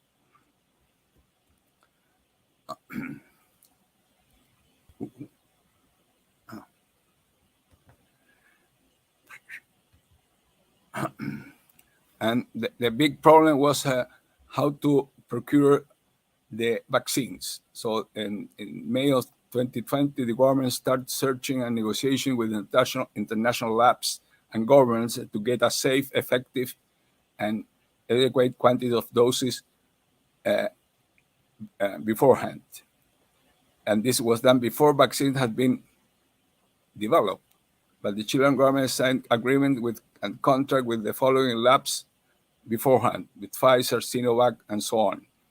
And in December of 2020, we got the first airplane load with Pfizer vaccine in Chile. And then that went on and on. And so in April 2021, we had already about 8 million persons with the first dose. And of course, we got more in April 2021, we got more than 15 million doses. And because we had the government established that the target population for getting vaccine was about 16 million persons.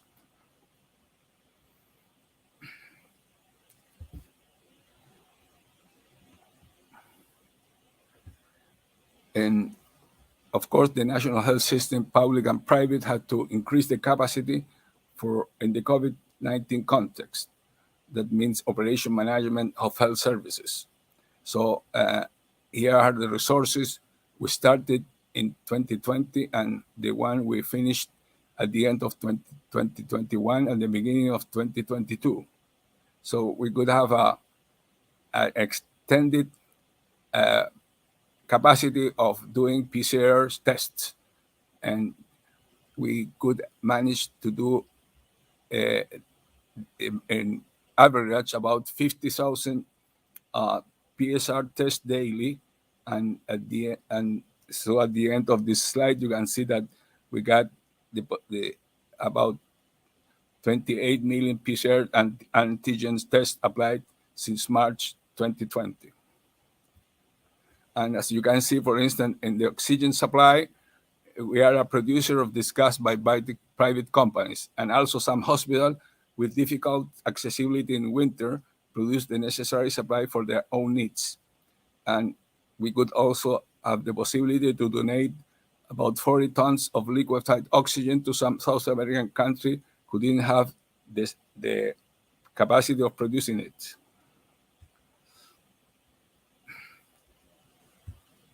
Then we we're jumping into the other important problem, how to keep the supply chain operational. And here we can see, for instance, here we have what strategies and operation managers were applied. The decision was keeping the production operational, factories and farms, because in some places this didn't happen. In some other countries, they didn't keep the production operational. So we decided to do that. And keeping the supply chain operational and uninterrupted terrestrial, aerial, maritime, lake, and river transport-wise. And the production, logistic, and supply chain players coordination. That was an important thing. This was coordinated between the Ministry of Transport and Telecommunication, the Ministry of Health, and all the logistic community. And we could have a transport agreement with neighbor countries in the frame of COVID. New communications channels with the logistic agents and companies. In the operation area, some special sanitary procedure for factory workers, truck and train drivers, pilots, airport and port works, and ground staff were established, so they could go on with their work and not interrupt their activities. Also, we installed priority vaccination against influenza 2020. Influenza is a yearly sickness that everybody gets vaccinated every year, from children to adults and senior adults. And in 2021, when the vaccine was available, of course, this was also a priority for the truck drivers and other important workers that could not get sick in principle. There's the clearance for trucks at sanitary custom, as I show in the prior slides. We had sanitary custom, 42 of them along the country, but there was a special clearance for truck drivers so they could get with their cargo to the point of delivery. Sanitary clearance safe passage for train, airport, and sports staff. So the load that came from other parts of the world or for an internal cabotage could still go on working. And there was sanitary safe passage for factory, banks, farm, and construction workers. Construction didn't stop.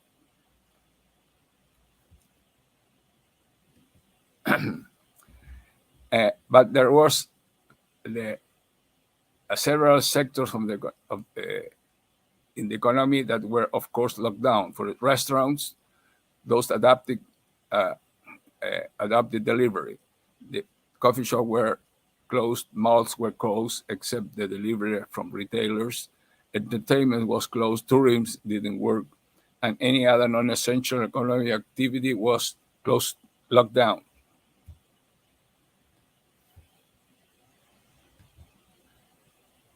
Another important thing is to keep that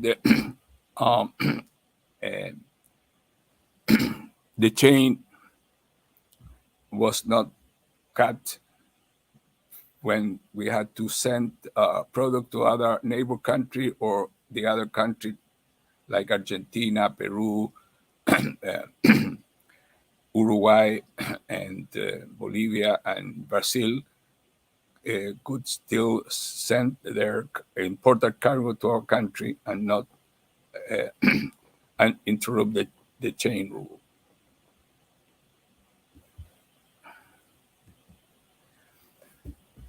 So what was done is special understanding in the frame of the existing bilateral trade agreements. We have, of course, trade agreements with several countries in the world, including South American ones, Argentina, Brazil, and Paraguay, Uruguay, were very important commercial partners with Chile. So we had to secure bilateral terrestrial traffic. For instance, extended the driver's license deadlines. Also, we established agile procedures, transport application forms, authorizations, 100% online. There was no paperwork. Then we updated COVID health protocols at ports and airports for the safe interaction between local personnel and incoming ship and airplane crew and cargo handling staff.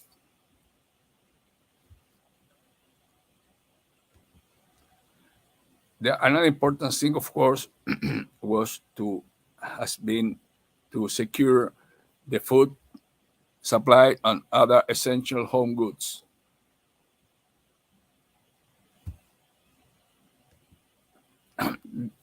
In this food chain, we had 4 actors: the primary and secondary food producers, farms, agri-industry, dairies, principal purveyors of the final consumers. The food industry, of course, who are clients of the primary and secondary producers, supermarkets and retailers, who are clients of the primary industry and food industry, and other primary producers, and of course the final consumers. I mean the people at home. Then we have the initial fear in relation to the supply chain management was how to cope with an overshoot in offer and demand, because people get panicked, and began to buy in excess. But during the first pandemic wave, that was about April, May, the government and actors of this supply chain focused on keeping an availability, stabilizing demand, and stopping panic buys and hoarding. This was, in general, successful, and there were minor bullwhip effects.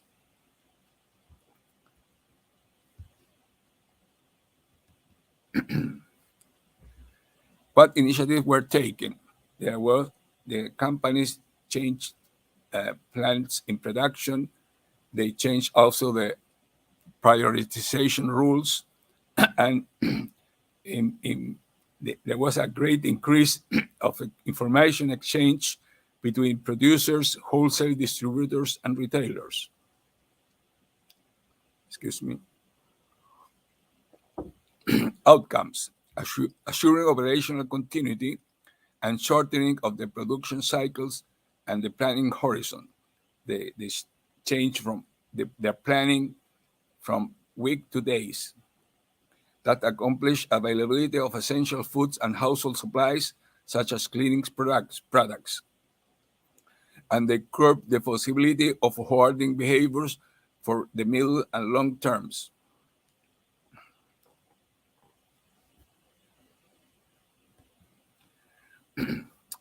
And the most important thing at all is the last mile, or the last kilometer, using the international system of units. Delivery system, of course, and couriers have been in business for many decades. Mail, goods from national and international supplier, books, clothing, pharmaceuticals, supermarket orders, furniture, and many more types of articles, including prepared meals and fast food. But COVID caused 2 main effects.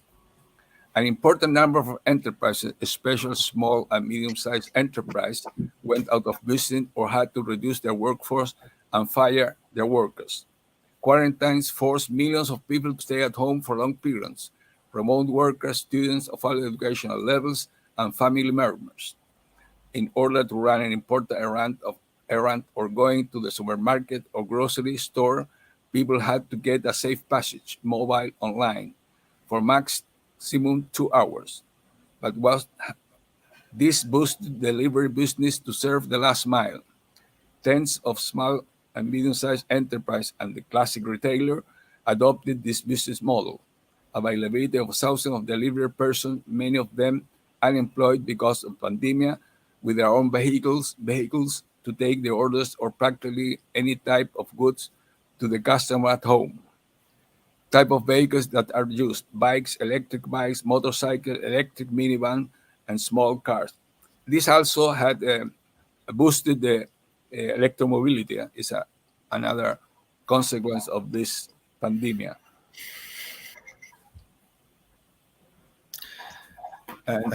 Dear Professor, if we might come to the conclusions. Of course, yes.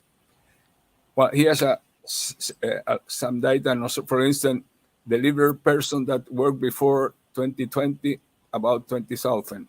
And now we have about 30,000 registered along the country, and 40,000 are daily operative.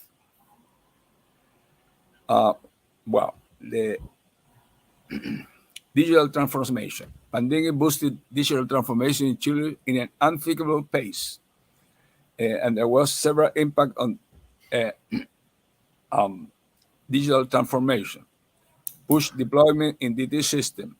And for the advanced e-commerce platform, enable data analytics and allows modification in the supply chain to adapt to changes in demand. An increase in application of artificial intelligence, and also there was an increased collaboration with human resources departments and information technology department. So they work to improve the work experience of remote workers.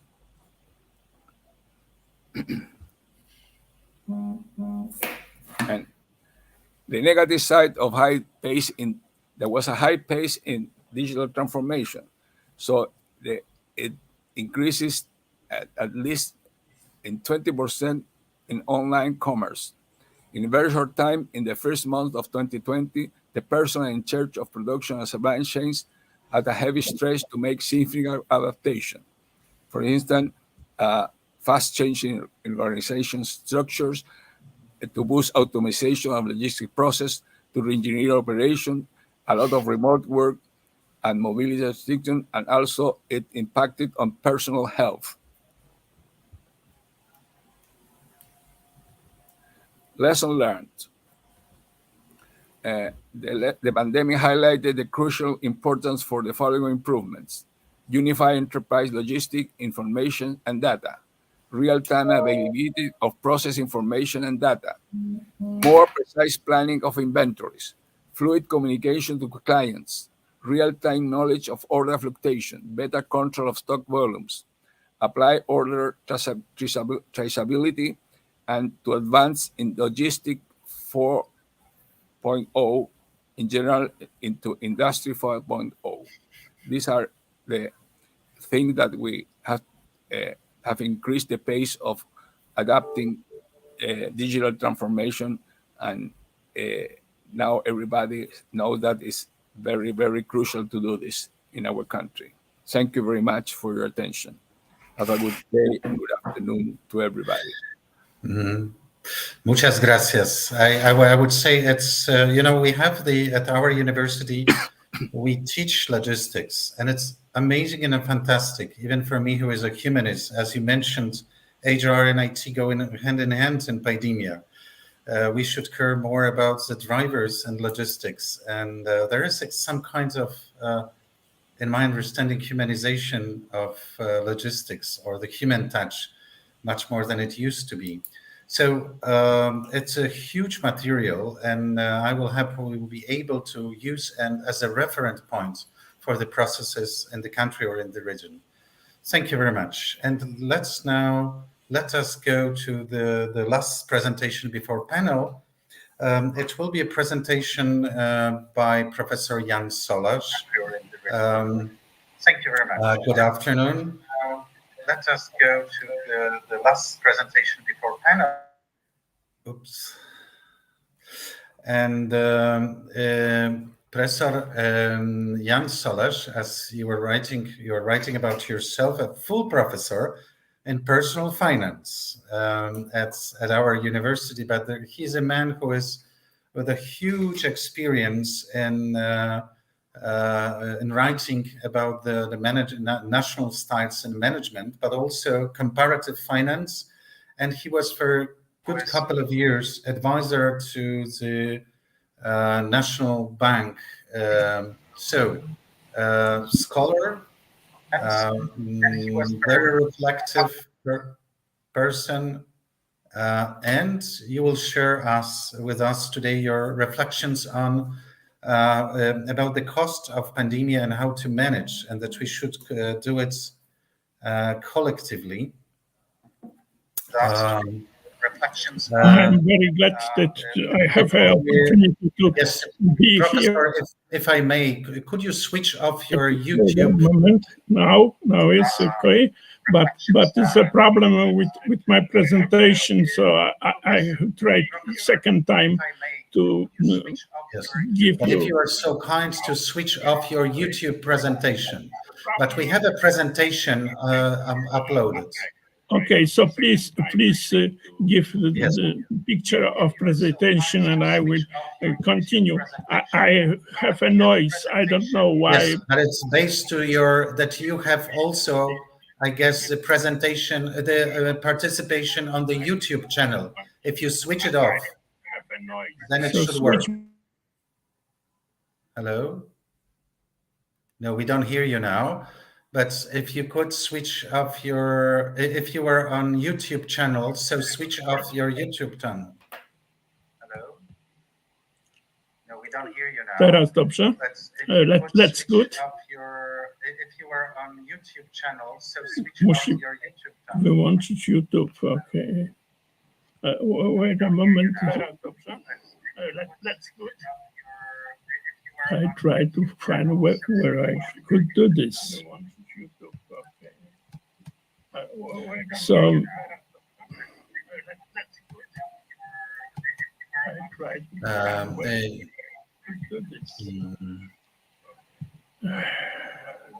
if you could switch off everything except of StreamYard, that would make difference. Active. So now. If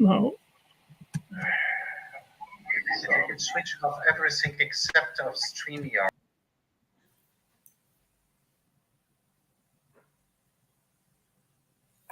Okay.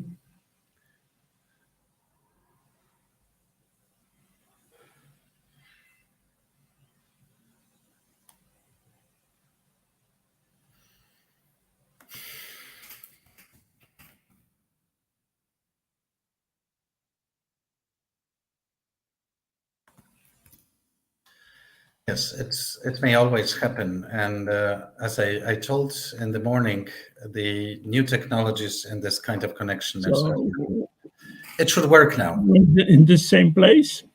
Yes, but it works. There is only one voice of you. What? So when I start? Yes, okay, please. Excellent. So very sorry that I make such mistakes. No problem. I'm very grateful for Professor Zilic that we have so excellent management of generation diversity. So very sorry.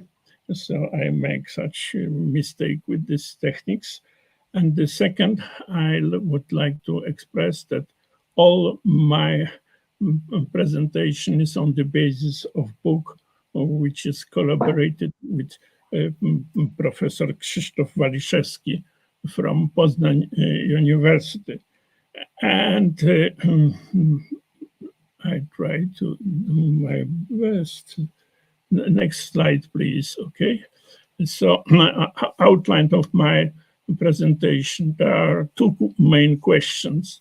What is this COVID-19, and who will pay for it? And answer is two types of answer. One is silos, which means that simply on the basis of our knowledge, our interest, or holistic, which it's management of complex issue. And we have national taxpayers who pay for losses, or global taxpayer. In case of COVID-19, we have a global taxpayer in forms of global inflation. So we have the situation in which national taxpayers divide world, and we have three different approaches. One is G7, the second is BRICS, and third is regionalization. So these are the main answer on such question. Please, next slide, please.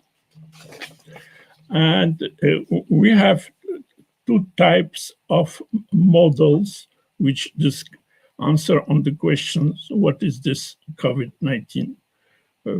First type of models, there is a narrative model or productive model. If you have a narrative models, that you can have two dimensions. One is the utopia, for example, on global remote work, or dystopia, which is endemics, and also the problem of apocalypse, doom, famine. So we can choose which narrative model we will use. And we have also, in these forms, catalyst model, which Professor described. COVID-19, nothing changed. It means that it's a catalyst of existing tendency. And we have three types of predictive models. One model is white swan, which means that is pandemics of pandemics, and it is a new normal, or black swan, which means that we have something which change normality. And we have a gray and green swan, that is a systemic risk, or that we know that something happened, but we don't know how to change this. So please, next slide. Next slide, please. Thank you. And we can answer on the questions in terms of losses. So losses we can have. And if we have losses, that we should think on pandemics in terms of losses. And it can be global public goods. It can be public utility goods. It can be private goods. And it can be club goods. And it can be also coexistent goods. So we have now a discussion about this, in which direction will go the digital culture, digital economy, digital finance. And we have two predictions. One, that we will keep the free internet, and so we can share different goods, or we will go in the direction of private goods, cryptography, and we will come to early 90s capitalism with very strong private ownership. So we see that COVID-19 go to the nationalization of vaccine. So we are very far from seeing the world as a global public good. So we have the problem with such concept, because people don't trust in the public goods. So we will use not losses, but the probability of losses as a main factor to describe the impact of COVID. Next slide, please. So we have some concept in which we say that something will transparent from one people to another, or it will need the hospitalization or not. So we have 4 different panels, A, B, D, C. So we can choose which we predict. And we have in Poland discussion that medical advice committee put us to the panel D. So they expect that it will be danger, and people now in opinion of a government party, it was a big mistake, because in reality we have the situation A. So you see that if you use only a medical approach, you may come to some solutions which are politically not valid.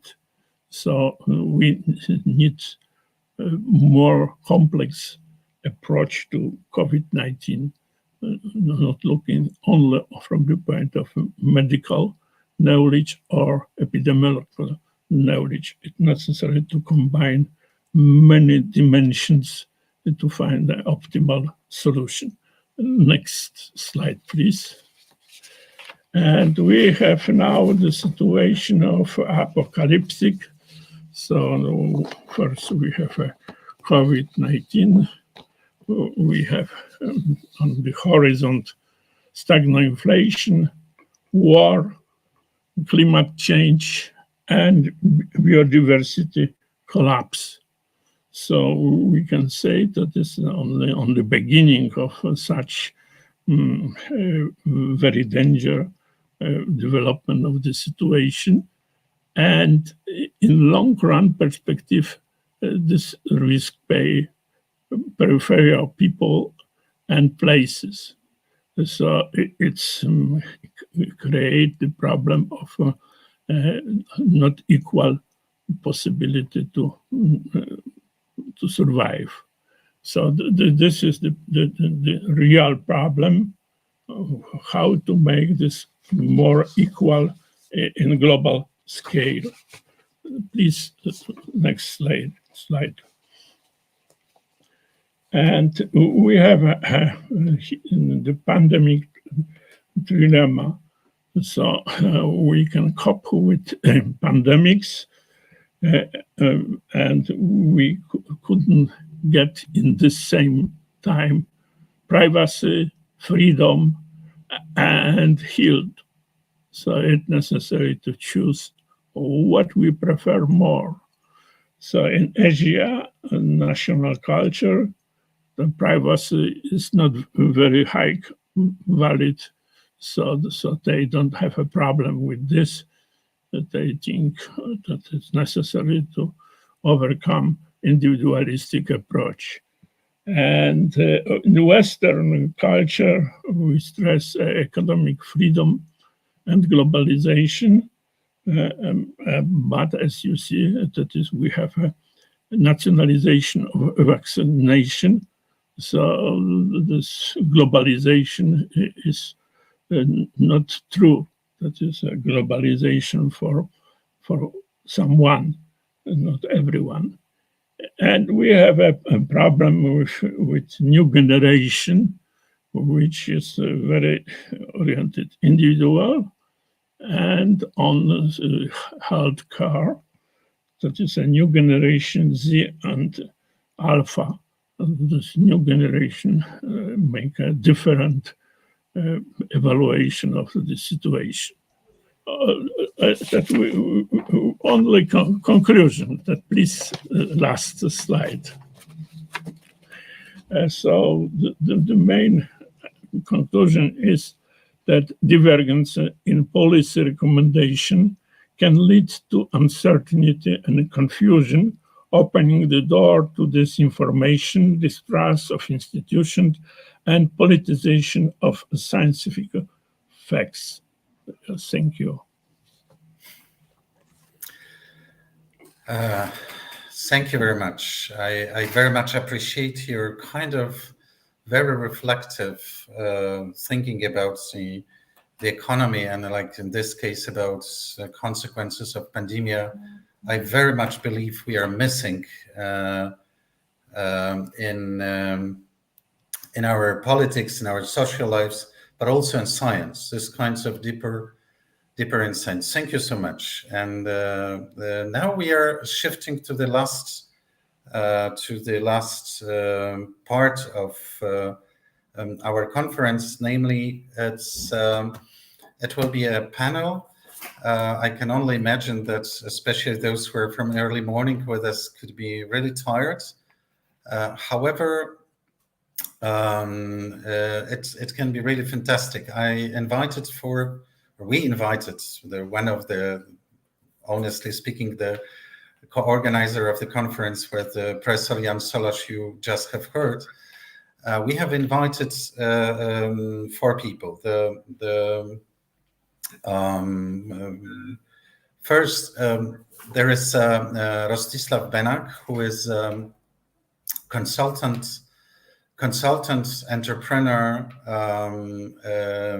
in his and an owner of the operating in several Central European, not only Central European countries, firm assessment systems, specializing in assessments, psychological assessment, but also in consultancy, HR consultancy, very seasoned consultant in this respect. The second person is Przemysław Powalacz, who is hello, Przemek, great to see you. Are you in Iceland or in Krakow or in Warsaw? I'm in Warsaw. Hello, everybody. You are in pleasure Warsaw. to be here. Please accept what I say. Amazing manager, very insightful human being, the person who's reading like two books per week. I'm so jealous, not only about business, and on the daily basis at work for a good couple of years, very successful CEO in the company Geberit. And the last person, the third person is Dr. Krzysztof Księżopolski, who is scholar in economic security, energy policy, energy security, working in the name of the Polish government, but also the one who is in the domain of security in the recent years, been involved in several large projects. So he has a perspective not only of a scholar, but also of central institutions. And last but not least, the person whom I asked to have the final comments for the presentation, the sharing of the panelists, Professor Andrzej Blikla, whom I am very much believe you know him as an author of Quality Doctrine, entrepreneur, and the person coming from one of the most notable and respected families of Polish entrepreneurs since the mid of the 19th century, mathematician, professor of mathematics, and the person who is very much concerned about the quality of our organizations and academia. So I was asking our panelists to consider, let's think as a wrap up for our conference, what you, from your experience and reflections, what you believe we can expect in coming months or maybe years as regards the trends in organizations. Can we expect any real stable and predictable normality, post-COVID normality, or not that much? What about the leadership? What about the work style? What's about organizational cultures? So let's work this way, that I will serve as facilitator, and then towards the very end, I will ask Professor Brickler to share his comments. As we agreed to or asked for, it's like up to 7-8 minutes of sharing, but it's up to how you feel the future. And remembering that we have a very pretty global and general public listening to us, students, some people of business, and academicians. Przemysław Powalacz, if you were, Przemku, so kind to start. All right, so first of all, I would challenge the thesis that the COVID should be the only or the leading point of reference. We should really take into consideration, especially taking into account the very nice slides we have seen just 5 minutes before in the last slides of the previous presentation, where the COVID seems to be the smallest ball in this set of the bigger balls, like the climate change, biodiversity crisis, and specifically war in our part of Europe and in a close neighborhood of our country. And of course, our perspective is very much the Polish one. As we, at least myself, do the business here, and I'm influenced the most by the circumstances in the country and here. So I think COVID is simply first wave of the unpredictable occurrences, these disruptive changes which happened completely in an unpredictable way, which influenced in many ways, many aspects of and the ways we do the business. We lead organizations, we collaborate, we exchange the information. When it comes to trends, I'm not the trend watcher, not the trend predictor. I try rather to build on what I do observe now in the organizations, and maybe the most pragmatic approach will be to share with you a couple of thoughts in here. First, I would say there is, in my opinion, no other point to start with than digitalization.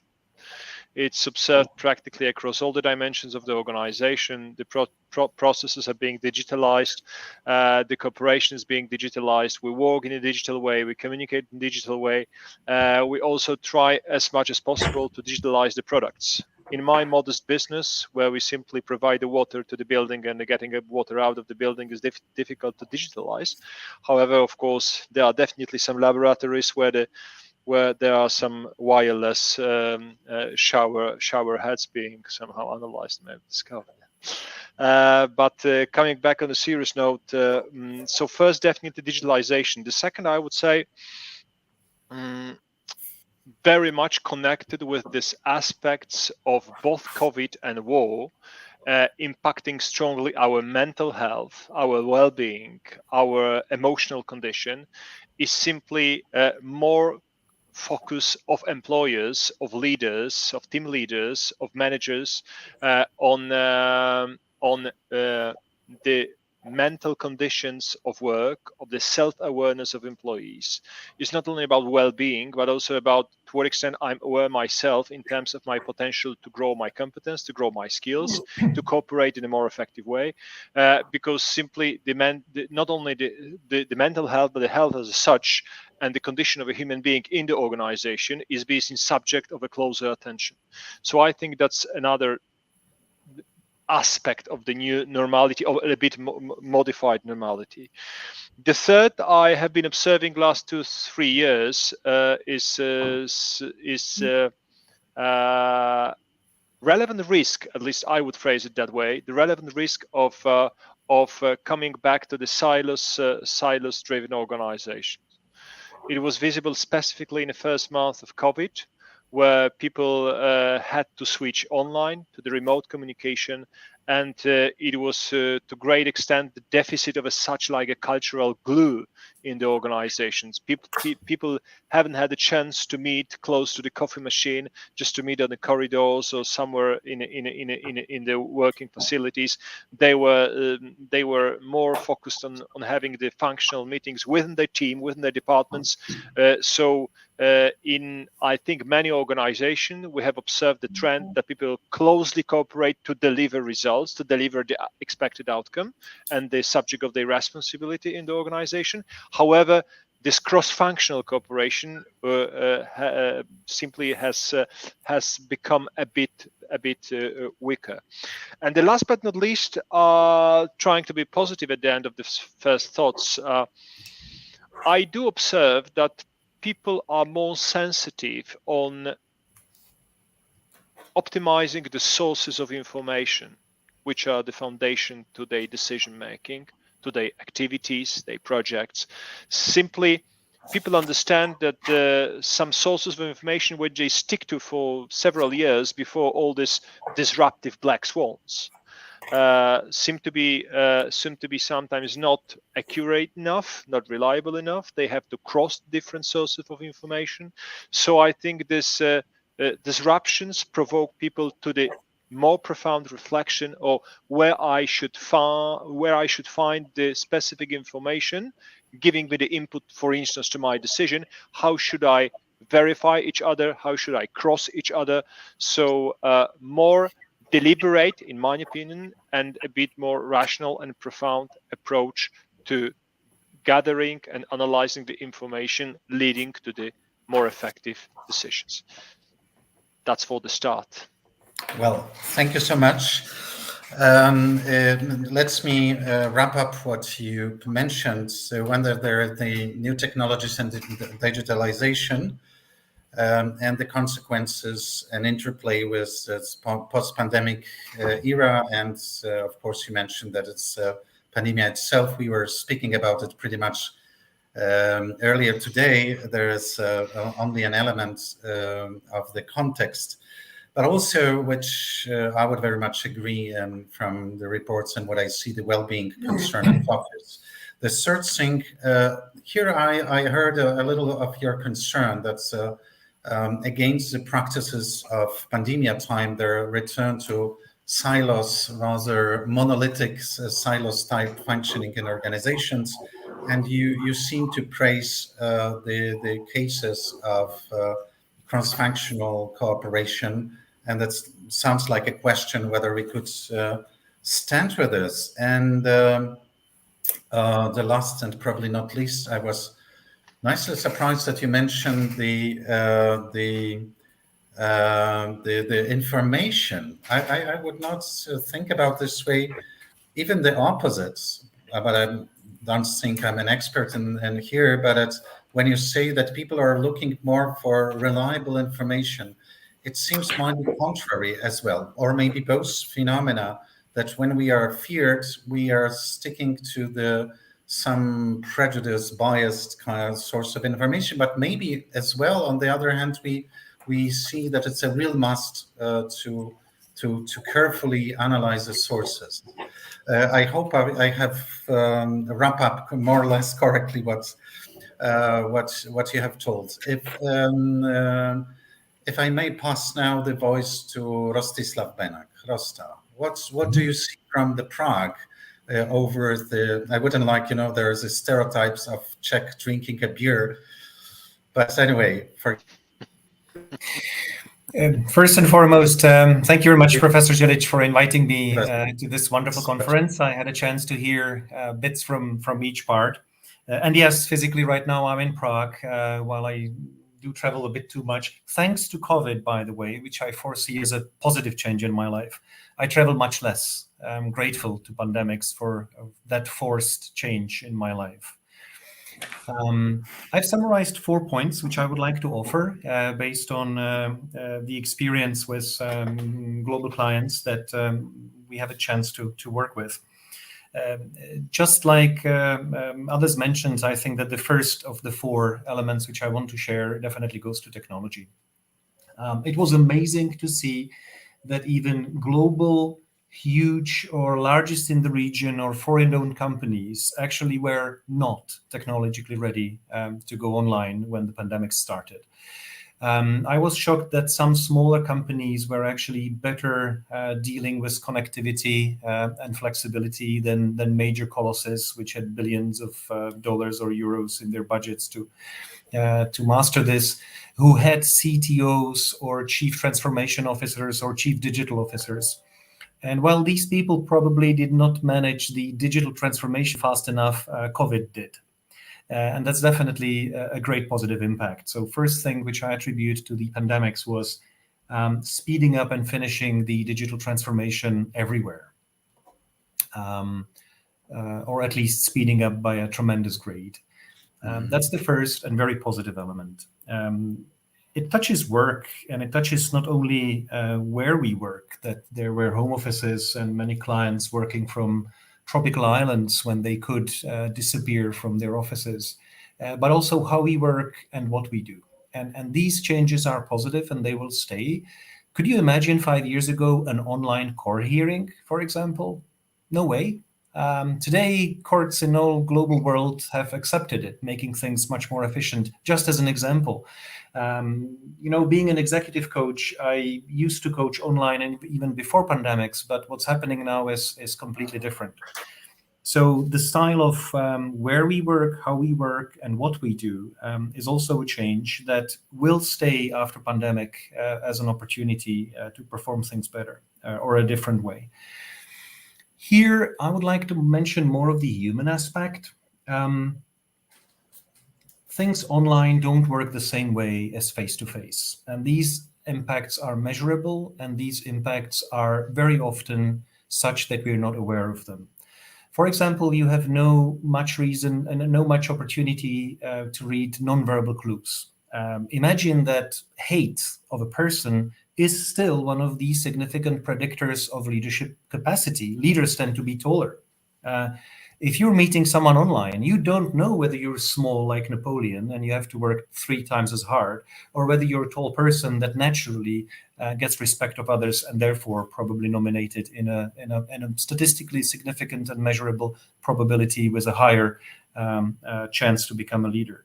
These clues are gone. Also, we tend to negotiate differently. We tend to argue differently. The teamwork works differently. We tend to be nicer.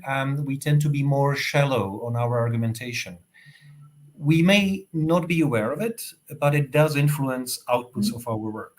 And I would be strongly convinced that this is still yet to be acknowledged by how we work.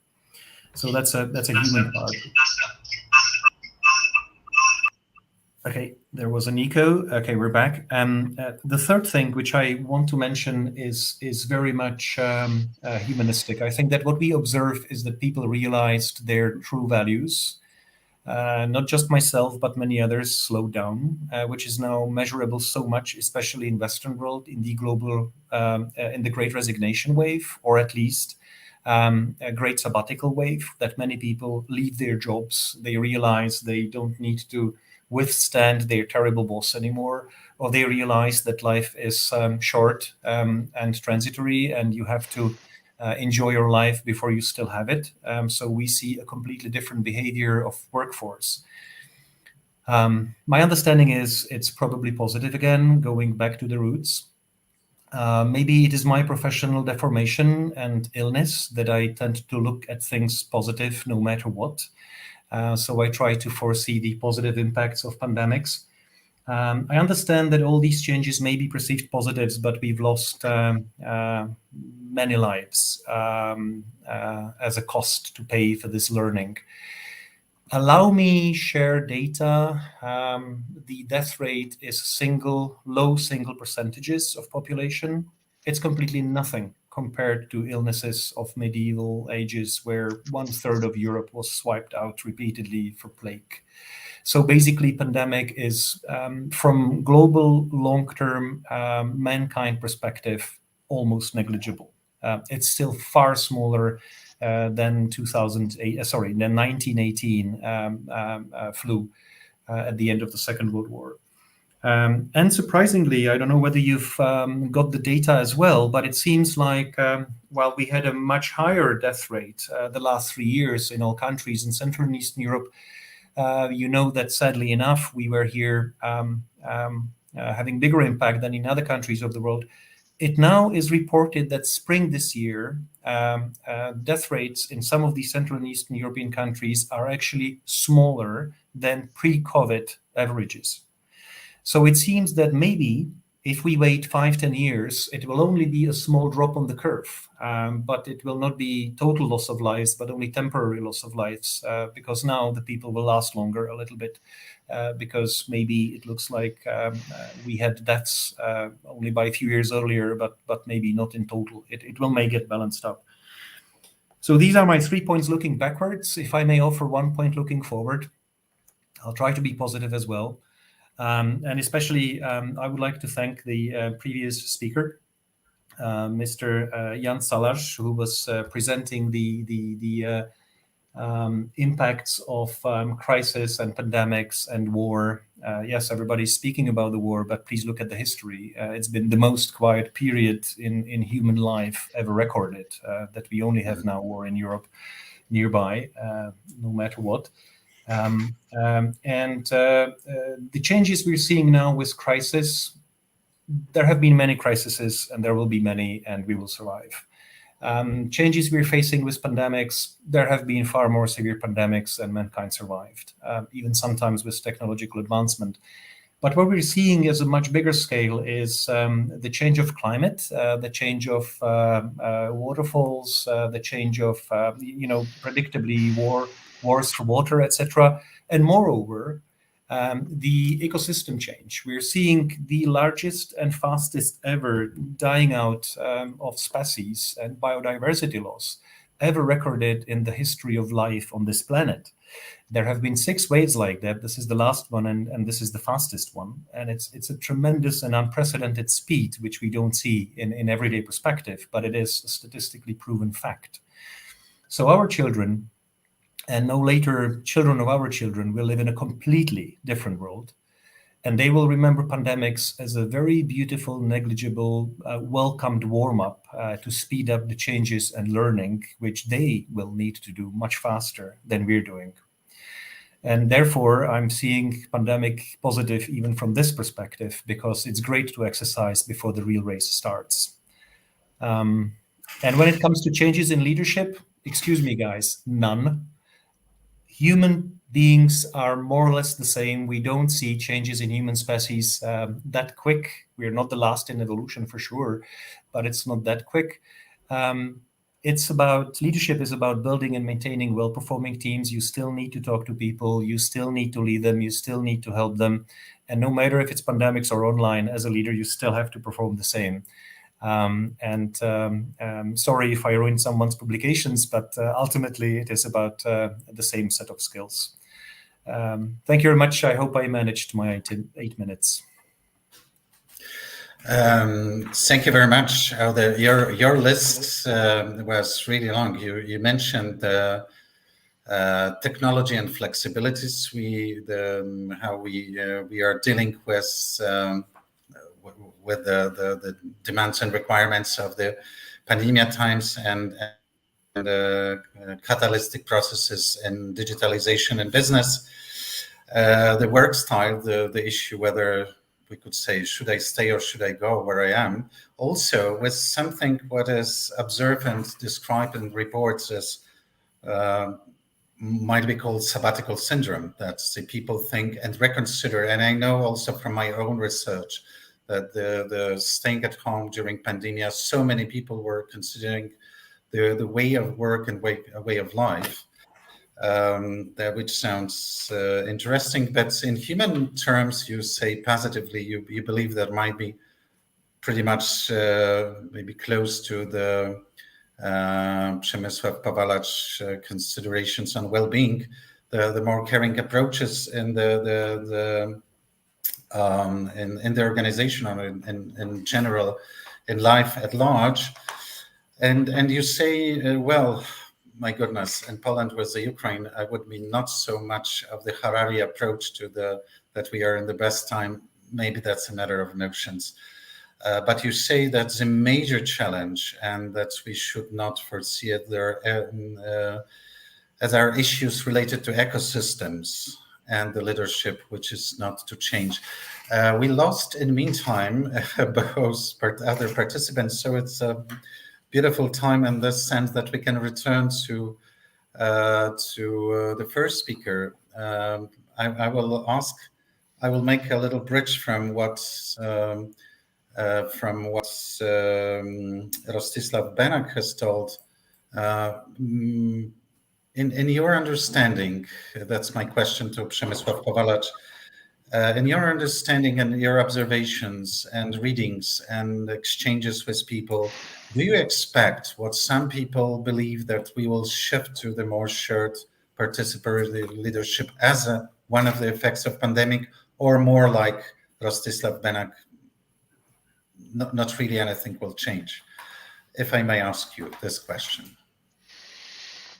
I think it seems that we have been shifting toward this direction since quite much before the pandemics. If we observe what is happening, especially in digital industry, we look at the companies which used to be really shared power startup 5-10 years ago, and what is the current market capitalization of these companies? Of course, maybe heading a bit toward the classical cooperation.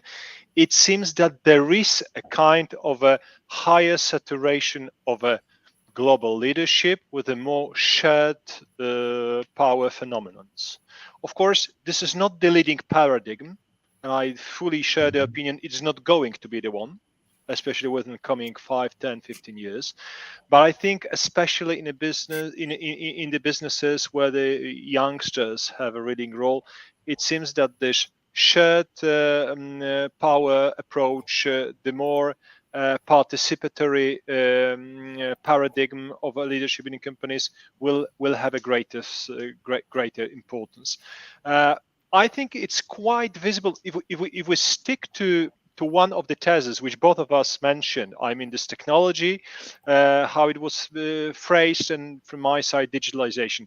It's even visible how companies in the beginning of pandemics and just in the middle of pandemics have been switching to the technology in terms of collaboration.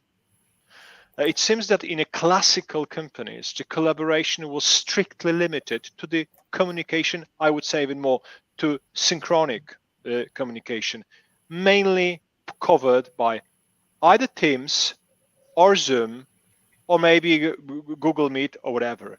If you look at the companies which are more based on a younger generation, where there is a much higher, let's say, saturation of this participatory attitude to work and collaboration, it seems that communication is only a fraction of a working environment which is covered by technology.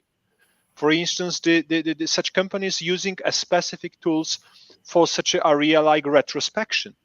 They make a critical insights of projects using the apps, which maybe many of us, I mean the older people like myself, never heard about. Like, for instance, Easy Retro or Metro Retro. There's a very popular app for the 25 or 28 years old people being deeply engaged in the business. They also share the different tools for organizational of work.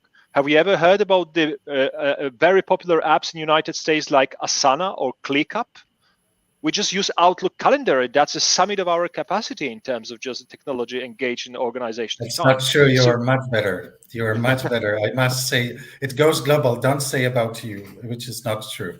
My point is that there is a kind of a change, or maybe at least slight wind of change, in terms of how young people and young generation shaping their working environment.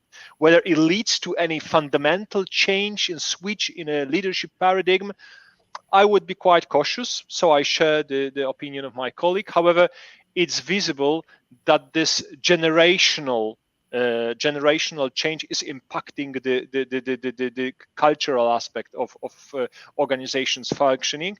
And even in my organization, I can see that sticking at the end of my thesis now to the very popular buzzword in a business nowadays, which is diversity. I would say this generational diversity needs to be, at least in my company, equally important as gender diversity, as a religion diversity, and the sexual orientation diversity. Simply generational diversity, because the generation impacts how people behave in a community, also in terms of what tools are using, how they approach the different aspects. But in general, I would say it's important to understand the consequences, not maybe speak about the big phenomenons and building a macro trends on that, but rather observe the small steps, somehow translated into daily usage of specific tools, either conventional or digital. Okay, thank you very much. So I only needed to protest because yes, I will give you a voice, but the frankly speaking, we know each other with Przemek, and one of the things I'm so inspired.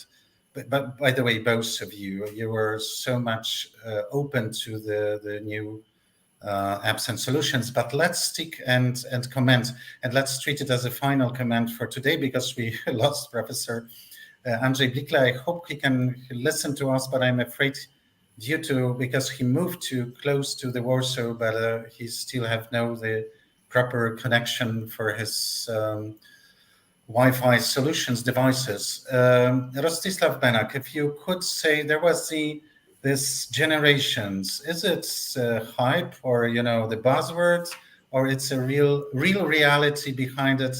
And what Przemysław Powalacz was suggesting, that it sounds like a real game changer for organizations. What's your vision? Thank you so much.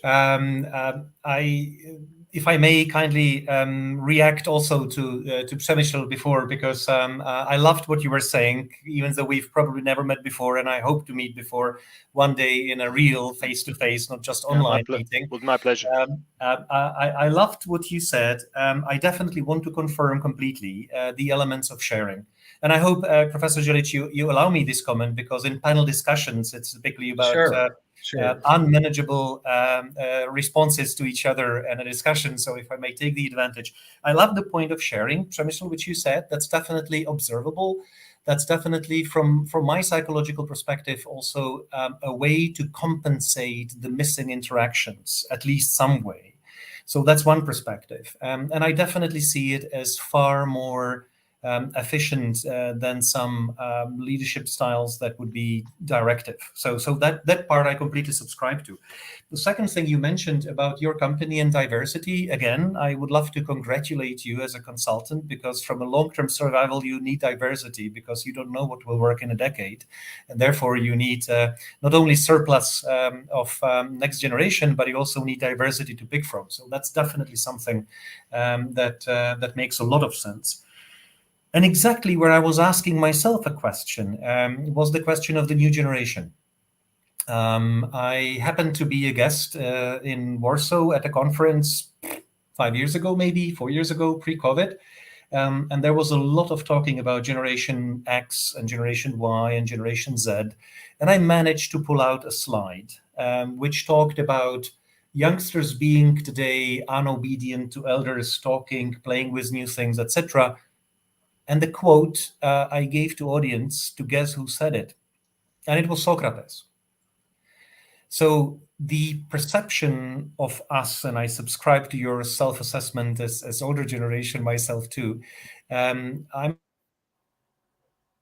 as an older generation commenting on the younger generation will remain there at all times of mankind, more or less the same. At least data says of what elderly people were commenting on younger people even 1,000 years ago was basically very similar to what we're doing today.